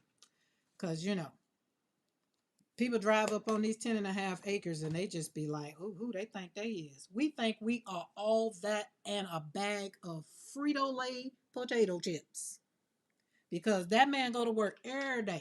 I went to work every day so that we can have the things that we have in our life right now. So I don't let people confuse taste with superiority. True bougie is not about money. And that's just it. I live intentionally. I live with where God has blessed me to live with. And I can't remember this stencil. I know it's by Christy Hartman. I do know that. But this weekend, I'm gonna see if I'm gonna slap this paint down to get out of this dark phase because I've been in this dark phase, and it was because I had to do this homework. I had to do this homework because I was trying to figure out because somebody just recently called me bougie, and I was like, "WTF? You keep calling me out of my name," and it's only because I was offended because of the person. That's what it was, right? Just because I choose comfort, like I respect myself. I go to the airport, I be dressed to the nine. Sure do. And slap that handbag across my shoulder, and it just happens to be a Louis Vuitton. And do, because it's my travel bag. And then what's the other thing? I got that other one, and then I got that other one. I mean, I lived in Europe for what, 7, 8 years. This stuff wasn't expensive over there. But when you come back to the States, they want to attach a Louis Vuitton to, oh, you got money. No, no. I had a child, I have children that gave it to me for Mother's Day because they felt like I deserved it. So that's where it came from. So, yeah, I don't care. I like, what's his name? I like Ted Baker because if I buy a Ted Baker dress, it's going to last me. I mean, I got a Ted Baker dress that's 20 years old. It's probably going to be here for my granddaughter. You know? Karen be like, don't scuff my Louis. I don't care. No, I ain't. Nah, I see that. I ain't boot. No, I don't care about that. But I do take care of it because Joshua blessed me with my Joshua. The top three children gave it to me for Mother's Day one year. So I'm just a little protective because I'll never get a Mother's Day present from him anymore. So, but other than that, I got a whole closet in there full of bags. But I won't give them away. Now, one thing I don't give away my bags. Shoes, I probably done gave away over about 200 pair. 200. Well, I know I've given away. Before we moved, I gave away about over 100 pair of shoes. But you got to keep in mind, I worked for Dillard's and I was the manager of shoes. Oh, this is interesting, y'all. This plate is warped. I mean, this gel plate. I wonder why. He's the greatest dancer. I wonder why. Hmm. Maybe it's cause I don't know. Let's see if it's gonna work. Nothing from 20 years ago still fits me. Oh, Lord. I still got some jeans from high school I could wear. Y'all remember Chick jeans? Anybody on here remember Chick jeans? I love Ted Baker's shirt from me. Oh, Ted Baker. Oh, my God. And, Lord, what's that other man name? I don't buy none of that stuff no more. Because, I mean, I don't work at Dillard's anymore. That was just it for me. And that's what I needed people to understand. I had some things because of where I worked. And some things because of where I lived. I lived in Europe. We would go to Paris at least 2, 3 times. Oh my goodness, and go shopping. So, and it wasn't that expensive there because you cut out the middleman, right? So some people just sound so critical. And it's like Becky said earlier, just don't label me. Don't label me. Hey, this is what I want you to do. Don't label me based on your pocket. I am a very spoiled wife and is. And that's what I have to tell. Let me see how that plate was sitting up in here and why is it like that? Because all the shelves are level. I don't know. None of the other plates look like that. Let me look at this one. No, I don't know. We're just going to say. Oh, Samsung. Oh, Lord. Jordache. Oh, Lord, Eddie. I got in trouble over some Jordache jeans. Oh, my goodness. We won't even talk about it. We will not talk about them Jordache jeans. Now, that nail salon I took my granddaughter to was bougie. Murals of Venice on the walls and very pretentious customers. I wore my pretty wool hat my daughter makes fun of and held my chin up. That's right. But here's the thing. So, let me tell y'all about my Gucci story. Okay. Nothing gets between me and my Calvins. I still got some Calvin Kleins. I still got some Calvin Kleins. But you know, they still sell Calvin. So I got Mama Calvin Kleins now though. But so let me tell y'all about my Gucci story. This Mr. McCoy story more so than it's mine, but I just got blessed. Okay, so we were in Paris. It was our first time in Paris together. Was it our first time? I think yeah. I think yeah, because it was he had just came back from Iraq. Yeah, yeah, it was the first time. So we were in Paris, and you know we were touristy looking. I wasn't Parisian looking. I was touristy looking. I had my shorts and my little shoes on, my little kids on, and you know Mr. McCoy had his stuff on because I wasn't really dressing him then. So he had his stuff on. So we goes in the Gucci store. Uh, yeah, Yolanda. I wear mom jeans now, so they are they're mom jeans. So I we go in the store and we in the Gucci store on not the one on Champs Elysees, not that one. This is another one on another one. Oh gosh, that one's a pretty thing. Creating some things over here. That one wasn't supposed to come off the plate, but it did. So we go in the store and I'm looking around, and you know, Mr. McCoy ain't really caring about the store because you know men could care less about. I think I gotta check the way my racks are, because even this one wasn't all the way on the thing. So I'm going around and I'm looking for the latest because I kept up on handbags, you know. So I'm looking for the latest bag. Nobody at the time I worked for Dillard, so nobody came up to me, and I'm all about lease. It's called lease line management. Eddie, you know about lease line management? And so I'm all about you got so many seconds before I come in your store and you go, you know, speak to me. It's lease line management. And so nobody said anything, and there was only one girl, right? There was only one girl that kind of paid me some attention, and you know, it's like, yeah, well, this is that, and this is this, and yeah, this is nice, and whatever, whatever. She was just having a conversation. She didn't judge me on what I had on or nothing. You know, I didn't have a purse because Mr. McCoy had his wallet.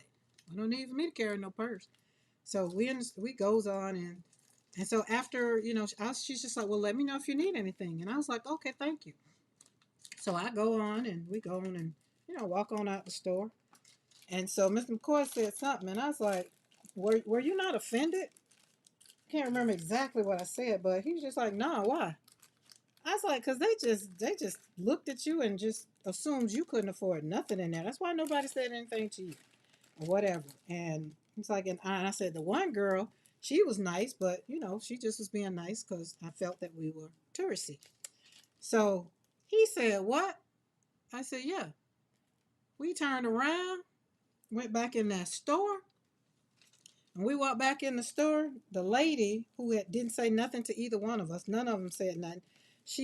I was looking around. You can tell we went back with intention. Was looking. He was looking for the other girl, and so the one lady, she was just like, "Is there something I can help you find, sir?" And he was like, "No," and he kept going. And so the other girl was coming out of the back, and he told her, he's like, "Give her the bag that she was talking about, the bag she wanted." So the girl went and got the bag, and she's like, "Here it is. You want to see it?" And he's like, "No, she wants it." The other lady sitting over there looking like, well, damn. So, what I used to teach my associates is don't you judge people when they come across your line because you don't know what they got. And as a matter of fact, the ones that come in here all put together, them the ones that you need to give less of your time to because when they come in here, they know what they want. But when you got somebody that come in here and look like they just came off a skid row, that's the one that you probably want to spend some time with. So I used to always do lease line management training with my people. Only because I had, for one, I mean, I'm a black woman, so you know when I go in the store, depending on what they feel like you're gonna come in here and steal something. I'm just like, first of all, I don't want shit out of here, and secondly, if I did, I got money to pay for it, so get gone, right? Everybody don't steal, but that lady, I got my bag, and I still got the bag that it came in. She still wrapped up very cute in the bag in the closet. But that was a lesson for one that he learned is don't let people do you like that because they look at you like you're small. And from then on, baby, I created a little mini monster because he give people about 30 seconds. He give them longer than me. It's like 10 seconds. You got 10 seconds. Now, is this not beautiful? This is your lawn stencil. What is it? Venetian. Yeah, Mo got it. Venetian abstract. And then this one is Christy Hartman's Daisies. Oh no, is that Miriam Sunflowers? You sure? Yeah, you're right. You're right. Sorry, my bad. I did not. I did. Mo, my bad. You're right. I had to pay attention to what flower it was. So that's my whole point here is when I was talking about the bouginess, I happen to have aspired myself to be like some women that I have just seen in the news and books that I had read. And I was just like, oh, they are so classy. They're so beautiful. Like, oh, I love the way she got off when Jackie Kennedy Onassis would get off a plane, baby. Ooh, she was sharp. I said, oh, I need to show up like that. That was just how I did it. And so then got got labeled and people started calling me bougie. So now we're gonna back that thing up. I'm bougie. Very much so bougie. All right, we got two big old plates left and everything else will be empty. Okay, is this one lifting up? No, that one ain't lifting up. I don't know about that. Let's peekaboo. Oh, hey, oh yeah, see, look, this has been on since Saturday, Amy. I didn't pull it off. So this is my transfer image. My son went to University of Louisville. See how that bouginess just popped out? Mm-hmm. He did. But anyway, he gets these University of Louisville magazines, and the paper is amazing. So I was on with Amy Saturday, and I was just like, let's see. So I did some Darcy stuff over there with the letters, and then put that in there, and then put the man over there. And then I got a green one too. I think I pulled the green one. Oh no, he's on the other plate. I think the description of how people dress in Paris versus how unknowing tourists dress is a great example of bougie. Yes, it is. Yes, it is. Which is why now I'm saying that I'm going back to embracing being bougie. I am bougie. I choose what I choose. Adrian finna go. Bye, Adrian. Let's pull this off. And it's been on since Saturday. Y'all know I don't have time to wait on nothing to dry, but I didn't come in the studio Sunday. So, and we got a lot of crinkle. This paper is exam paper that I pulled this on too. I just don't want it to be a negative connotation to the word bougie. That's all I'm saying. If you bougie, own your bouginess. I have bougie friends. I have a bougie pastor. I have bougie. Every one of my bridesmaids that was in my wedding is bougie. I show y'all my wedding picture. Y'all be like, oh, you set that up. And then we were all cute. Look at that. That turned out real pretty. Mighty fine, if I might say so myself. And I like the yumminess that's left on the plate. We not gonna be mad. You know, I just laid it down crazy. But there we go. So we got this one, right time. That say something, but we can use it. We can still use it. We don't throw nothing away. All right, all of them are off. What are you? Oh, let's just. That was the other one too. Yeah, I was happy because that's why I learned gel printing. That's what my gel plate was for. I learned transfer first. So doing all this other stuff came after. I was just like, let me go back and see if I can do what I started doing. So look at that one. And I had a book that I was going to see. It had some bears in it. And I was going to see if they was going to transfer. So let's put you all over there. Put you right there. All right.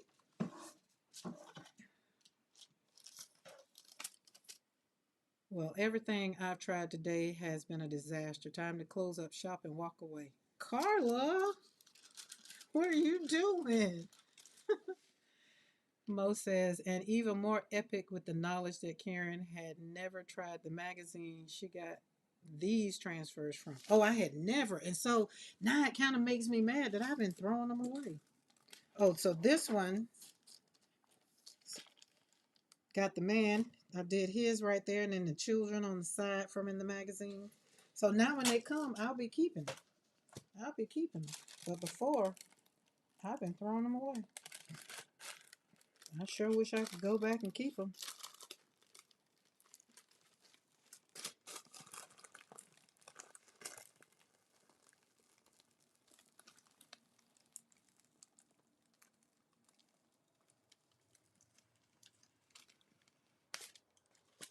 Eddie, you kind of could ask this at you, right? Is it the glasses? And I don't have any of the pages. Page.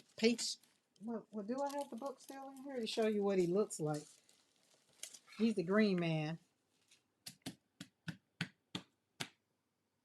Eddie, you got hair. Yeah, he bald up there. He ain't got no hair. See his nose, his clothes. He bald. I don't know what I did with that magazine. I knew I didn't throw it away because it's got some pages left in it. So at least you can see what he looked like. Let's see, where did I put it? I don't know, I might have.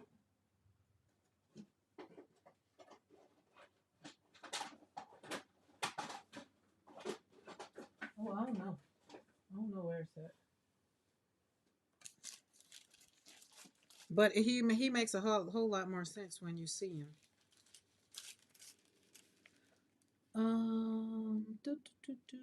Yeah, the Martian Man. I watched someone who said you blank blank only transfer from National Geographic.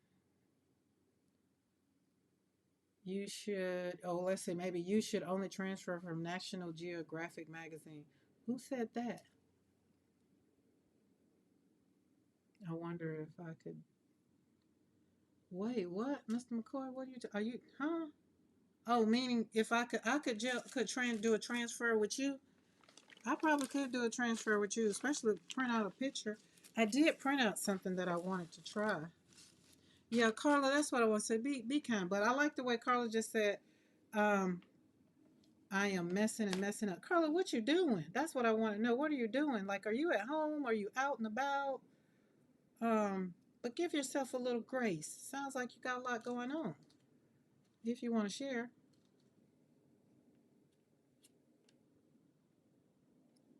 I told you, make today good. Yesterday will get jealous. Oh, okay. Let me see. Where is it? Where did I do? Oh, that was the thing I showed y'all. I unmoved it because I wanted to see if it was going to transfer. Um, and I don't know what I did with that magazine with the with the well, golly gee, I just took everything off the desk. I know. Remember I told y'all Daphne's Diaries didn't do good. That was crap. Those pages are too glossy. Yeah, put it under there. Oh, maybe that's where the book is.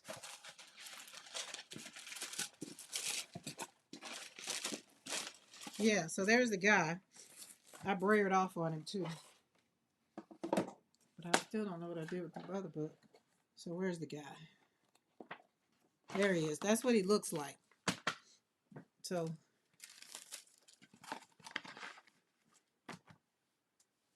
you kind of see him a little bit. A little bit. A little bit. I probably shouldn't have pulled him up with green. But he turned out great. Now I gotta find that book. Now I want to know where it's at. How many of you lose things? I was literally just sitting here watching it when I was on watching Amy. Okay. Oh, y'all will be mad. Y'all will be mad at me and to know this daggone book sitting right here next to me up under this. uh, oh God. Yes, yes, Eddie, yes. So I think he is the new president. That's who he is, the new president. But yeah, you can't even see the cover because it was good too. But these pages in here, oh, they were yummy.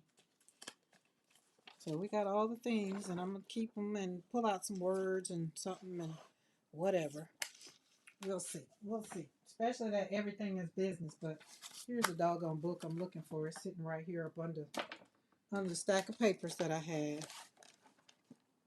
And I want to do these bears. Clyde Mays, that's some good whiskey too. So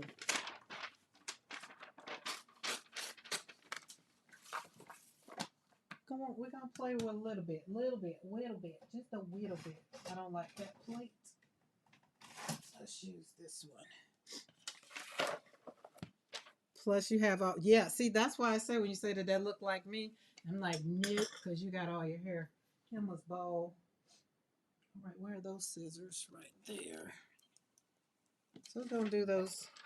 Because this paper, so this book right here, this is our Alabama book we get, Alabama Living. The pages in this book feel like the pages almost in that Louisville book. So I said, well, I get this book every month. Let's see what we can do. I had to cut the heater off in here. My sinuses are feeling a little bit better. But you know what comes next is a sinus headache. And ain't owning it or claiming it. Okay, you go right there. I have never tried I just know people have said National Geographic for it. Never heard that. No Citrosolve involved. Never heard of Citro, whatever it is.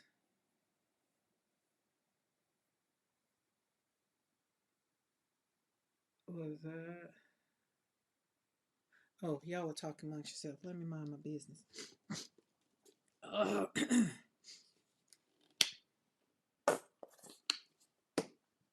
right. Gel played out. Gel played out. If you're here and you usually come just to hear whatever the word was for the day, it's done. We was being bougie. We gave little black history facts today. We talked about Albertina King, which was the mother of Martin Luther King Jr. Talked about how her son was killed. Not Martin first, then Martin, and then she was murdered playing the organ in, I feel like that still need to be blurred out a little bit more. Hold on. A little bit more. She was killed in the church playing the organ. So that was a little black history fact for today. Sad but a fact. True. And then I put on Facebook, if you follow me on Facebook, I put down a whole list of inventors that I bet you didn't know black people invented.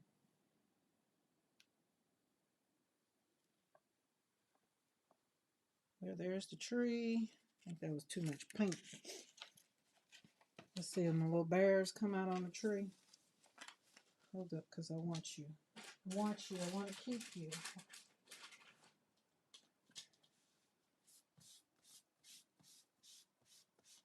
Let's see, bears to the right. Yep, bear. Yep. There's the bear right there. The bear right there. Hold on.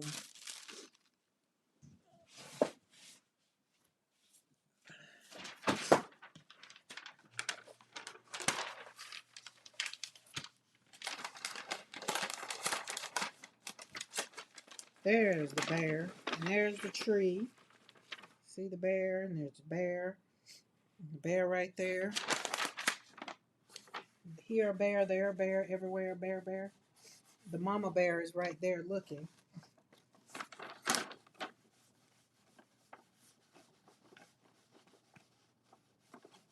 It was a little too much paint.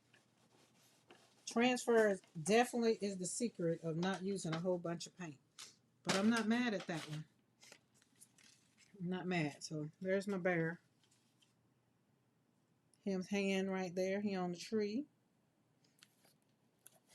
Let's flip him. Let's see, maybe it can show up on something else. I feel like it's showing up good on there. Nope.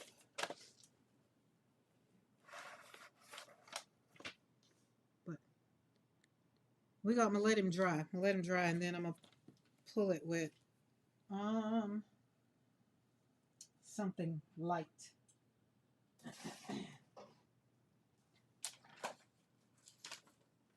But there was dark. So the other thing that I like I like about when I do gel transfers is when you have a lot of darkness, which is a lot of contrast, it's going to show off. See the bears were black, so you're going to see them. They're going to come up.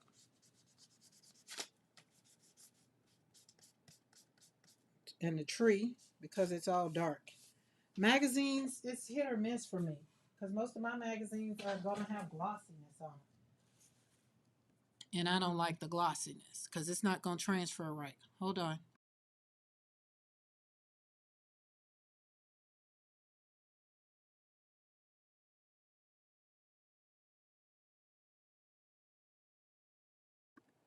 Okay, sorry. Couldn't blow my nose so y'all can hear it. Right, let me move these papers over here.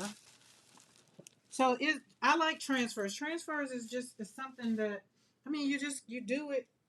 It works for you or it don't. Don't stress over it. Just kind of if it doesn't work, I've just learned that maybe it's just too much paint. That's been in my experience. So let's slap something right here.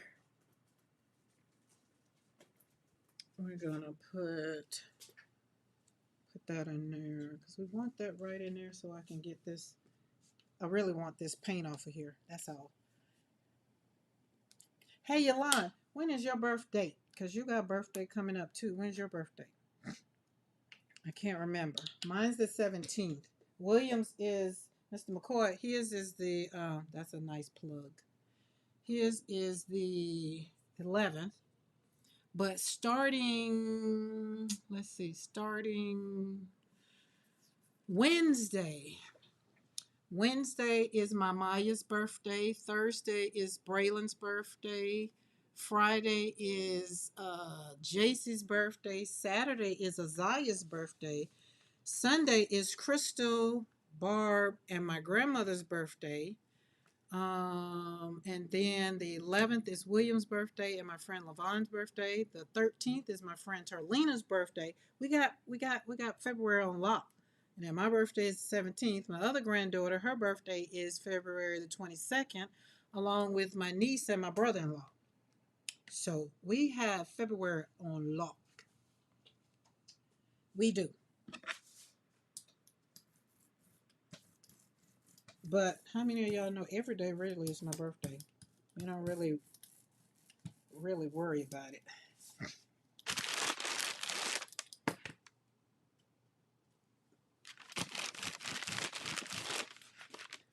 That's that. Don't worry. I'm still coming back. I'm coming back. Something else is going on top of it. Don't worry. Don't worry. Don't stress. Don't stress. Who said, oh, nobody got time for it to dry right now? Not right now.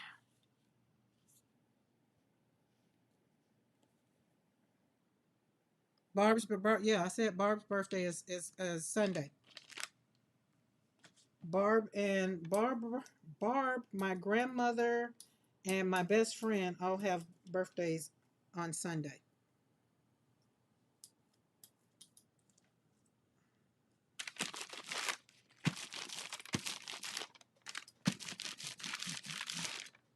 Chi-Town usually comes in Chi-Town. Yes, Aquarius up until I think them people after the 20th or the 19th are not Aquarius. Let's see, we're gonna do that. I'm gonna leave that there. That's gonna be fine, fine, fine. And we're gonna pull that on. I'm not gonna even worry about it drying. I can find what I'm looking for. Tell I ain't been in the studio. Ooh, Amy, I'm out of black paper. Oh no. What are we gonna do? Yeah, see, Yolanda is a Pisces. I think the Pisces start at the 19th.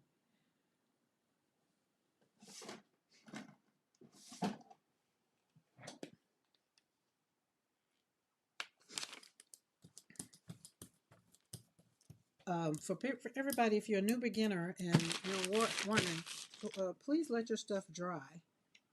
If you're wanting to have a different look, I ain't got time. I don't got time. Let's see, is that big enough? That might be big enough just to give me so I can use this paper twice. There we go. Be intentional. Boom. There we go.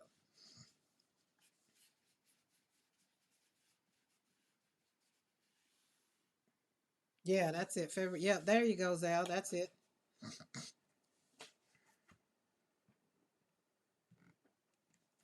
Look at that. Oh, look at that. Is that beautiful? You got that gold because we already had some stuff that was on the plate. That's going to be yummy. Now we're going to put this over here and I'm going to let this dry a little bit while I do some other things and we'll come back to it. Let that dry. And then we're going to go back to this other plate that we had. These are the ones that had the windows. Remember I showed you the other stuff that I had? We're just going to slap some stencils on here and just go for it. Put some things right there. Not to stress. Not to stress. Don't stress long. When you stress long, trust yourself. That's the whole conversation today. Trusting yourself for it to come out just as beautiful as you want it to be. It will. Now we already got a color on the plate. I've been having fun with this Nova Color yellow ochre. Has been just been my jam lately. Thanks to Jaquita wanting to know from last Sunday with Darcy and Casey now. They started talking about mustard and I was like, yeah, that does look like mustard. So we've been slapping yellow ochre on the plate. But I gotta get out of my dark colors phase. Something gotta come in. So Mo, we might be pulling out some pink and green. Maybe. I don't know. But right now I'm still happy with this.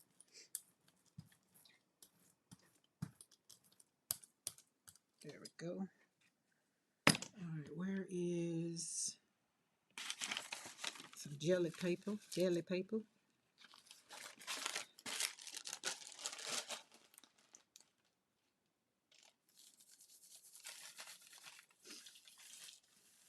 Gotta go make spaghetti for hubby now. See you later.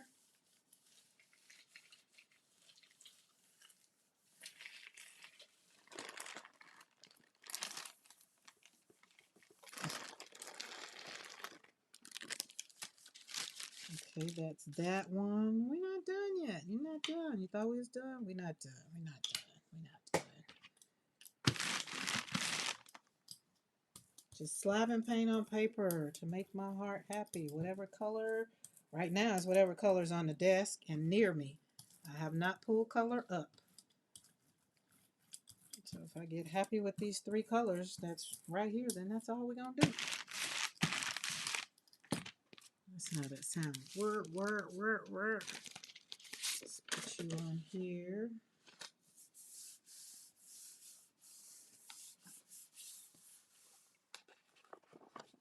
Oh, look at that. It's pretty. Doing some intentional brayering, you know, putting it on there or not. Let's see. Oh, let's go over here. We got us some, put some black.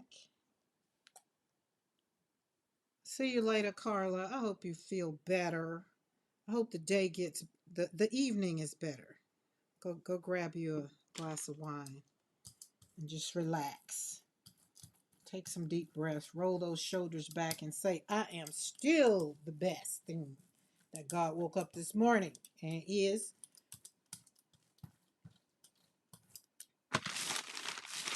You shall not be defeated.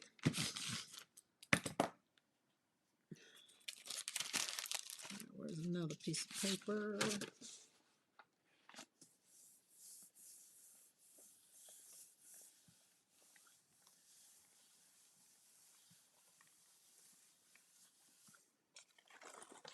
Oh, that's good. Look at that. Oh, nice. All right, let's get all these painty papers over there. Now we need to slap some yellow in there. We're going to use some Nick Pro.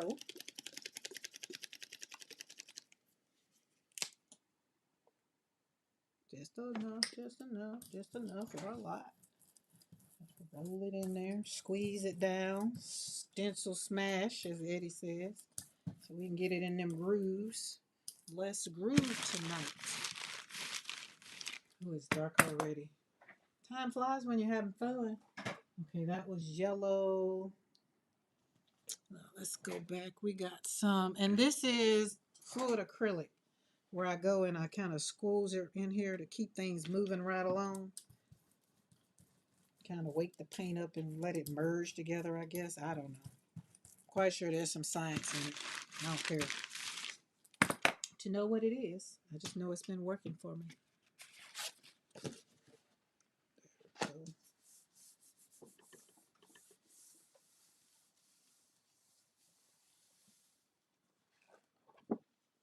Oh, pretty. So we're adding a little color. All these paper, remember the painting papers I just showed y'all? We need to add some. Okay, so this one is light. That one needs to be, let's get some green.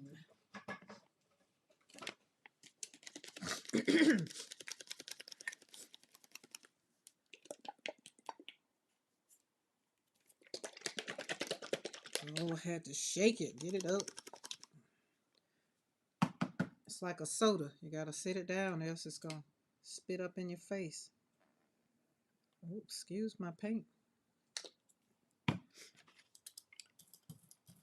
That yellow I used before was Nick Pro too.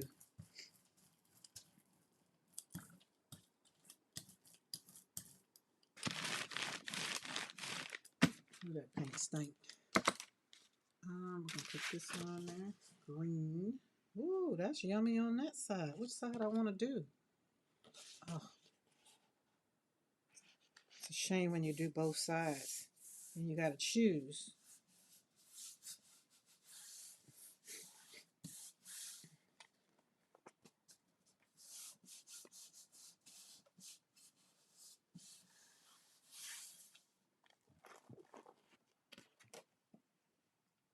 That's pretty.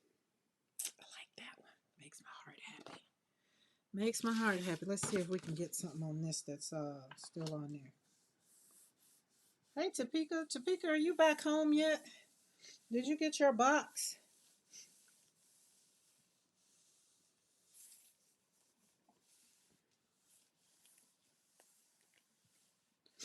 Excuse me. I don't have any of these Nick Pros. Pretty pricey up here in Canada. They much different than using Liquitex or other metallic art. Yes, they are. They're just a little bit more loosey-goosey to me. Look at that. Oh, that's pretty. If comparing them, Yolande, I will just say I from my own personal belief or my own self, I just think that they're just a little more loosier, little bit more fluid, a little bit more fluid. You know. So when you have this one, which is fluid acrylic, and you have this one, I don't know if you paid attention when I poured them out. This one pours out almost just as loosey goosey as this one does.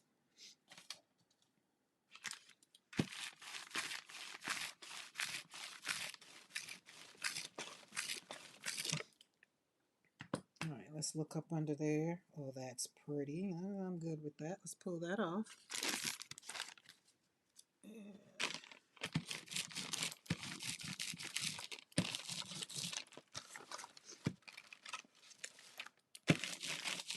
But getting off the stencils, now they are very stubborn.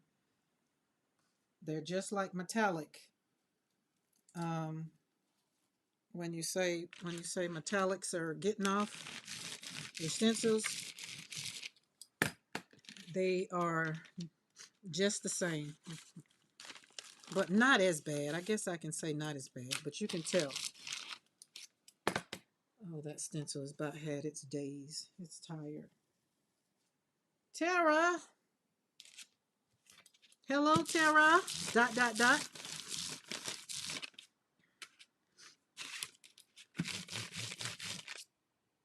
All right. I like that. Like all of that yumminess. Love it, love it, love it. We want some more of it. Makes me happy, even with my sinuses driving me crazy. Okay. We're gonna let this look at them colors. Ooh, that's so pretty. Because this is what we had on the bottom. But you see, all that other stuff is gonna still come through because that paint I had on there was semi-transparent. So you're still gonna see some of the stuff. So we're gonna pull with something that so you'll still be able to see it, that it won't wash it out.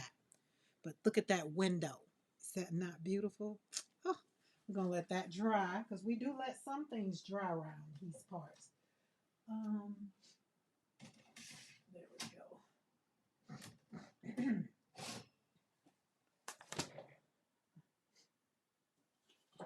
All right, what we got? What we got? I'm gonna show y'all something I created on my Cricut. This is, isn't this cute? Isn't he cute? Where's his eye at? Oh, his little face. There's his little face. That's what I want me, mini Highland cows. I was playing around Saturday on my Cricut. Isn't that he cute? Isn't he cute? I'm not ready to put paint on him. He on cardstock too, so. But he's gonna go on a card. I thought he was cute.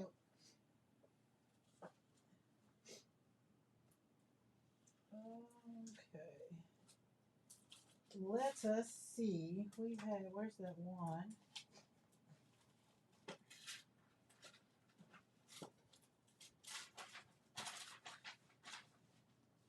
Gonna do some Black Eyed Susans. Whew, Lord. Yeah, I die cut it. Well, no, I printed it out on my Cricut, Topeka, on my Cricut, on my cry cut Cricut. Okay, thanks. Good to know. Maybe when I run out of some of my craft metallics, I will invest in some.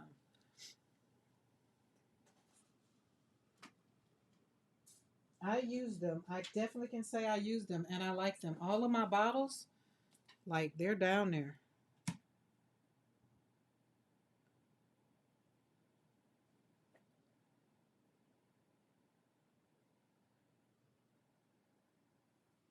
Did I say Becky? I thought I said Topeka. I might have. I don't know. No, I didn't die cut. No, Topeka, I didn't die cut. I use it on my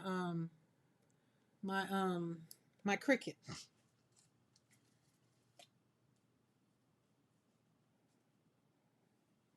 Did I say Becky? I ain't gonna say I didn't, cause my whole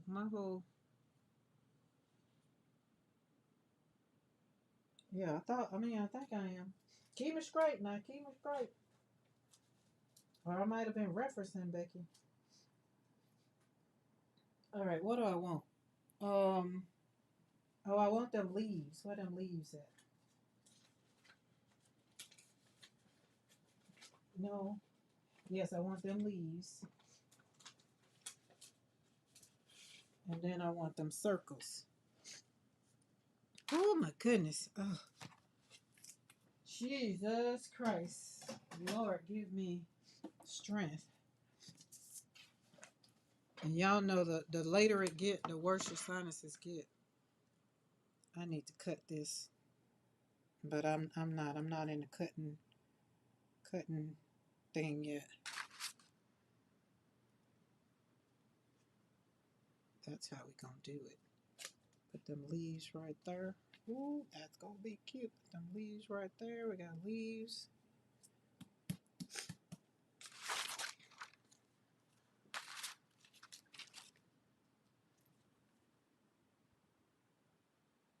Put that right there. Okay, we're gonna have a line right there. Mm-hmm. Yup. And a line right there. Got rid of that line. So no worries. You're not gonna worry about it. This is the other thing. When you're slapping paint on paper and you're doing the McCoy mashup, oh, let's turn this way. And let's put this way. There you go. All I want you to do is cover the plate and then slap the paint on. Don't, and the one thing I've learned I did in the past is I put metallic on first. Not that I didn't enjoy it, but don't, I just said I wouldn't do it again. And it probably was the color that I used. I'm going to say that. I'm not sure. But the print turned out very much so beautiful. But I wasn't happy, probably because I did an intentional pull. And usually when I be intentional about something, if I don't get the result that I want, I be kind of a little hard on myself. So trust the process of just doing what you want. Now, if you're one of those and you can't, like, oh Lord, that is just too much chaos for me on the plate, don't worry about it. It's okay. Just watch me do it. Just watch me.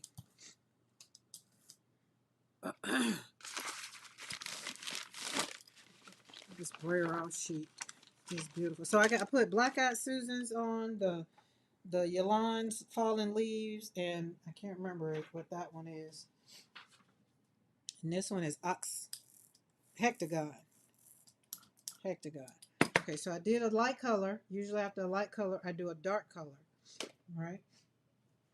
So we're gonna go with. Actually, no, I'm not. I'm gonna do this. I'm just gonna do this. Yellow ochre has been working.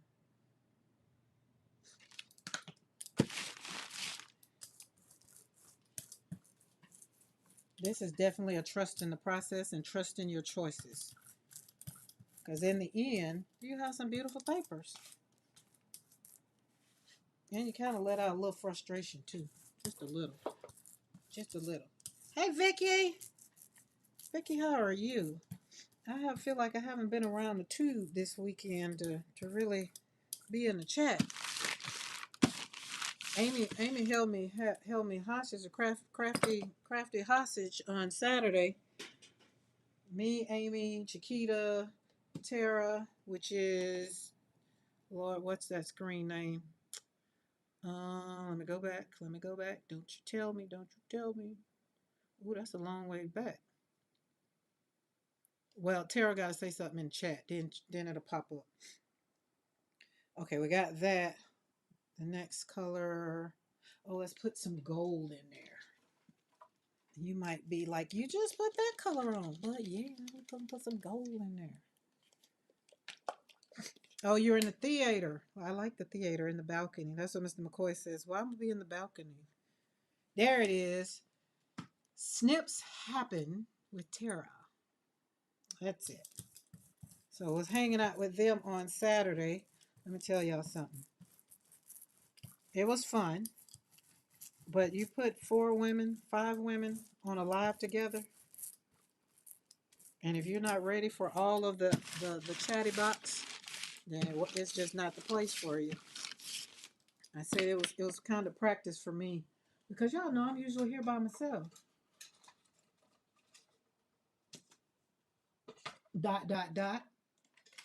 See, if you was over there, you learned about ...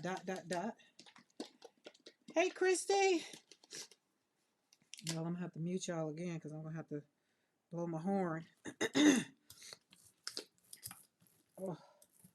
And see, Yolande, see how loosey that is? And see, it's paint splatter. When you're rolling it, it literally splatters up on your hand. Ooh, that's going to be pretty. But, and it stinks. Mariah likes the smell of it. I don't like the smell of it. But I'm not going to stop. So watch when I pour this out. See how see how loose that... Ooh, there's a hole in it somewhere. Just squirt it everywhere.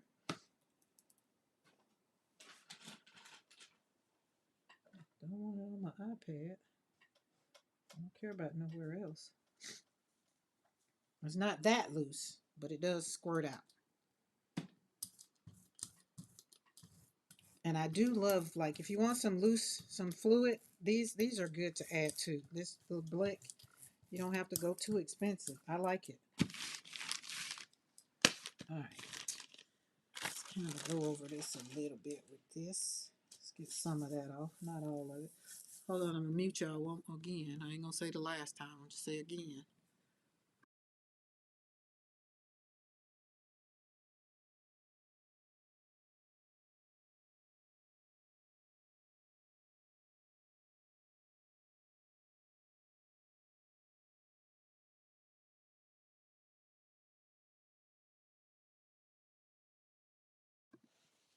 Hey, Graham.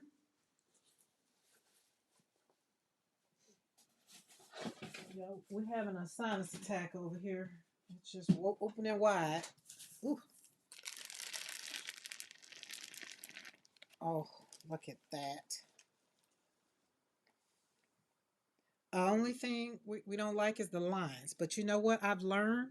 This is what I've learned. Wherever the lines show up, I don't have to worry about them because I can stamp the lines out if they bother you. I mean, if they don't bother you, then don't worry about them. All right. Oh, we can do some more. Let's see what we got. Oh, let's go light. Let's go light. Mo, close your eyes. I'm going hot. I'm going hot, Mo. I'm going hot. And when I say hot, I'm going hot. Close your eyes or go get some tea. And we're going to push this. This is going to go inside. It's going to push down in there where I want it. Definitely over here.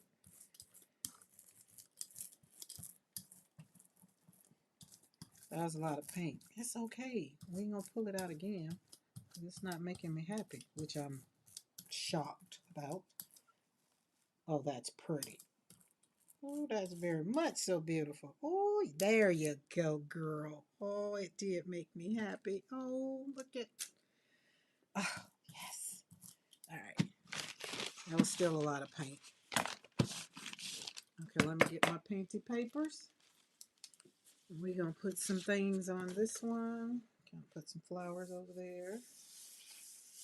Graham, how's your day today?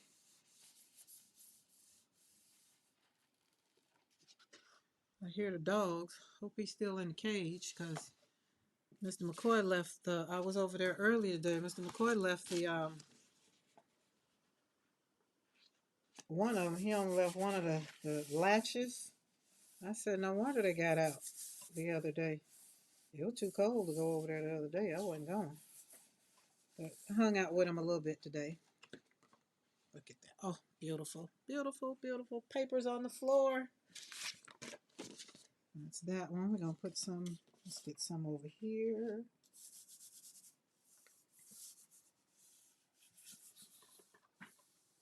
There we go. So it's been a very productive day today. That's what I can say. Got my post stuff mailed off. Look at that. See, that pink plopped on there with that background. That's beautiful. I like that. I do. All right, let's pull that.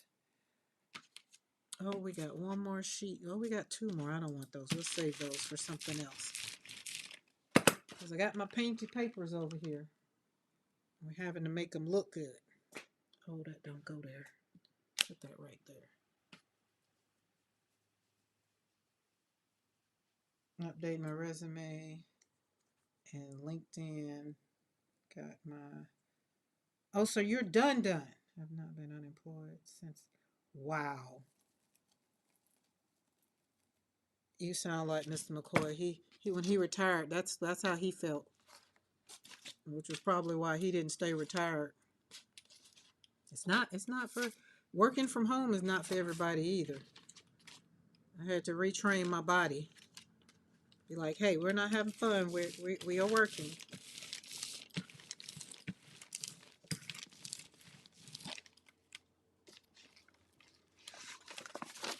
Oh no, don't stick. There you go. See, look at that background. And then you brayer off and put the flowers there. Oh, nice. So I guess that's nice, kind of, sort of. How do you feel, though, now that you're home? Like, how do you feel?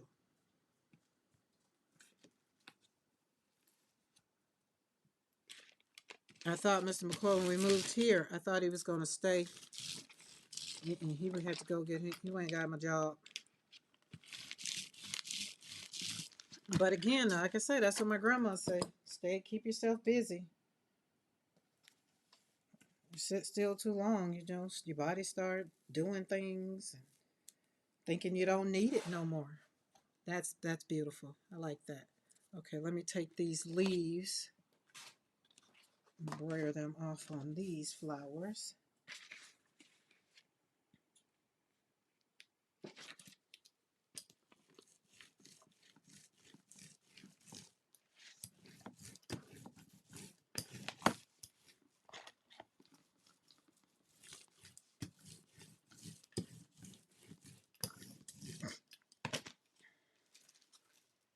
Oh, there we go. Look at that. Very much so beautiful. Put some leaves over that.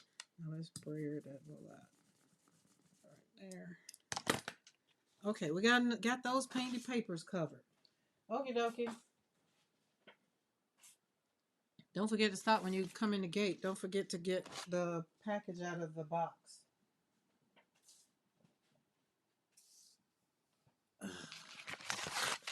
Look how that one turned out. That's pretty. Some fun papers. Let's put them on the floor. Let's put this over here and let this dry a little bit. And then I'm going to probably come back and let me see. Let me flip it. Let's flip her and see. See? We got green. We got all the colors I put down. We did fluid acrylic. So we did raw sienna. We did black. See how the black is kind of trimmed around some. We did pink. We did artistic. What is it? Arctic. Little sap green. So this is going to shimmer. It's going to shimmer very much so. So let's put that over there. Wait, which plate are you? You're the big plate. You go over here.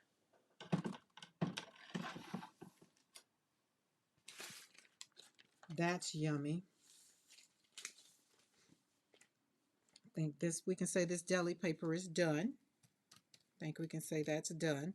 But look at all the funness in there. We got flowers, we got leaves, we got flowers in there because we got squared up was already on there, hexagon, and something else was on there, but squared up was already on there. You see that on the back. Listen, let me tell you something. I believe Graham is going to be better than he was. Because that's one thing, trust in the process and believing that what is for you is for you.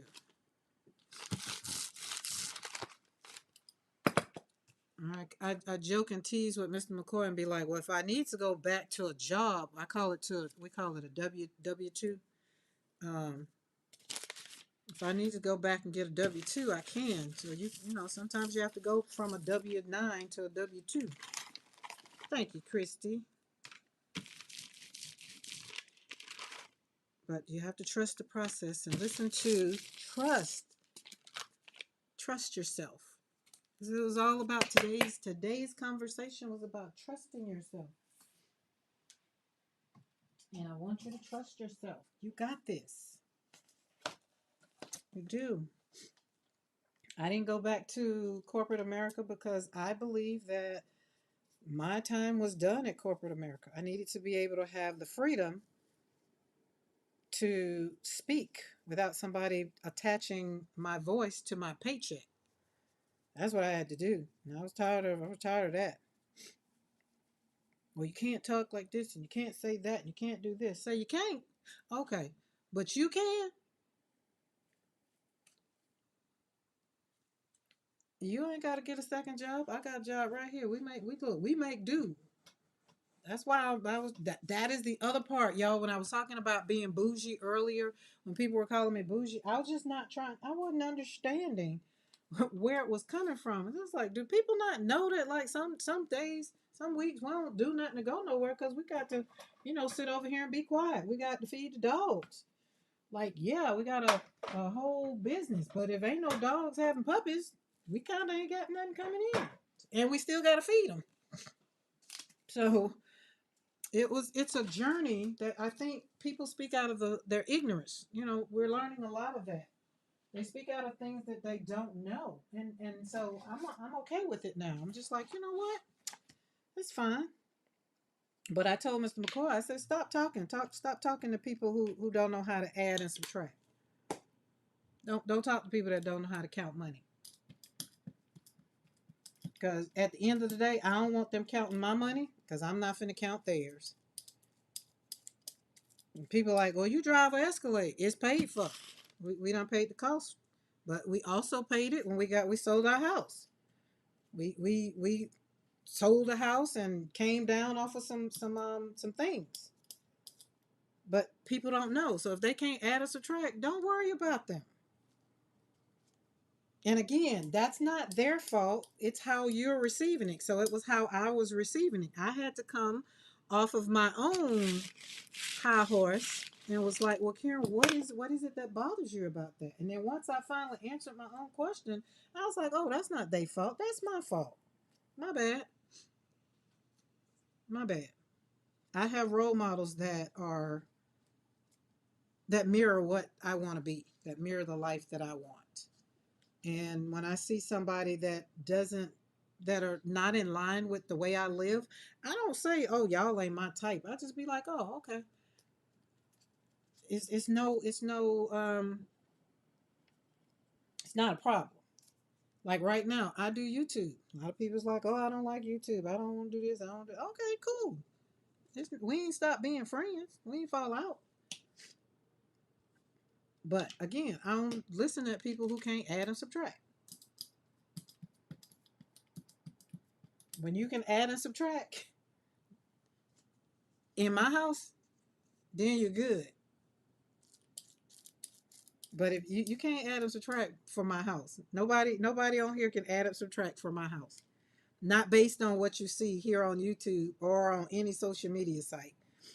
You can't add or subtract. That's what I mean. You can't tell me what comes in, what goes out, right? Unless me and Mr. McCoy share our tax information with you. You don't know. And that's what I mean. Stop talking to people that can't add or subtract. Okie dokie, Yolanda. See you later. Have fun.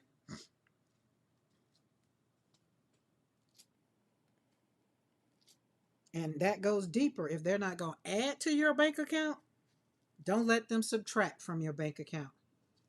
If they're not going to add to your life, don't let them subtract from your life. Meaning, don't let them steal your joy. Don't let them take your peace. None of that. Which means don't be hanging out with people that can't add or subtract. That's what that means. That's a little Karenology.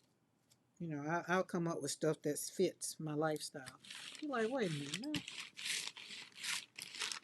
So when we get in public and people be talking trash, I can be like, oh, well, I don't hang out with people that can't add or subtract. Not even realize that I'm talking about them.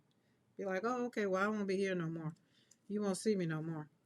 And like I be talking to some people and they talk too much. I'll be like, oh my goodness. Oh goodness. I needed the stamps and they're still in the bath. Hold on, where's my rag towel? Okay.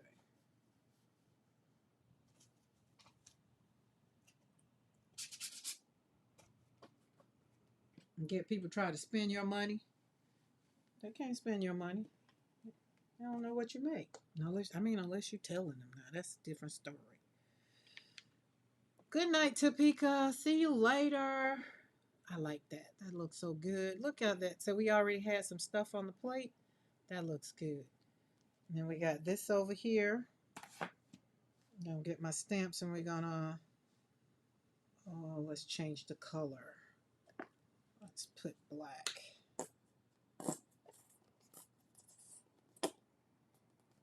That's my paint, I promise. So my paint says excuse me. Oh.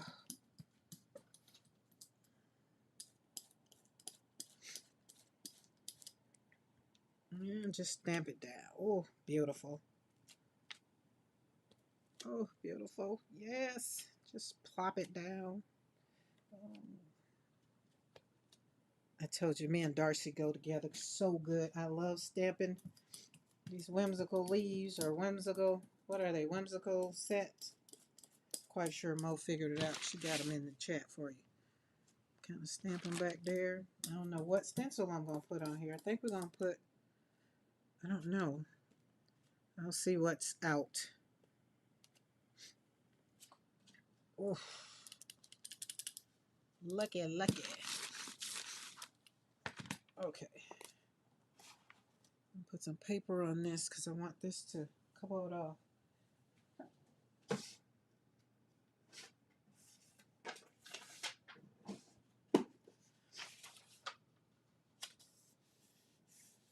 It is difficult to sell enough of our artist journals or cards or to receive support from crafters or others. If you place free stuff, they take it. Is this what you mean by add and subtract? Oh, no. No. But that's a good thing. So if you are an artist that does how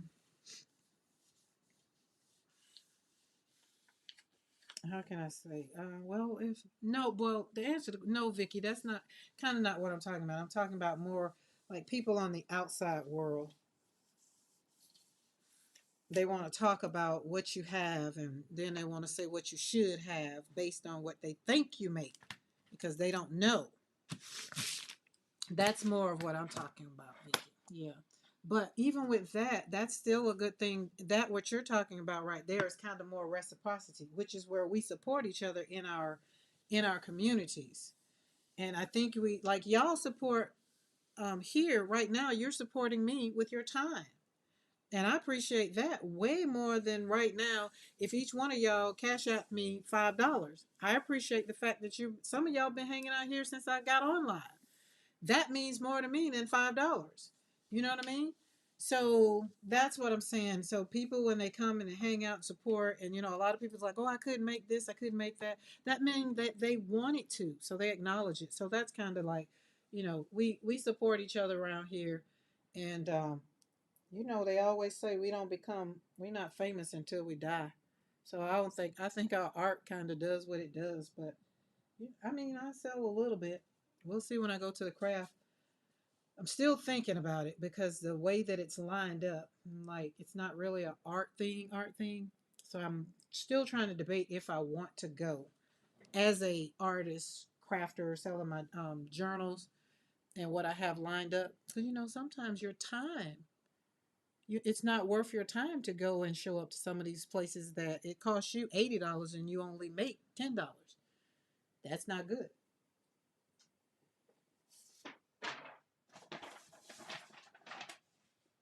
So we have to kind of have to weigh the costs. All right, are these dry enough? I think they're dry enough. And then we're gonna come and put some leaves. Are we gonna do that? Yes, we are gonna do that. I'm gonna cut this later when I can do it like kind of. Time is money. Yes, amen. Time is money. And is. And I don't like wasting my time. Now, unless I'm sitting on the dock of the bay fishing or something like that, then I'm gonna get me something to eat. Because I won't be wasting my time for nothing. I'll be sitting there fishing. Oh, let's see, who else is over here? Oh, yeah, we got this one. I forgot we got this one. That should be, oh, let's rethink this, kind of, let's pull this out the way. Let's just make this one and this one the background. Yeah, look at that. Let's do that. Let's do that. That's Yolanda and Becky right there. Becky's beads and Yolanda's artesian, I think it's artesian something over there. And then me and Darcy stamped up under there. Ooh, that's beautiful. Yes. All right, now let's see what paint we're going to put on. Oh, I know. All right, we're finally going down.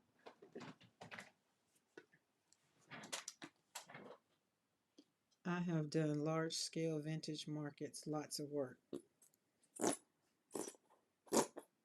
And sometimes showing up at some markets just to get yourself out there, it's worth it, especially in the beginning. But it's one of the things that I guess I'm learning now is not to say yes to everything because my time is currency. Like your time is currency. I don't take it for granted that y'all show up here. That's why I want to make sure I show up and give value. I want to make sure you get your money's worth, right? That's like the car. We got our car, the Escalade is it's 2016 and it has over 160,000 miles on it. And it's doing still exceptionally well, other than just having to get the front right fender because the deer ran into me. It's done us well. All right, we need some new papers, y'all. We got all our papers spoken for, ready for a project. I am super duper excited about that. Oh, wait a minute. I need deli paper. I got excited.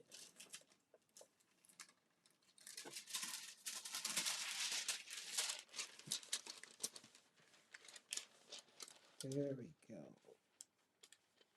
There we go. That's a deli paper, y'all. There we go.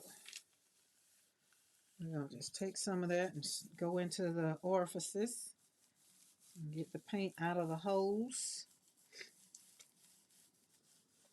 There we go. This stencil right here, Venetian Abstract, it's a very beautiful stencil.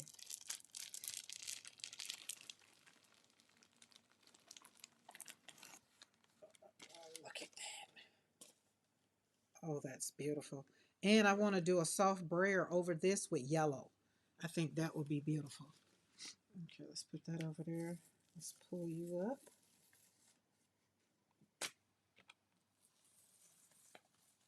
I probably could have left some of that paint down there, but that's all right. That's all right. We're not worried about it. No stress. Because I could come back and put something else over it because it took a lot of it off. I like that. I'm going right on in. We ain't gonna even pause. We ain't gonna wait. We ain't gonna wait. Let's see, where's my buff? Oh, I don't know. I think I'm out of tube buff. Let's go over here and get beige. Beige is gonna work out. That's enough. That's enough. That's enough. Don't be spending all that paint. It's just paint. I know, but that was enough. I know. I know. Now, if you're doing this at home, you might want to wait and let yours dry if you want to. Do it. You can. You can. I just didn't feel like it. I'm going to put the paper on it and I'm going to let it dry all together. We're going to let it marinate like a steak. Okay, let's pull this paper out. Come on.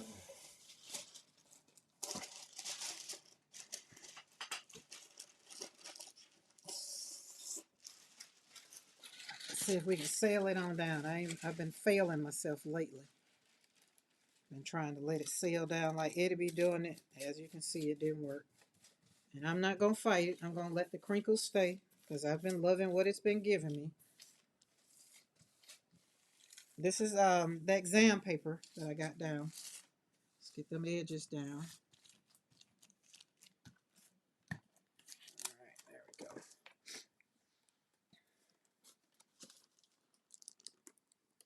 Okay, so remember I had edges around here, had paint that was already on there from the other pool. I like that. The flowers are in there. So the bees, see the paint wasn't really dry over there, but it's okay. It's still got some definition. I like that. And look at the you can see Darcy's whimsicals in there. This is just picture this. Now picture this being on a box. Now I wish I can duplicate this and just put it on. I got 2 boxes over there that need to be done. I feel like that would be beautiful. So let's let that dry. Let that dry. We got one more big plate. Hold on, we got to put some paint on something. Yeah,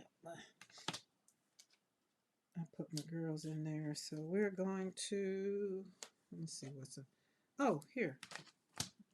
We're going to keep going with beige.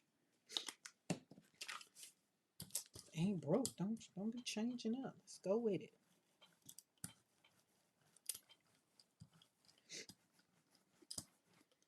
I know I'm going to be in the bed early tonight probably because once I take my medicine, I know it's probably going to make me sleepy. Beautiful. Beautiful. I gotta get me some more Titan Buff. I done used all my Titan Buff because I always hear Christy saying Titan Buff, Titan Buff. And it sure be working. Titan Buff. So the closest I got to is beige. I've used all that is very much so beautiful. Look at that. So remember I said I wanted to use something that I wasn't going to lose what was already on the plate. And I did not because I used beige. Hence, in Titan Buff. Oh, I like that. That's very much so beautiful. That's going to be pretty. And look at the flowers. I just love it. I love it, love it, love it, love it.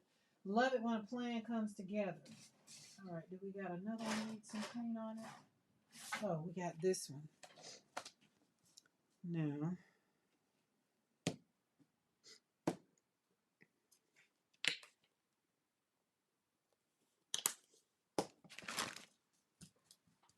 I just want y'all to see my birds. And let's pull this from over there. So you can see the bears on the tree.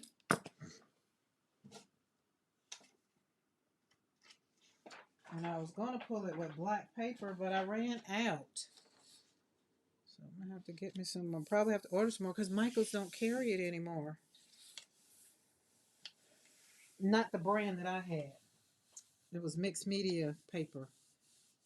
I like the size, and it did good with paint. It was heavyweight. It was real good.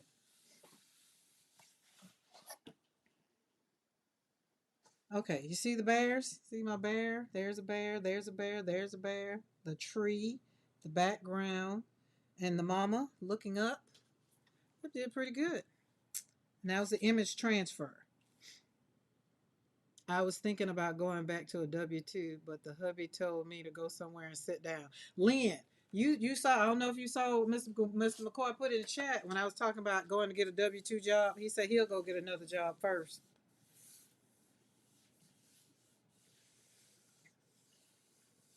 I think I like where I am.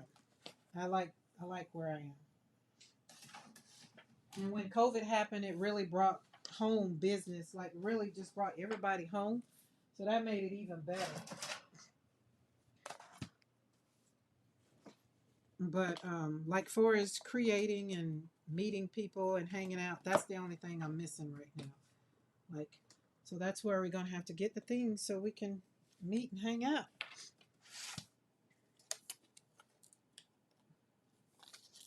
Oh, we're gonna let that dry. It's not wanting to come up.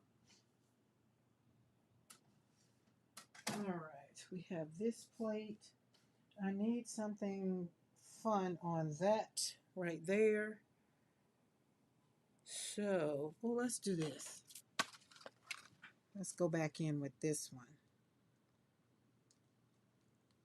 Okay, what I want to see first. I want to see flowers first. So let's go with flowers first. Oh no, where's that other one I had? Oh yeah, let's put that on. Can we go that way? Let's do it that way. Yeah, let's put that way. And let's put that way. Ooh, yes, I'm feeling it. And then let's put that way. Oh yeah, we good. Yes. There we go. Boom. And now we're going to start this party off with Mo, close your eyes. I'm trying to get back in my light world, because them dark colors, they were sucking me in.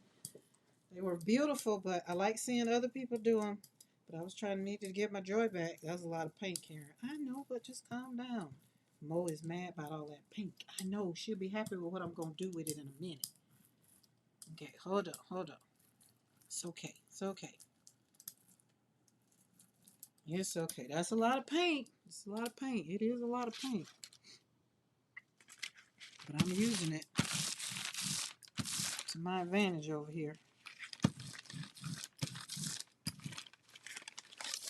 Alright, hold on. Let's really use it. Let's put another stencil down and just take some of that and put it over there. Take some of that and put it over there. Share with your friend.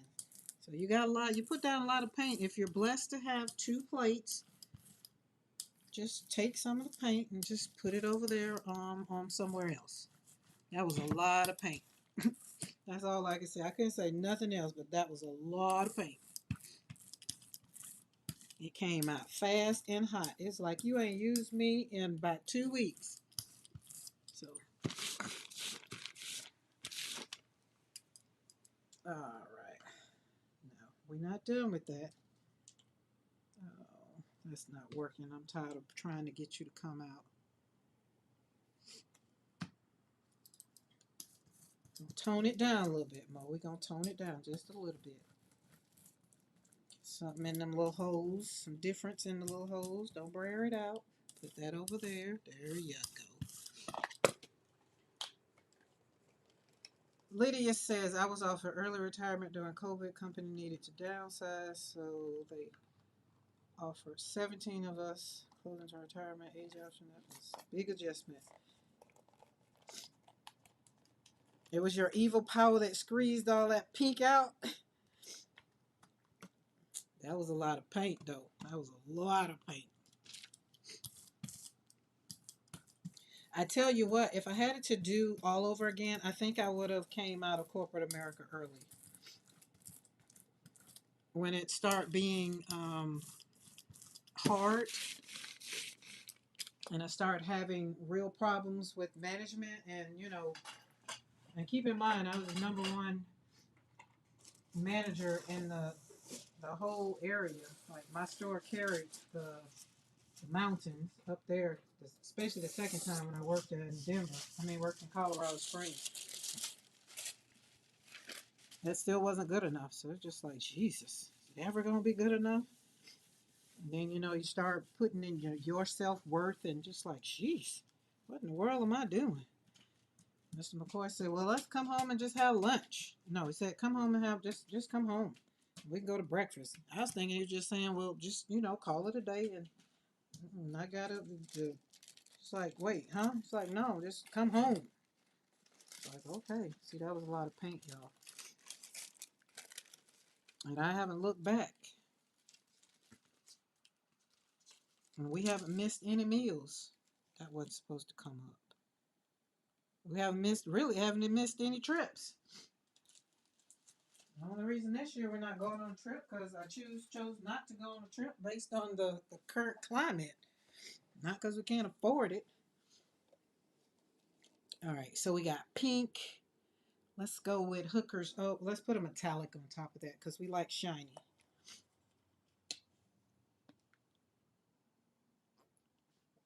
Oh, Lydia, that was good. See, that worked out great. Sometimes people take some things as a, they're like, oh, I can't believe this happened to me. Like, I'm quite sure Graham's just like, oh, I can't believe this.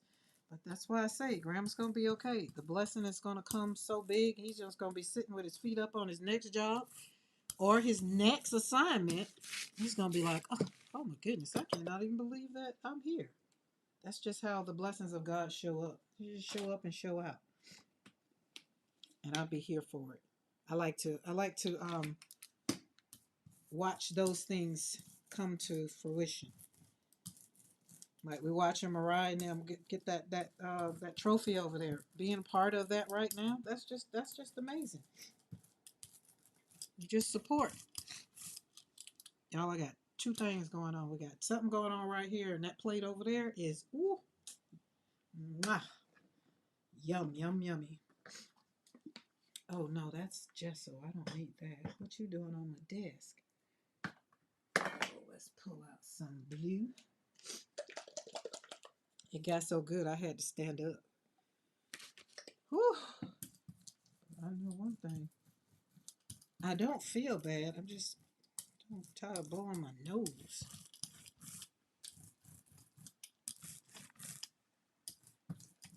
That's pretty. That's going to be pretty. Watch that. Yeah, see, that's pretty. Alright. Let's see if that enough paint. Oh, that is. Look at that.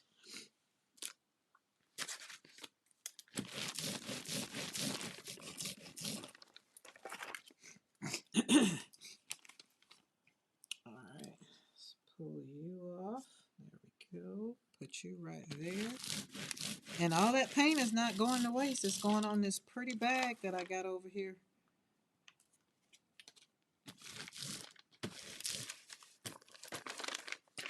There we go.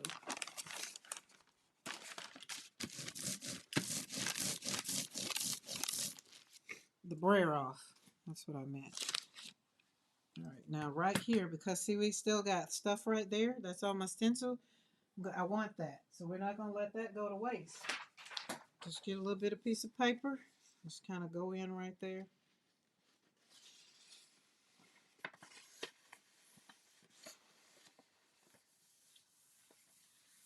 And pick it up. See? And then we pull this up. We still got it down. Look at that. Is that not beautiful?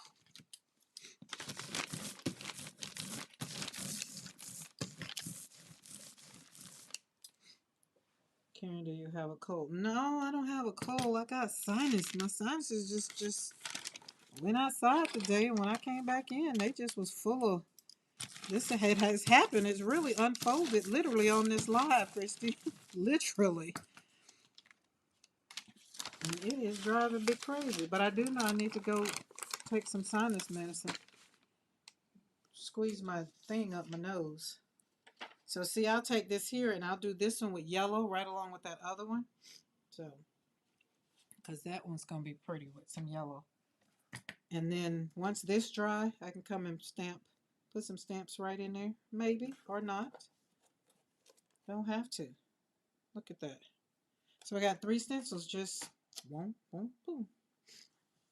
And, oh, listen, I might come back and do an ombre because it's 3 separate stencils. Let them show up and show out in their own. So look at that. So on the back side, so you got the green, the pink, and around the trim, you got that raw sienna, which is around on this one. So it's still going to show up. All right, let's let that dry. All right, which one? We got to put some paint on something? Nope, nope. What about you over there? Yep, that's the one. I knew it was one of them needed some paint. All right, let's talk about this one. Let's see what's on the other side. Before we talk, I don't want to talk about it. Just, we're going to do iridescent.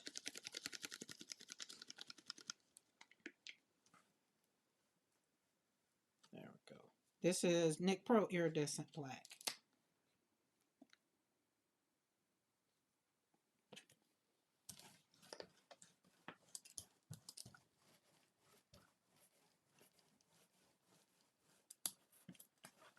Oh, that's pretty.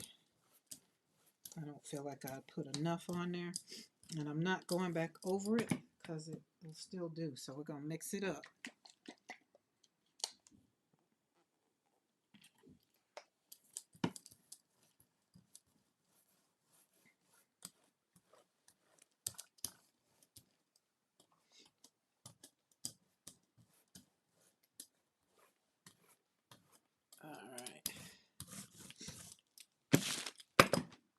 Oh, get that paper down. Get that paper down.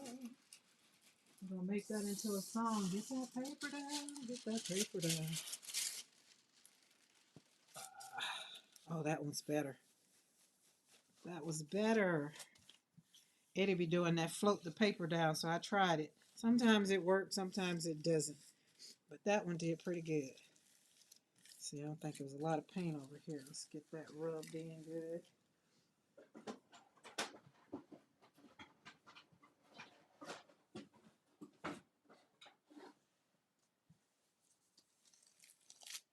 There we go.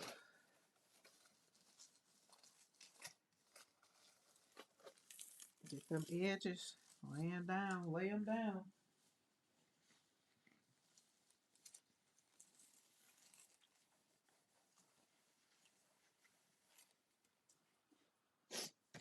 All right, let's put this one over here. Let me let you see first. Oh, is that not beautiful? Oh, that is just gorgeous. I like the call to go back with that gold. See how that gold came in right there? I don't think it was enough. I didn't have enough, but that iridescent black is just beautiful. That's going to be very much so beautiful. So I might have my 2 boxes because both of those would go on either side of the box. All right, this is what was going on the other side with all that paint I had. So let me peekaboo at that.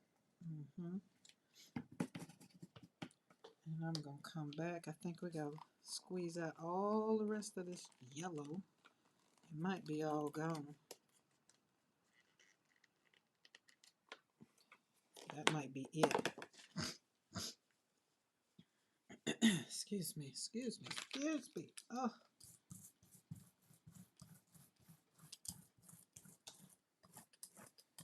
Don't rub it out. Don't rub it out.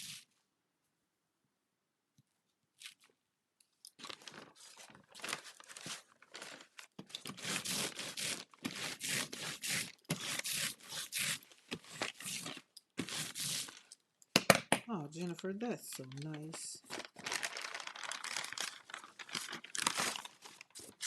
We gotta open this bag up and rip it.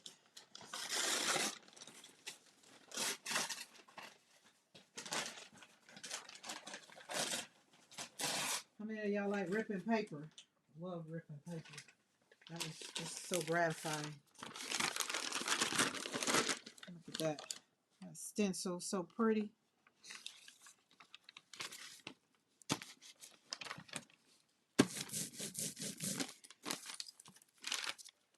That was a lot of paint. That stencil full of paint.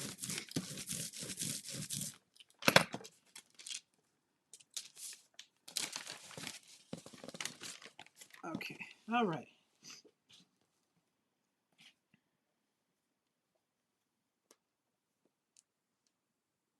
So we got pink, because remember we had all that pink? So look around. This is what I like about this around, the round side. I'm gonna let that do its thing. How am I gonna let it do its thing though? Let me look at it. Oh, this is my gel plate that is not clear. Can't really see, but I like the way the yellow goes around. You can't really see on here. I got some brown paper. Let's see. Excuse me. Every time I bend down, now that's the worst.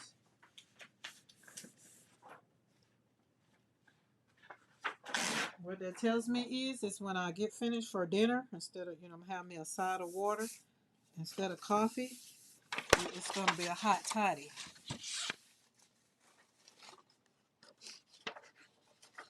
I like that. Set on brown paper. It would have looked even better on black paper.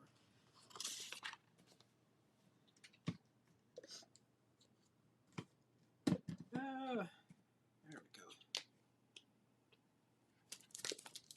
That's a lot of paint. I think that was just enough. Just enough. Just enough. Just enough.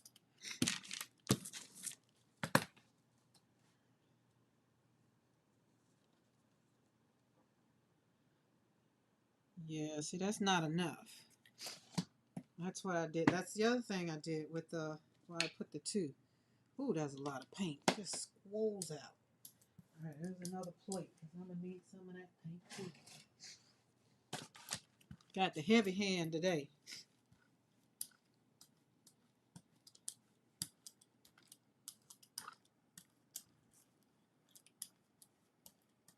All right, that's good. There it goes. We don't waste nothing. Waste nothing. We waste nothing. No, we don't. All right, let's get some paint down. Paper down.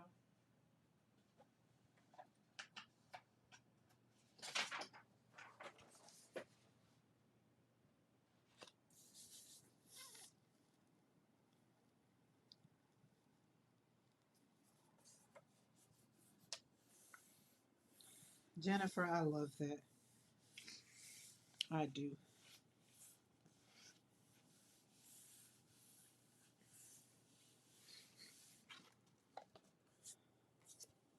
I like that. I like the choice that I made to come back. I like that. So I had, if you didn't pay attention to that, I've had the ultramarine blue that I thought was going to do what I wanted to do. And then when I saw that it wasn't, I came on back with that beige because, I told y'all, anytime I get ready to want to see something, I hear Christy saying, buff, buff, tighten buff. And it's not.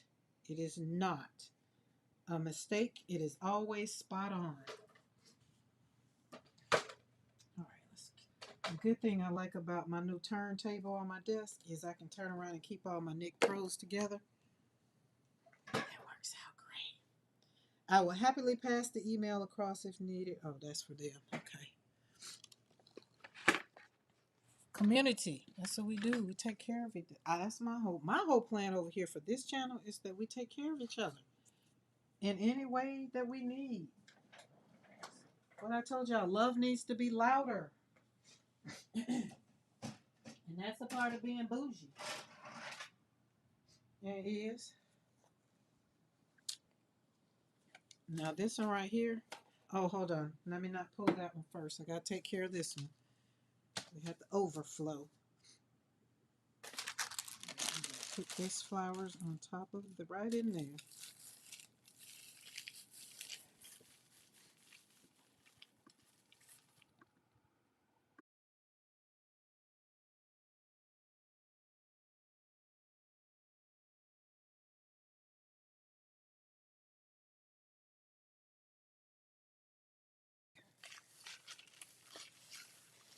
Oh, that paper sounds good.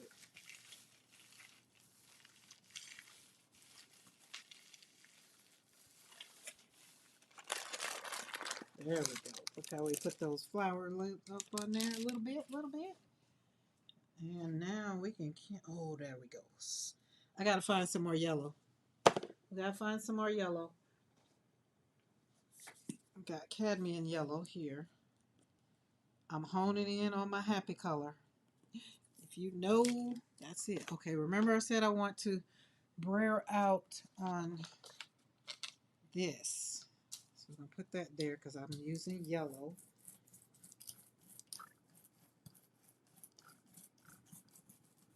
This is cadmium yellow.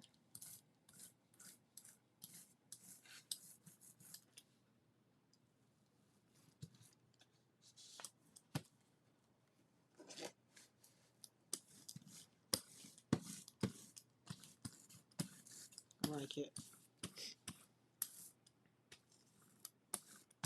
I like it. See how you brayer, when you brayer off, you pick up some of that print too. Putting them flowers over there. I like that. Boom. There we go. Boop, boop. And the other one is this one.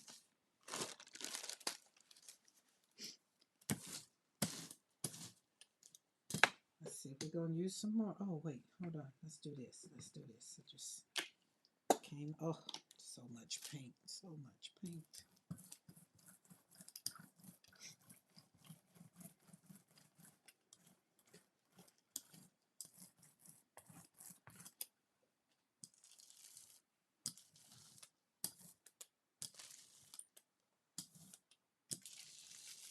Oh, I like that. That's pretty.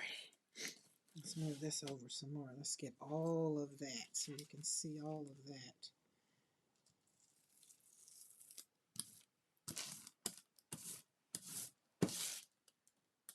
So I want y'all to hear, when you're wondering about that color, hear Christy Hartman in your ear saying, Titan Buff. Titan Buff. That's my version of Titan Buff, was the beige. Gotta get some more. But look how that turned out. And this can even go over a little bit more. This can go over a little bit more with something else, maybe. I'll leave it up here. It's still saying I want something else. So it needs to be light, though. I don't want that to be dark. It would need to be light. All right, let's peek under there. Oh, I like that. And let me flip and see what it looks like on the bottom. I like that. But I want some metallic. So we're going to put a little bit of that. Let's use some brown. We got iridescent brown.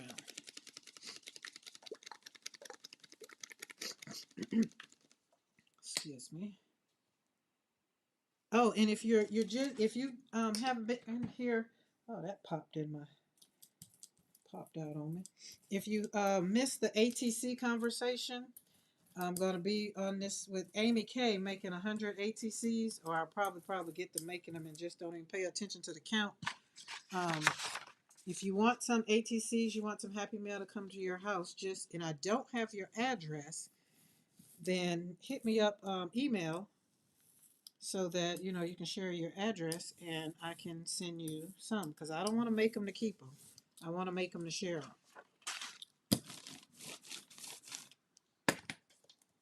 let's look at that. Oh, pretty.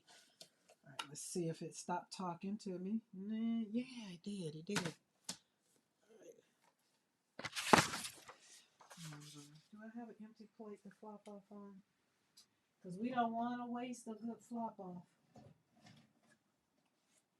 Don't want to. That's got something on it. Oh, we got a big plate. Empty big plate. So let's flop off on the big plate.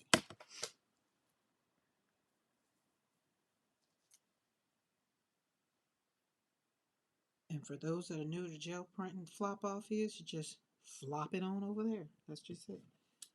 Turning the stencil upside down. Upside down. And using the paint that's on it. We don't waste it. Keep it going.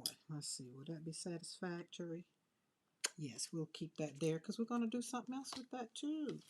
Julie Parker's back. Now look at that. That's yummy. There's the other side, which is the positive of, this is the negative, and this is the positive from, so we flopped off over here and got the negative over here. And I like that color, but we're going in with yellow. But hold on, hold on. Gonna need to put something over here. Kind of put you right there. Yay. And let's see. Oh, you know I want equilateral. Do I have equilateral out? I feel like I do. There it is.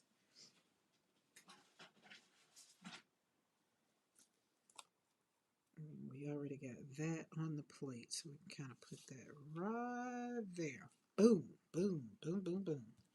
Now we're going down with yellow. Yellow, yellow, kiss a fellow. So everybody to know, this is February. It's my birthday month. Me along with my husband and 1, 2, 3, 4, 5 grandchildren. A grandmother and 2 good friends. So we hold down. And now that I'm part of Designer World, share it with Becky and Yolande. Anybody in the chat got a February birthday? See how that paint, look at it, popping in my phone. Popping up everywhere.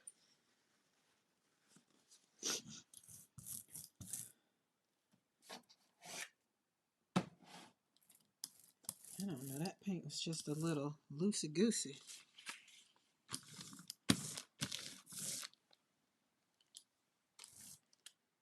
And I went and put the phone right back there. Move that over there.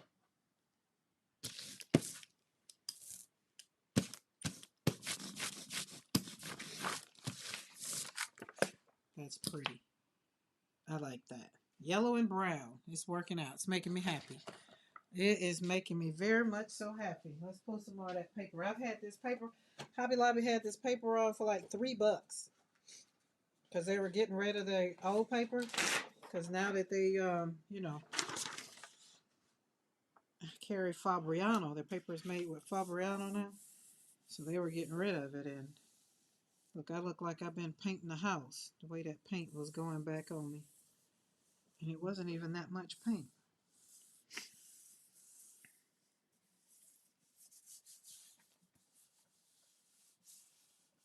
There we go.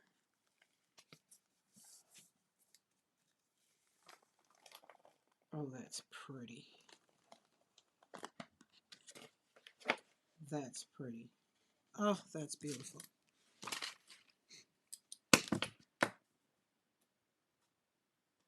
And so we got that. We got that.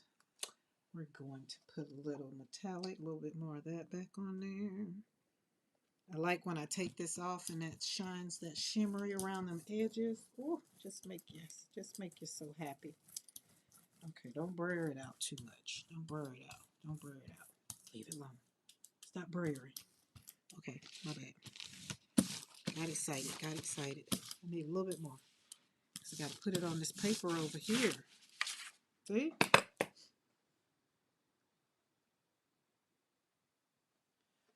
Julie Parker, you say, let me see, what you say? Hold on, hold on. I went to buy the Liquitex Yellow Gold and they ran out and she didn't think they were getting any more. Ooh, girl. Now that there ain't even nice, Julie Parker. They need to not do that. All right, like that. Oh, I like that. Let's go. I like it. No sense in talking about it. I like it.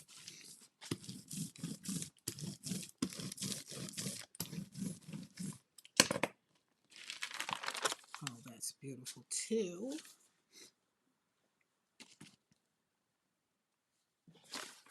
Everything that's on the plate getting blurred off over here on these beautiful brown papers. So we're not wasting no paint.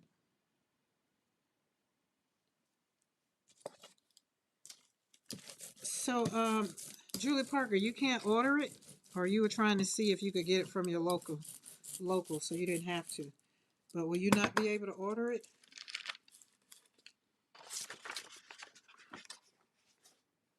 I sure hope you can get some of that, because that's some good stuff. I'm just saying, that's some good stuff.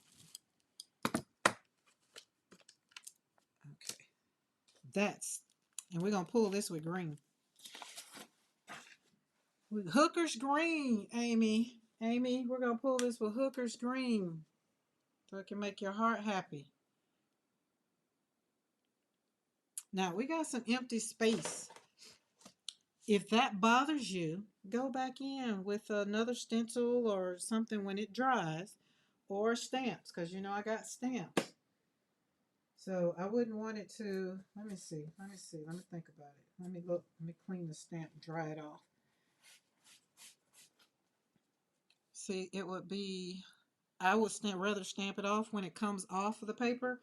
I would rather stamp it off after it's done. After it's done. Okay, y'all, hold on.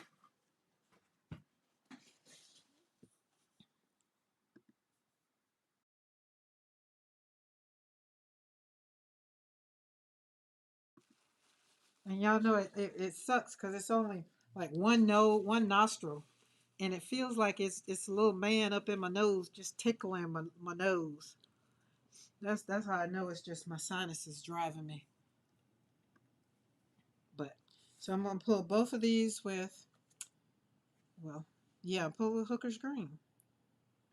I don't know, maybe something else with this one to bring that yellow out on this one because it's a different. It's the paint that's already on there. You see, it's paint right there. I don't know. I think we need to maybe just stick to going back to the beige and pull it up with the beige. What you think? What you think? Welcome back, Becky. That spaghetti was good.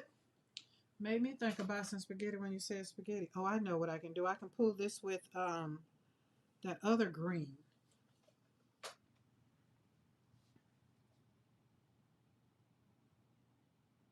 All stuffy in my head and now moving to my ears. Yeah, it's already in my ears. Oh my goodness.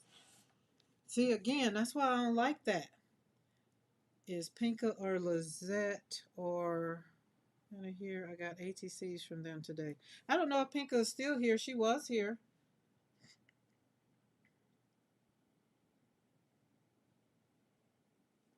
Yeah, we had Becky's beads out.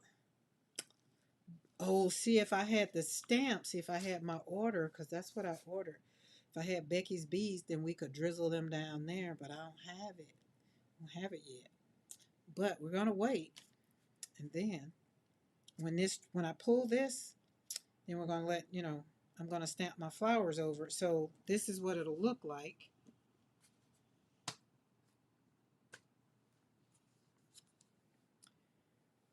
Oh, that way. So we're gonna pull it that way. My flower will be stamped right there in the open spaces. So it'll be on top. You get it? You get it. You get it. There we go. Boop, boop. So we're going to let this dry a little bit more. We're going to let it dry a little bit more. It's not going to take that long because that is, what's that stuff called? Metallic. Well, it's iridescent. So metallic, iridescent, tomato. All right, now we got this one. We're going to let that one dry. There we go. See, there's Becky's beads. Becky's beads and Yolanda. So yeah, the only person that's missing in chat now, all three of y'all was here. So there's Becky, there's Christy, and there's Yolanda.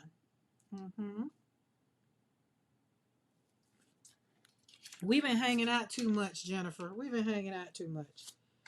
Now you know that's something when we catch it and start catching stuff like that. That means you just really hanging out too much. But if I got anything, Mr. McCoy brought it home. Because I don't go anywhere. He leaves and he comes home. Okay, so I got pink. I got green.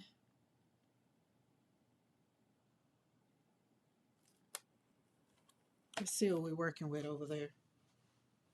Oh, let's see. No, that's too much like that. No, let's see. Flip that over. No. Got that one. I don't like orange and pink. Maybe maybe not so orange. Maybe an apricot. Maybe not so orange, but maybe no, that's cadmium orange. Indian yellow. Maybe Indian yellow. But orange and pink. The orange I got. The orange. We could spread a wonderful tale about that, Jennifer. We could, right? Spin off. I think we're going to go with this one. Indian yellow. That's close enough to orange because I can see a little bit of orange. A little bit. But I got orange on the bottom over here on the floor, and I don't like the orange and the pink. But this is Indian yellow. It's a little sticky Indian yellow, too. I mean sticky, probably because I didn't shake it. Karen, I bought your Liquitex light green. You like, oh, have you used it, Julie? Yeah, see, I'm not, I'm going to leave that, but it's craising, so we're going to let it craise, and then I'm going to come back with, I don't know, why is it craising? Let's put some more down. Let's shake it up a little bit. Let it get all goosed up together. But it is craising like crazy. Crazy? Crazy. Y'all like that play on words? I did.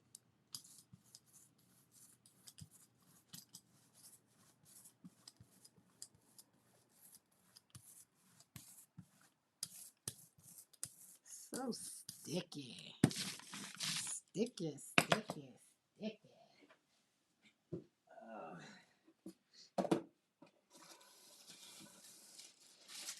That's a lot of paper. I don't know, it's all right.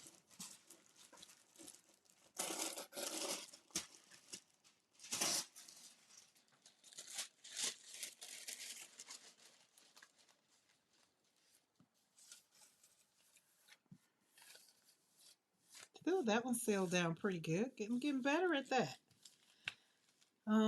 So is this Karen's cheddar, not the other cheddar, or the other cheddar?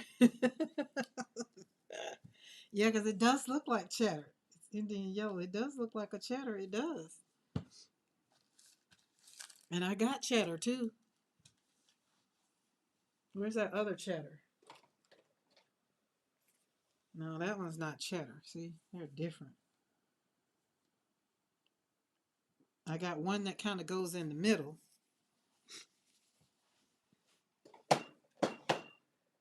But I think that turned out better when I went back and did it.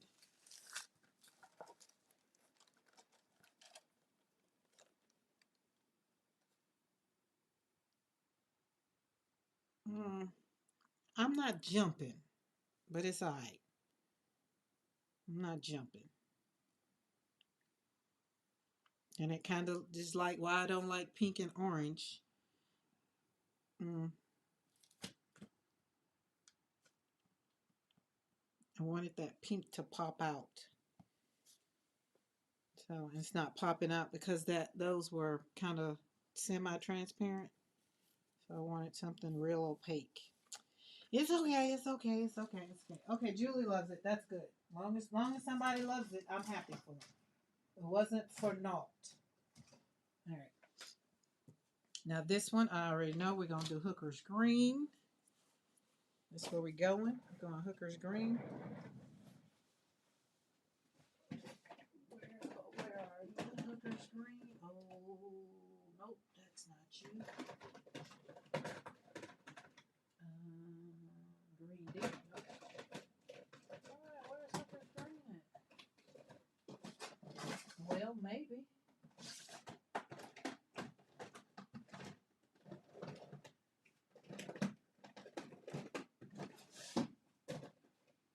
Oh, there it is. Hanging on my little pegboard. Alright, let's close these blinds.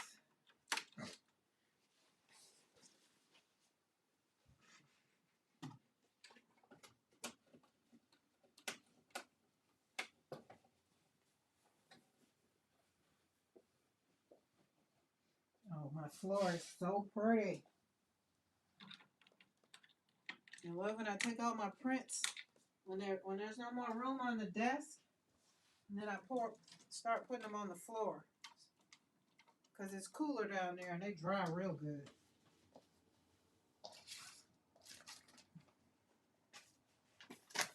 All right, here we go.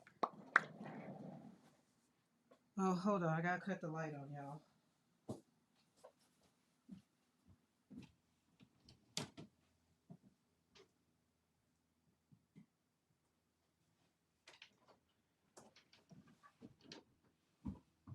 So that way, Mr. McCoy don't have to drive up driveway in the dark. Not that he cares. All right, so Hooker's Green it is. That's what I'm putting on this one, Hooker's Green. That's enough. That's enough paint. Wait, well, we need to do 2 plates, so we don't need to do some more. You put some more over there then. There we go. There we go. Boom. Boom. Doop, doop, doop, doop, doop, doop, doop, doop, doop, doop. Sorry, that's probably a little bit more singing than y'all wanted.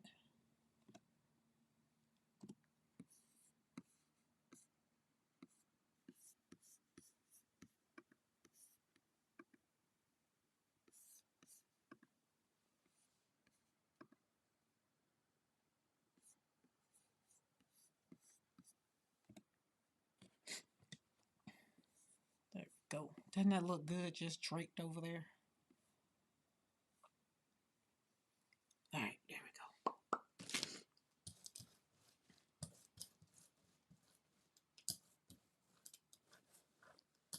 Listen, me and these 12 by 12s really do enjoy each other. Thought I was going to be a little intimidated there for a while, but I love my 12 by 12s. I do.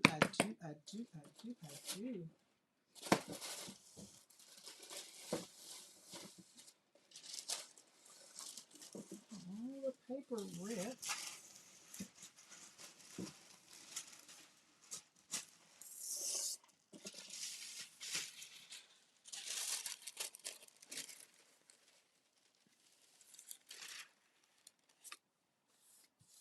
Oh, that was a nice float.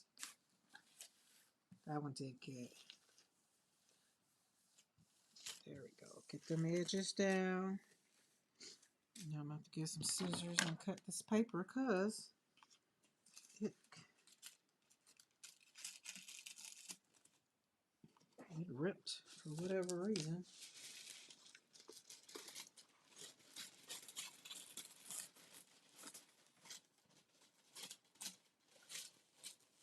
There we go. We'll use this for something else. All right. I think that's going to be beautiful. Let's flip it. Let's flip it. Let's flip it. I like it. Now I'm very, very curious. I'm so interested. So we see how this green over here, because we had colors already on the plate. That metallic. No, it was brown. So see, there was nothing over here. So you can see same pull paper, but there was already something here. Remember, we flopped off over here. So that kind of toned that green down a little bit. but this is what the hooker's green would look like around the edges. So that get something else to let you know when you go back and use it like that. If you're looking for something, that's only if you're looking for something. If you're not looking for something, then don't worry about it. So same thing with this one. So now that I just saw that, I'm wondering how the hooker's green, it's going to be a little toned down. So I might like that, but I think I might we're going to try something else because I just want to see. It's just paint. It's just paint. Okay, Lisa, go make sure you get your batteries charged up. Keep your batteries charged up, girl, with all that cold weather y'all got. Keep it charged up. Thank you for hanging out. By the time you get to the mailbox, you'll probably have two packages in the mailbox from me. By the time you can get to your box. Happy Mail will make you happy from the snow. I don't know what this is going to look like when I flip it over, but I know I like what it looks like right here, right now. Dioxazine purple, y'all know that's my jam.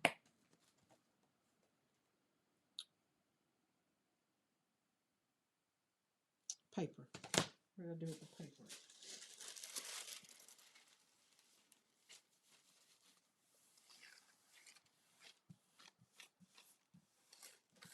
So that is dioxazine purple on top of beige. Hence is why it looks like it looks. Let's flip this over, all this paper.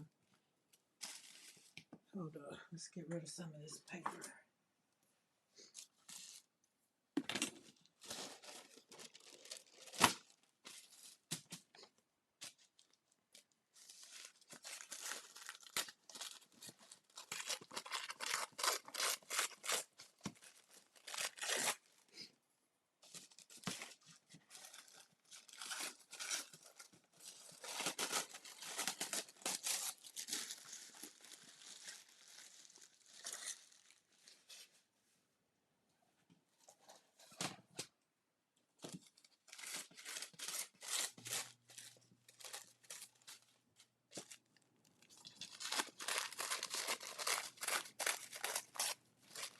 There we go.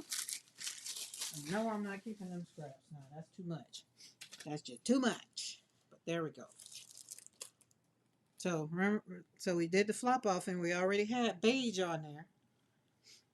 But look at what it would have been where the beige wasn't really. That was pretty. So we have beige. So that one we pulled with dioxazine purple. We had the flop off, which had beige on it and iridescent black. And then whatever other color, there's some other colors in there. So that turned out very fun. I like fun stuff. But these two together I like. Put down, pull, either way, I like them.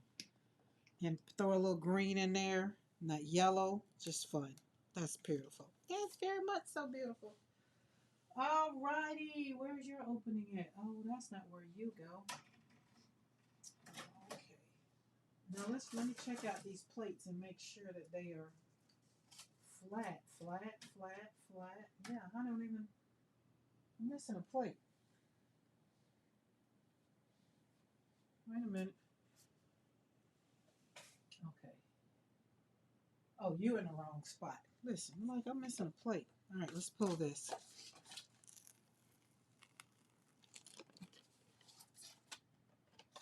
That's pretty. That's very, very beautiful. I like the way that frame. I'm going to have to do some more of those. I like the way that worked out. All right, let's go and slice this down there real quick. So we can use my other piece of paper because that's my last piece. Look at that shimmer. So we pull this with that, where did it? It's right here. It should be on the desk. I didn't put you up. We pull this up with this one, this pearl blue. That's what the background into that is.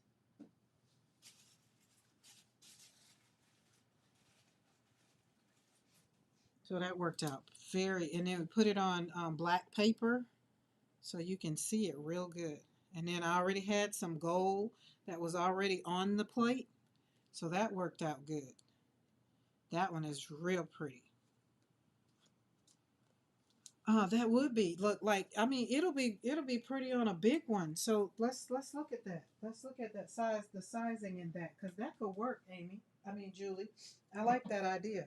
So I always use, when I have paper pads like this, I always keep the back part, and then I turn it into a journal. So let's say, not that way. Let's say if this was a journal cover, this was the cover. This is a cover.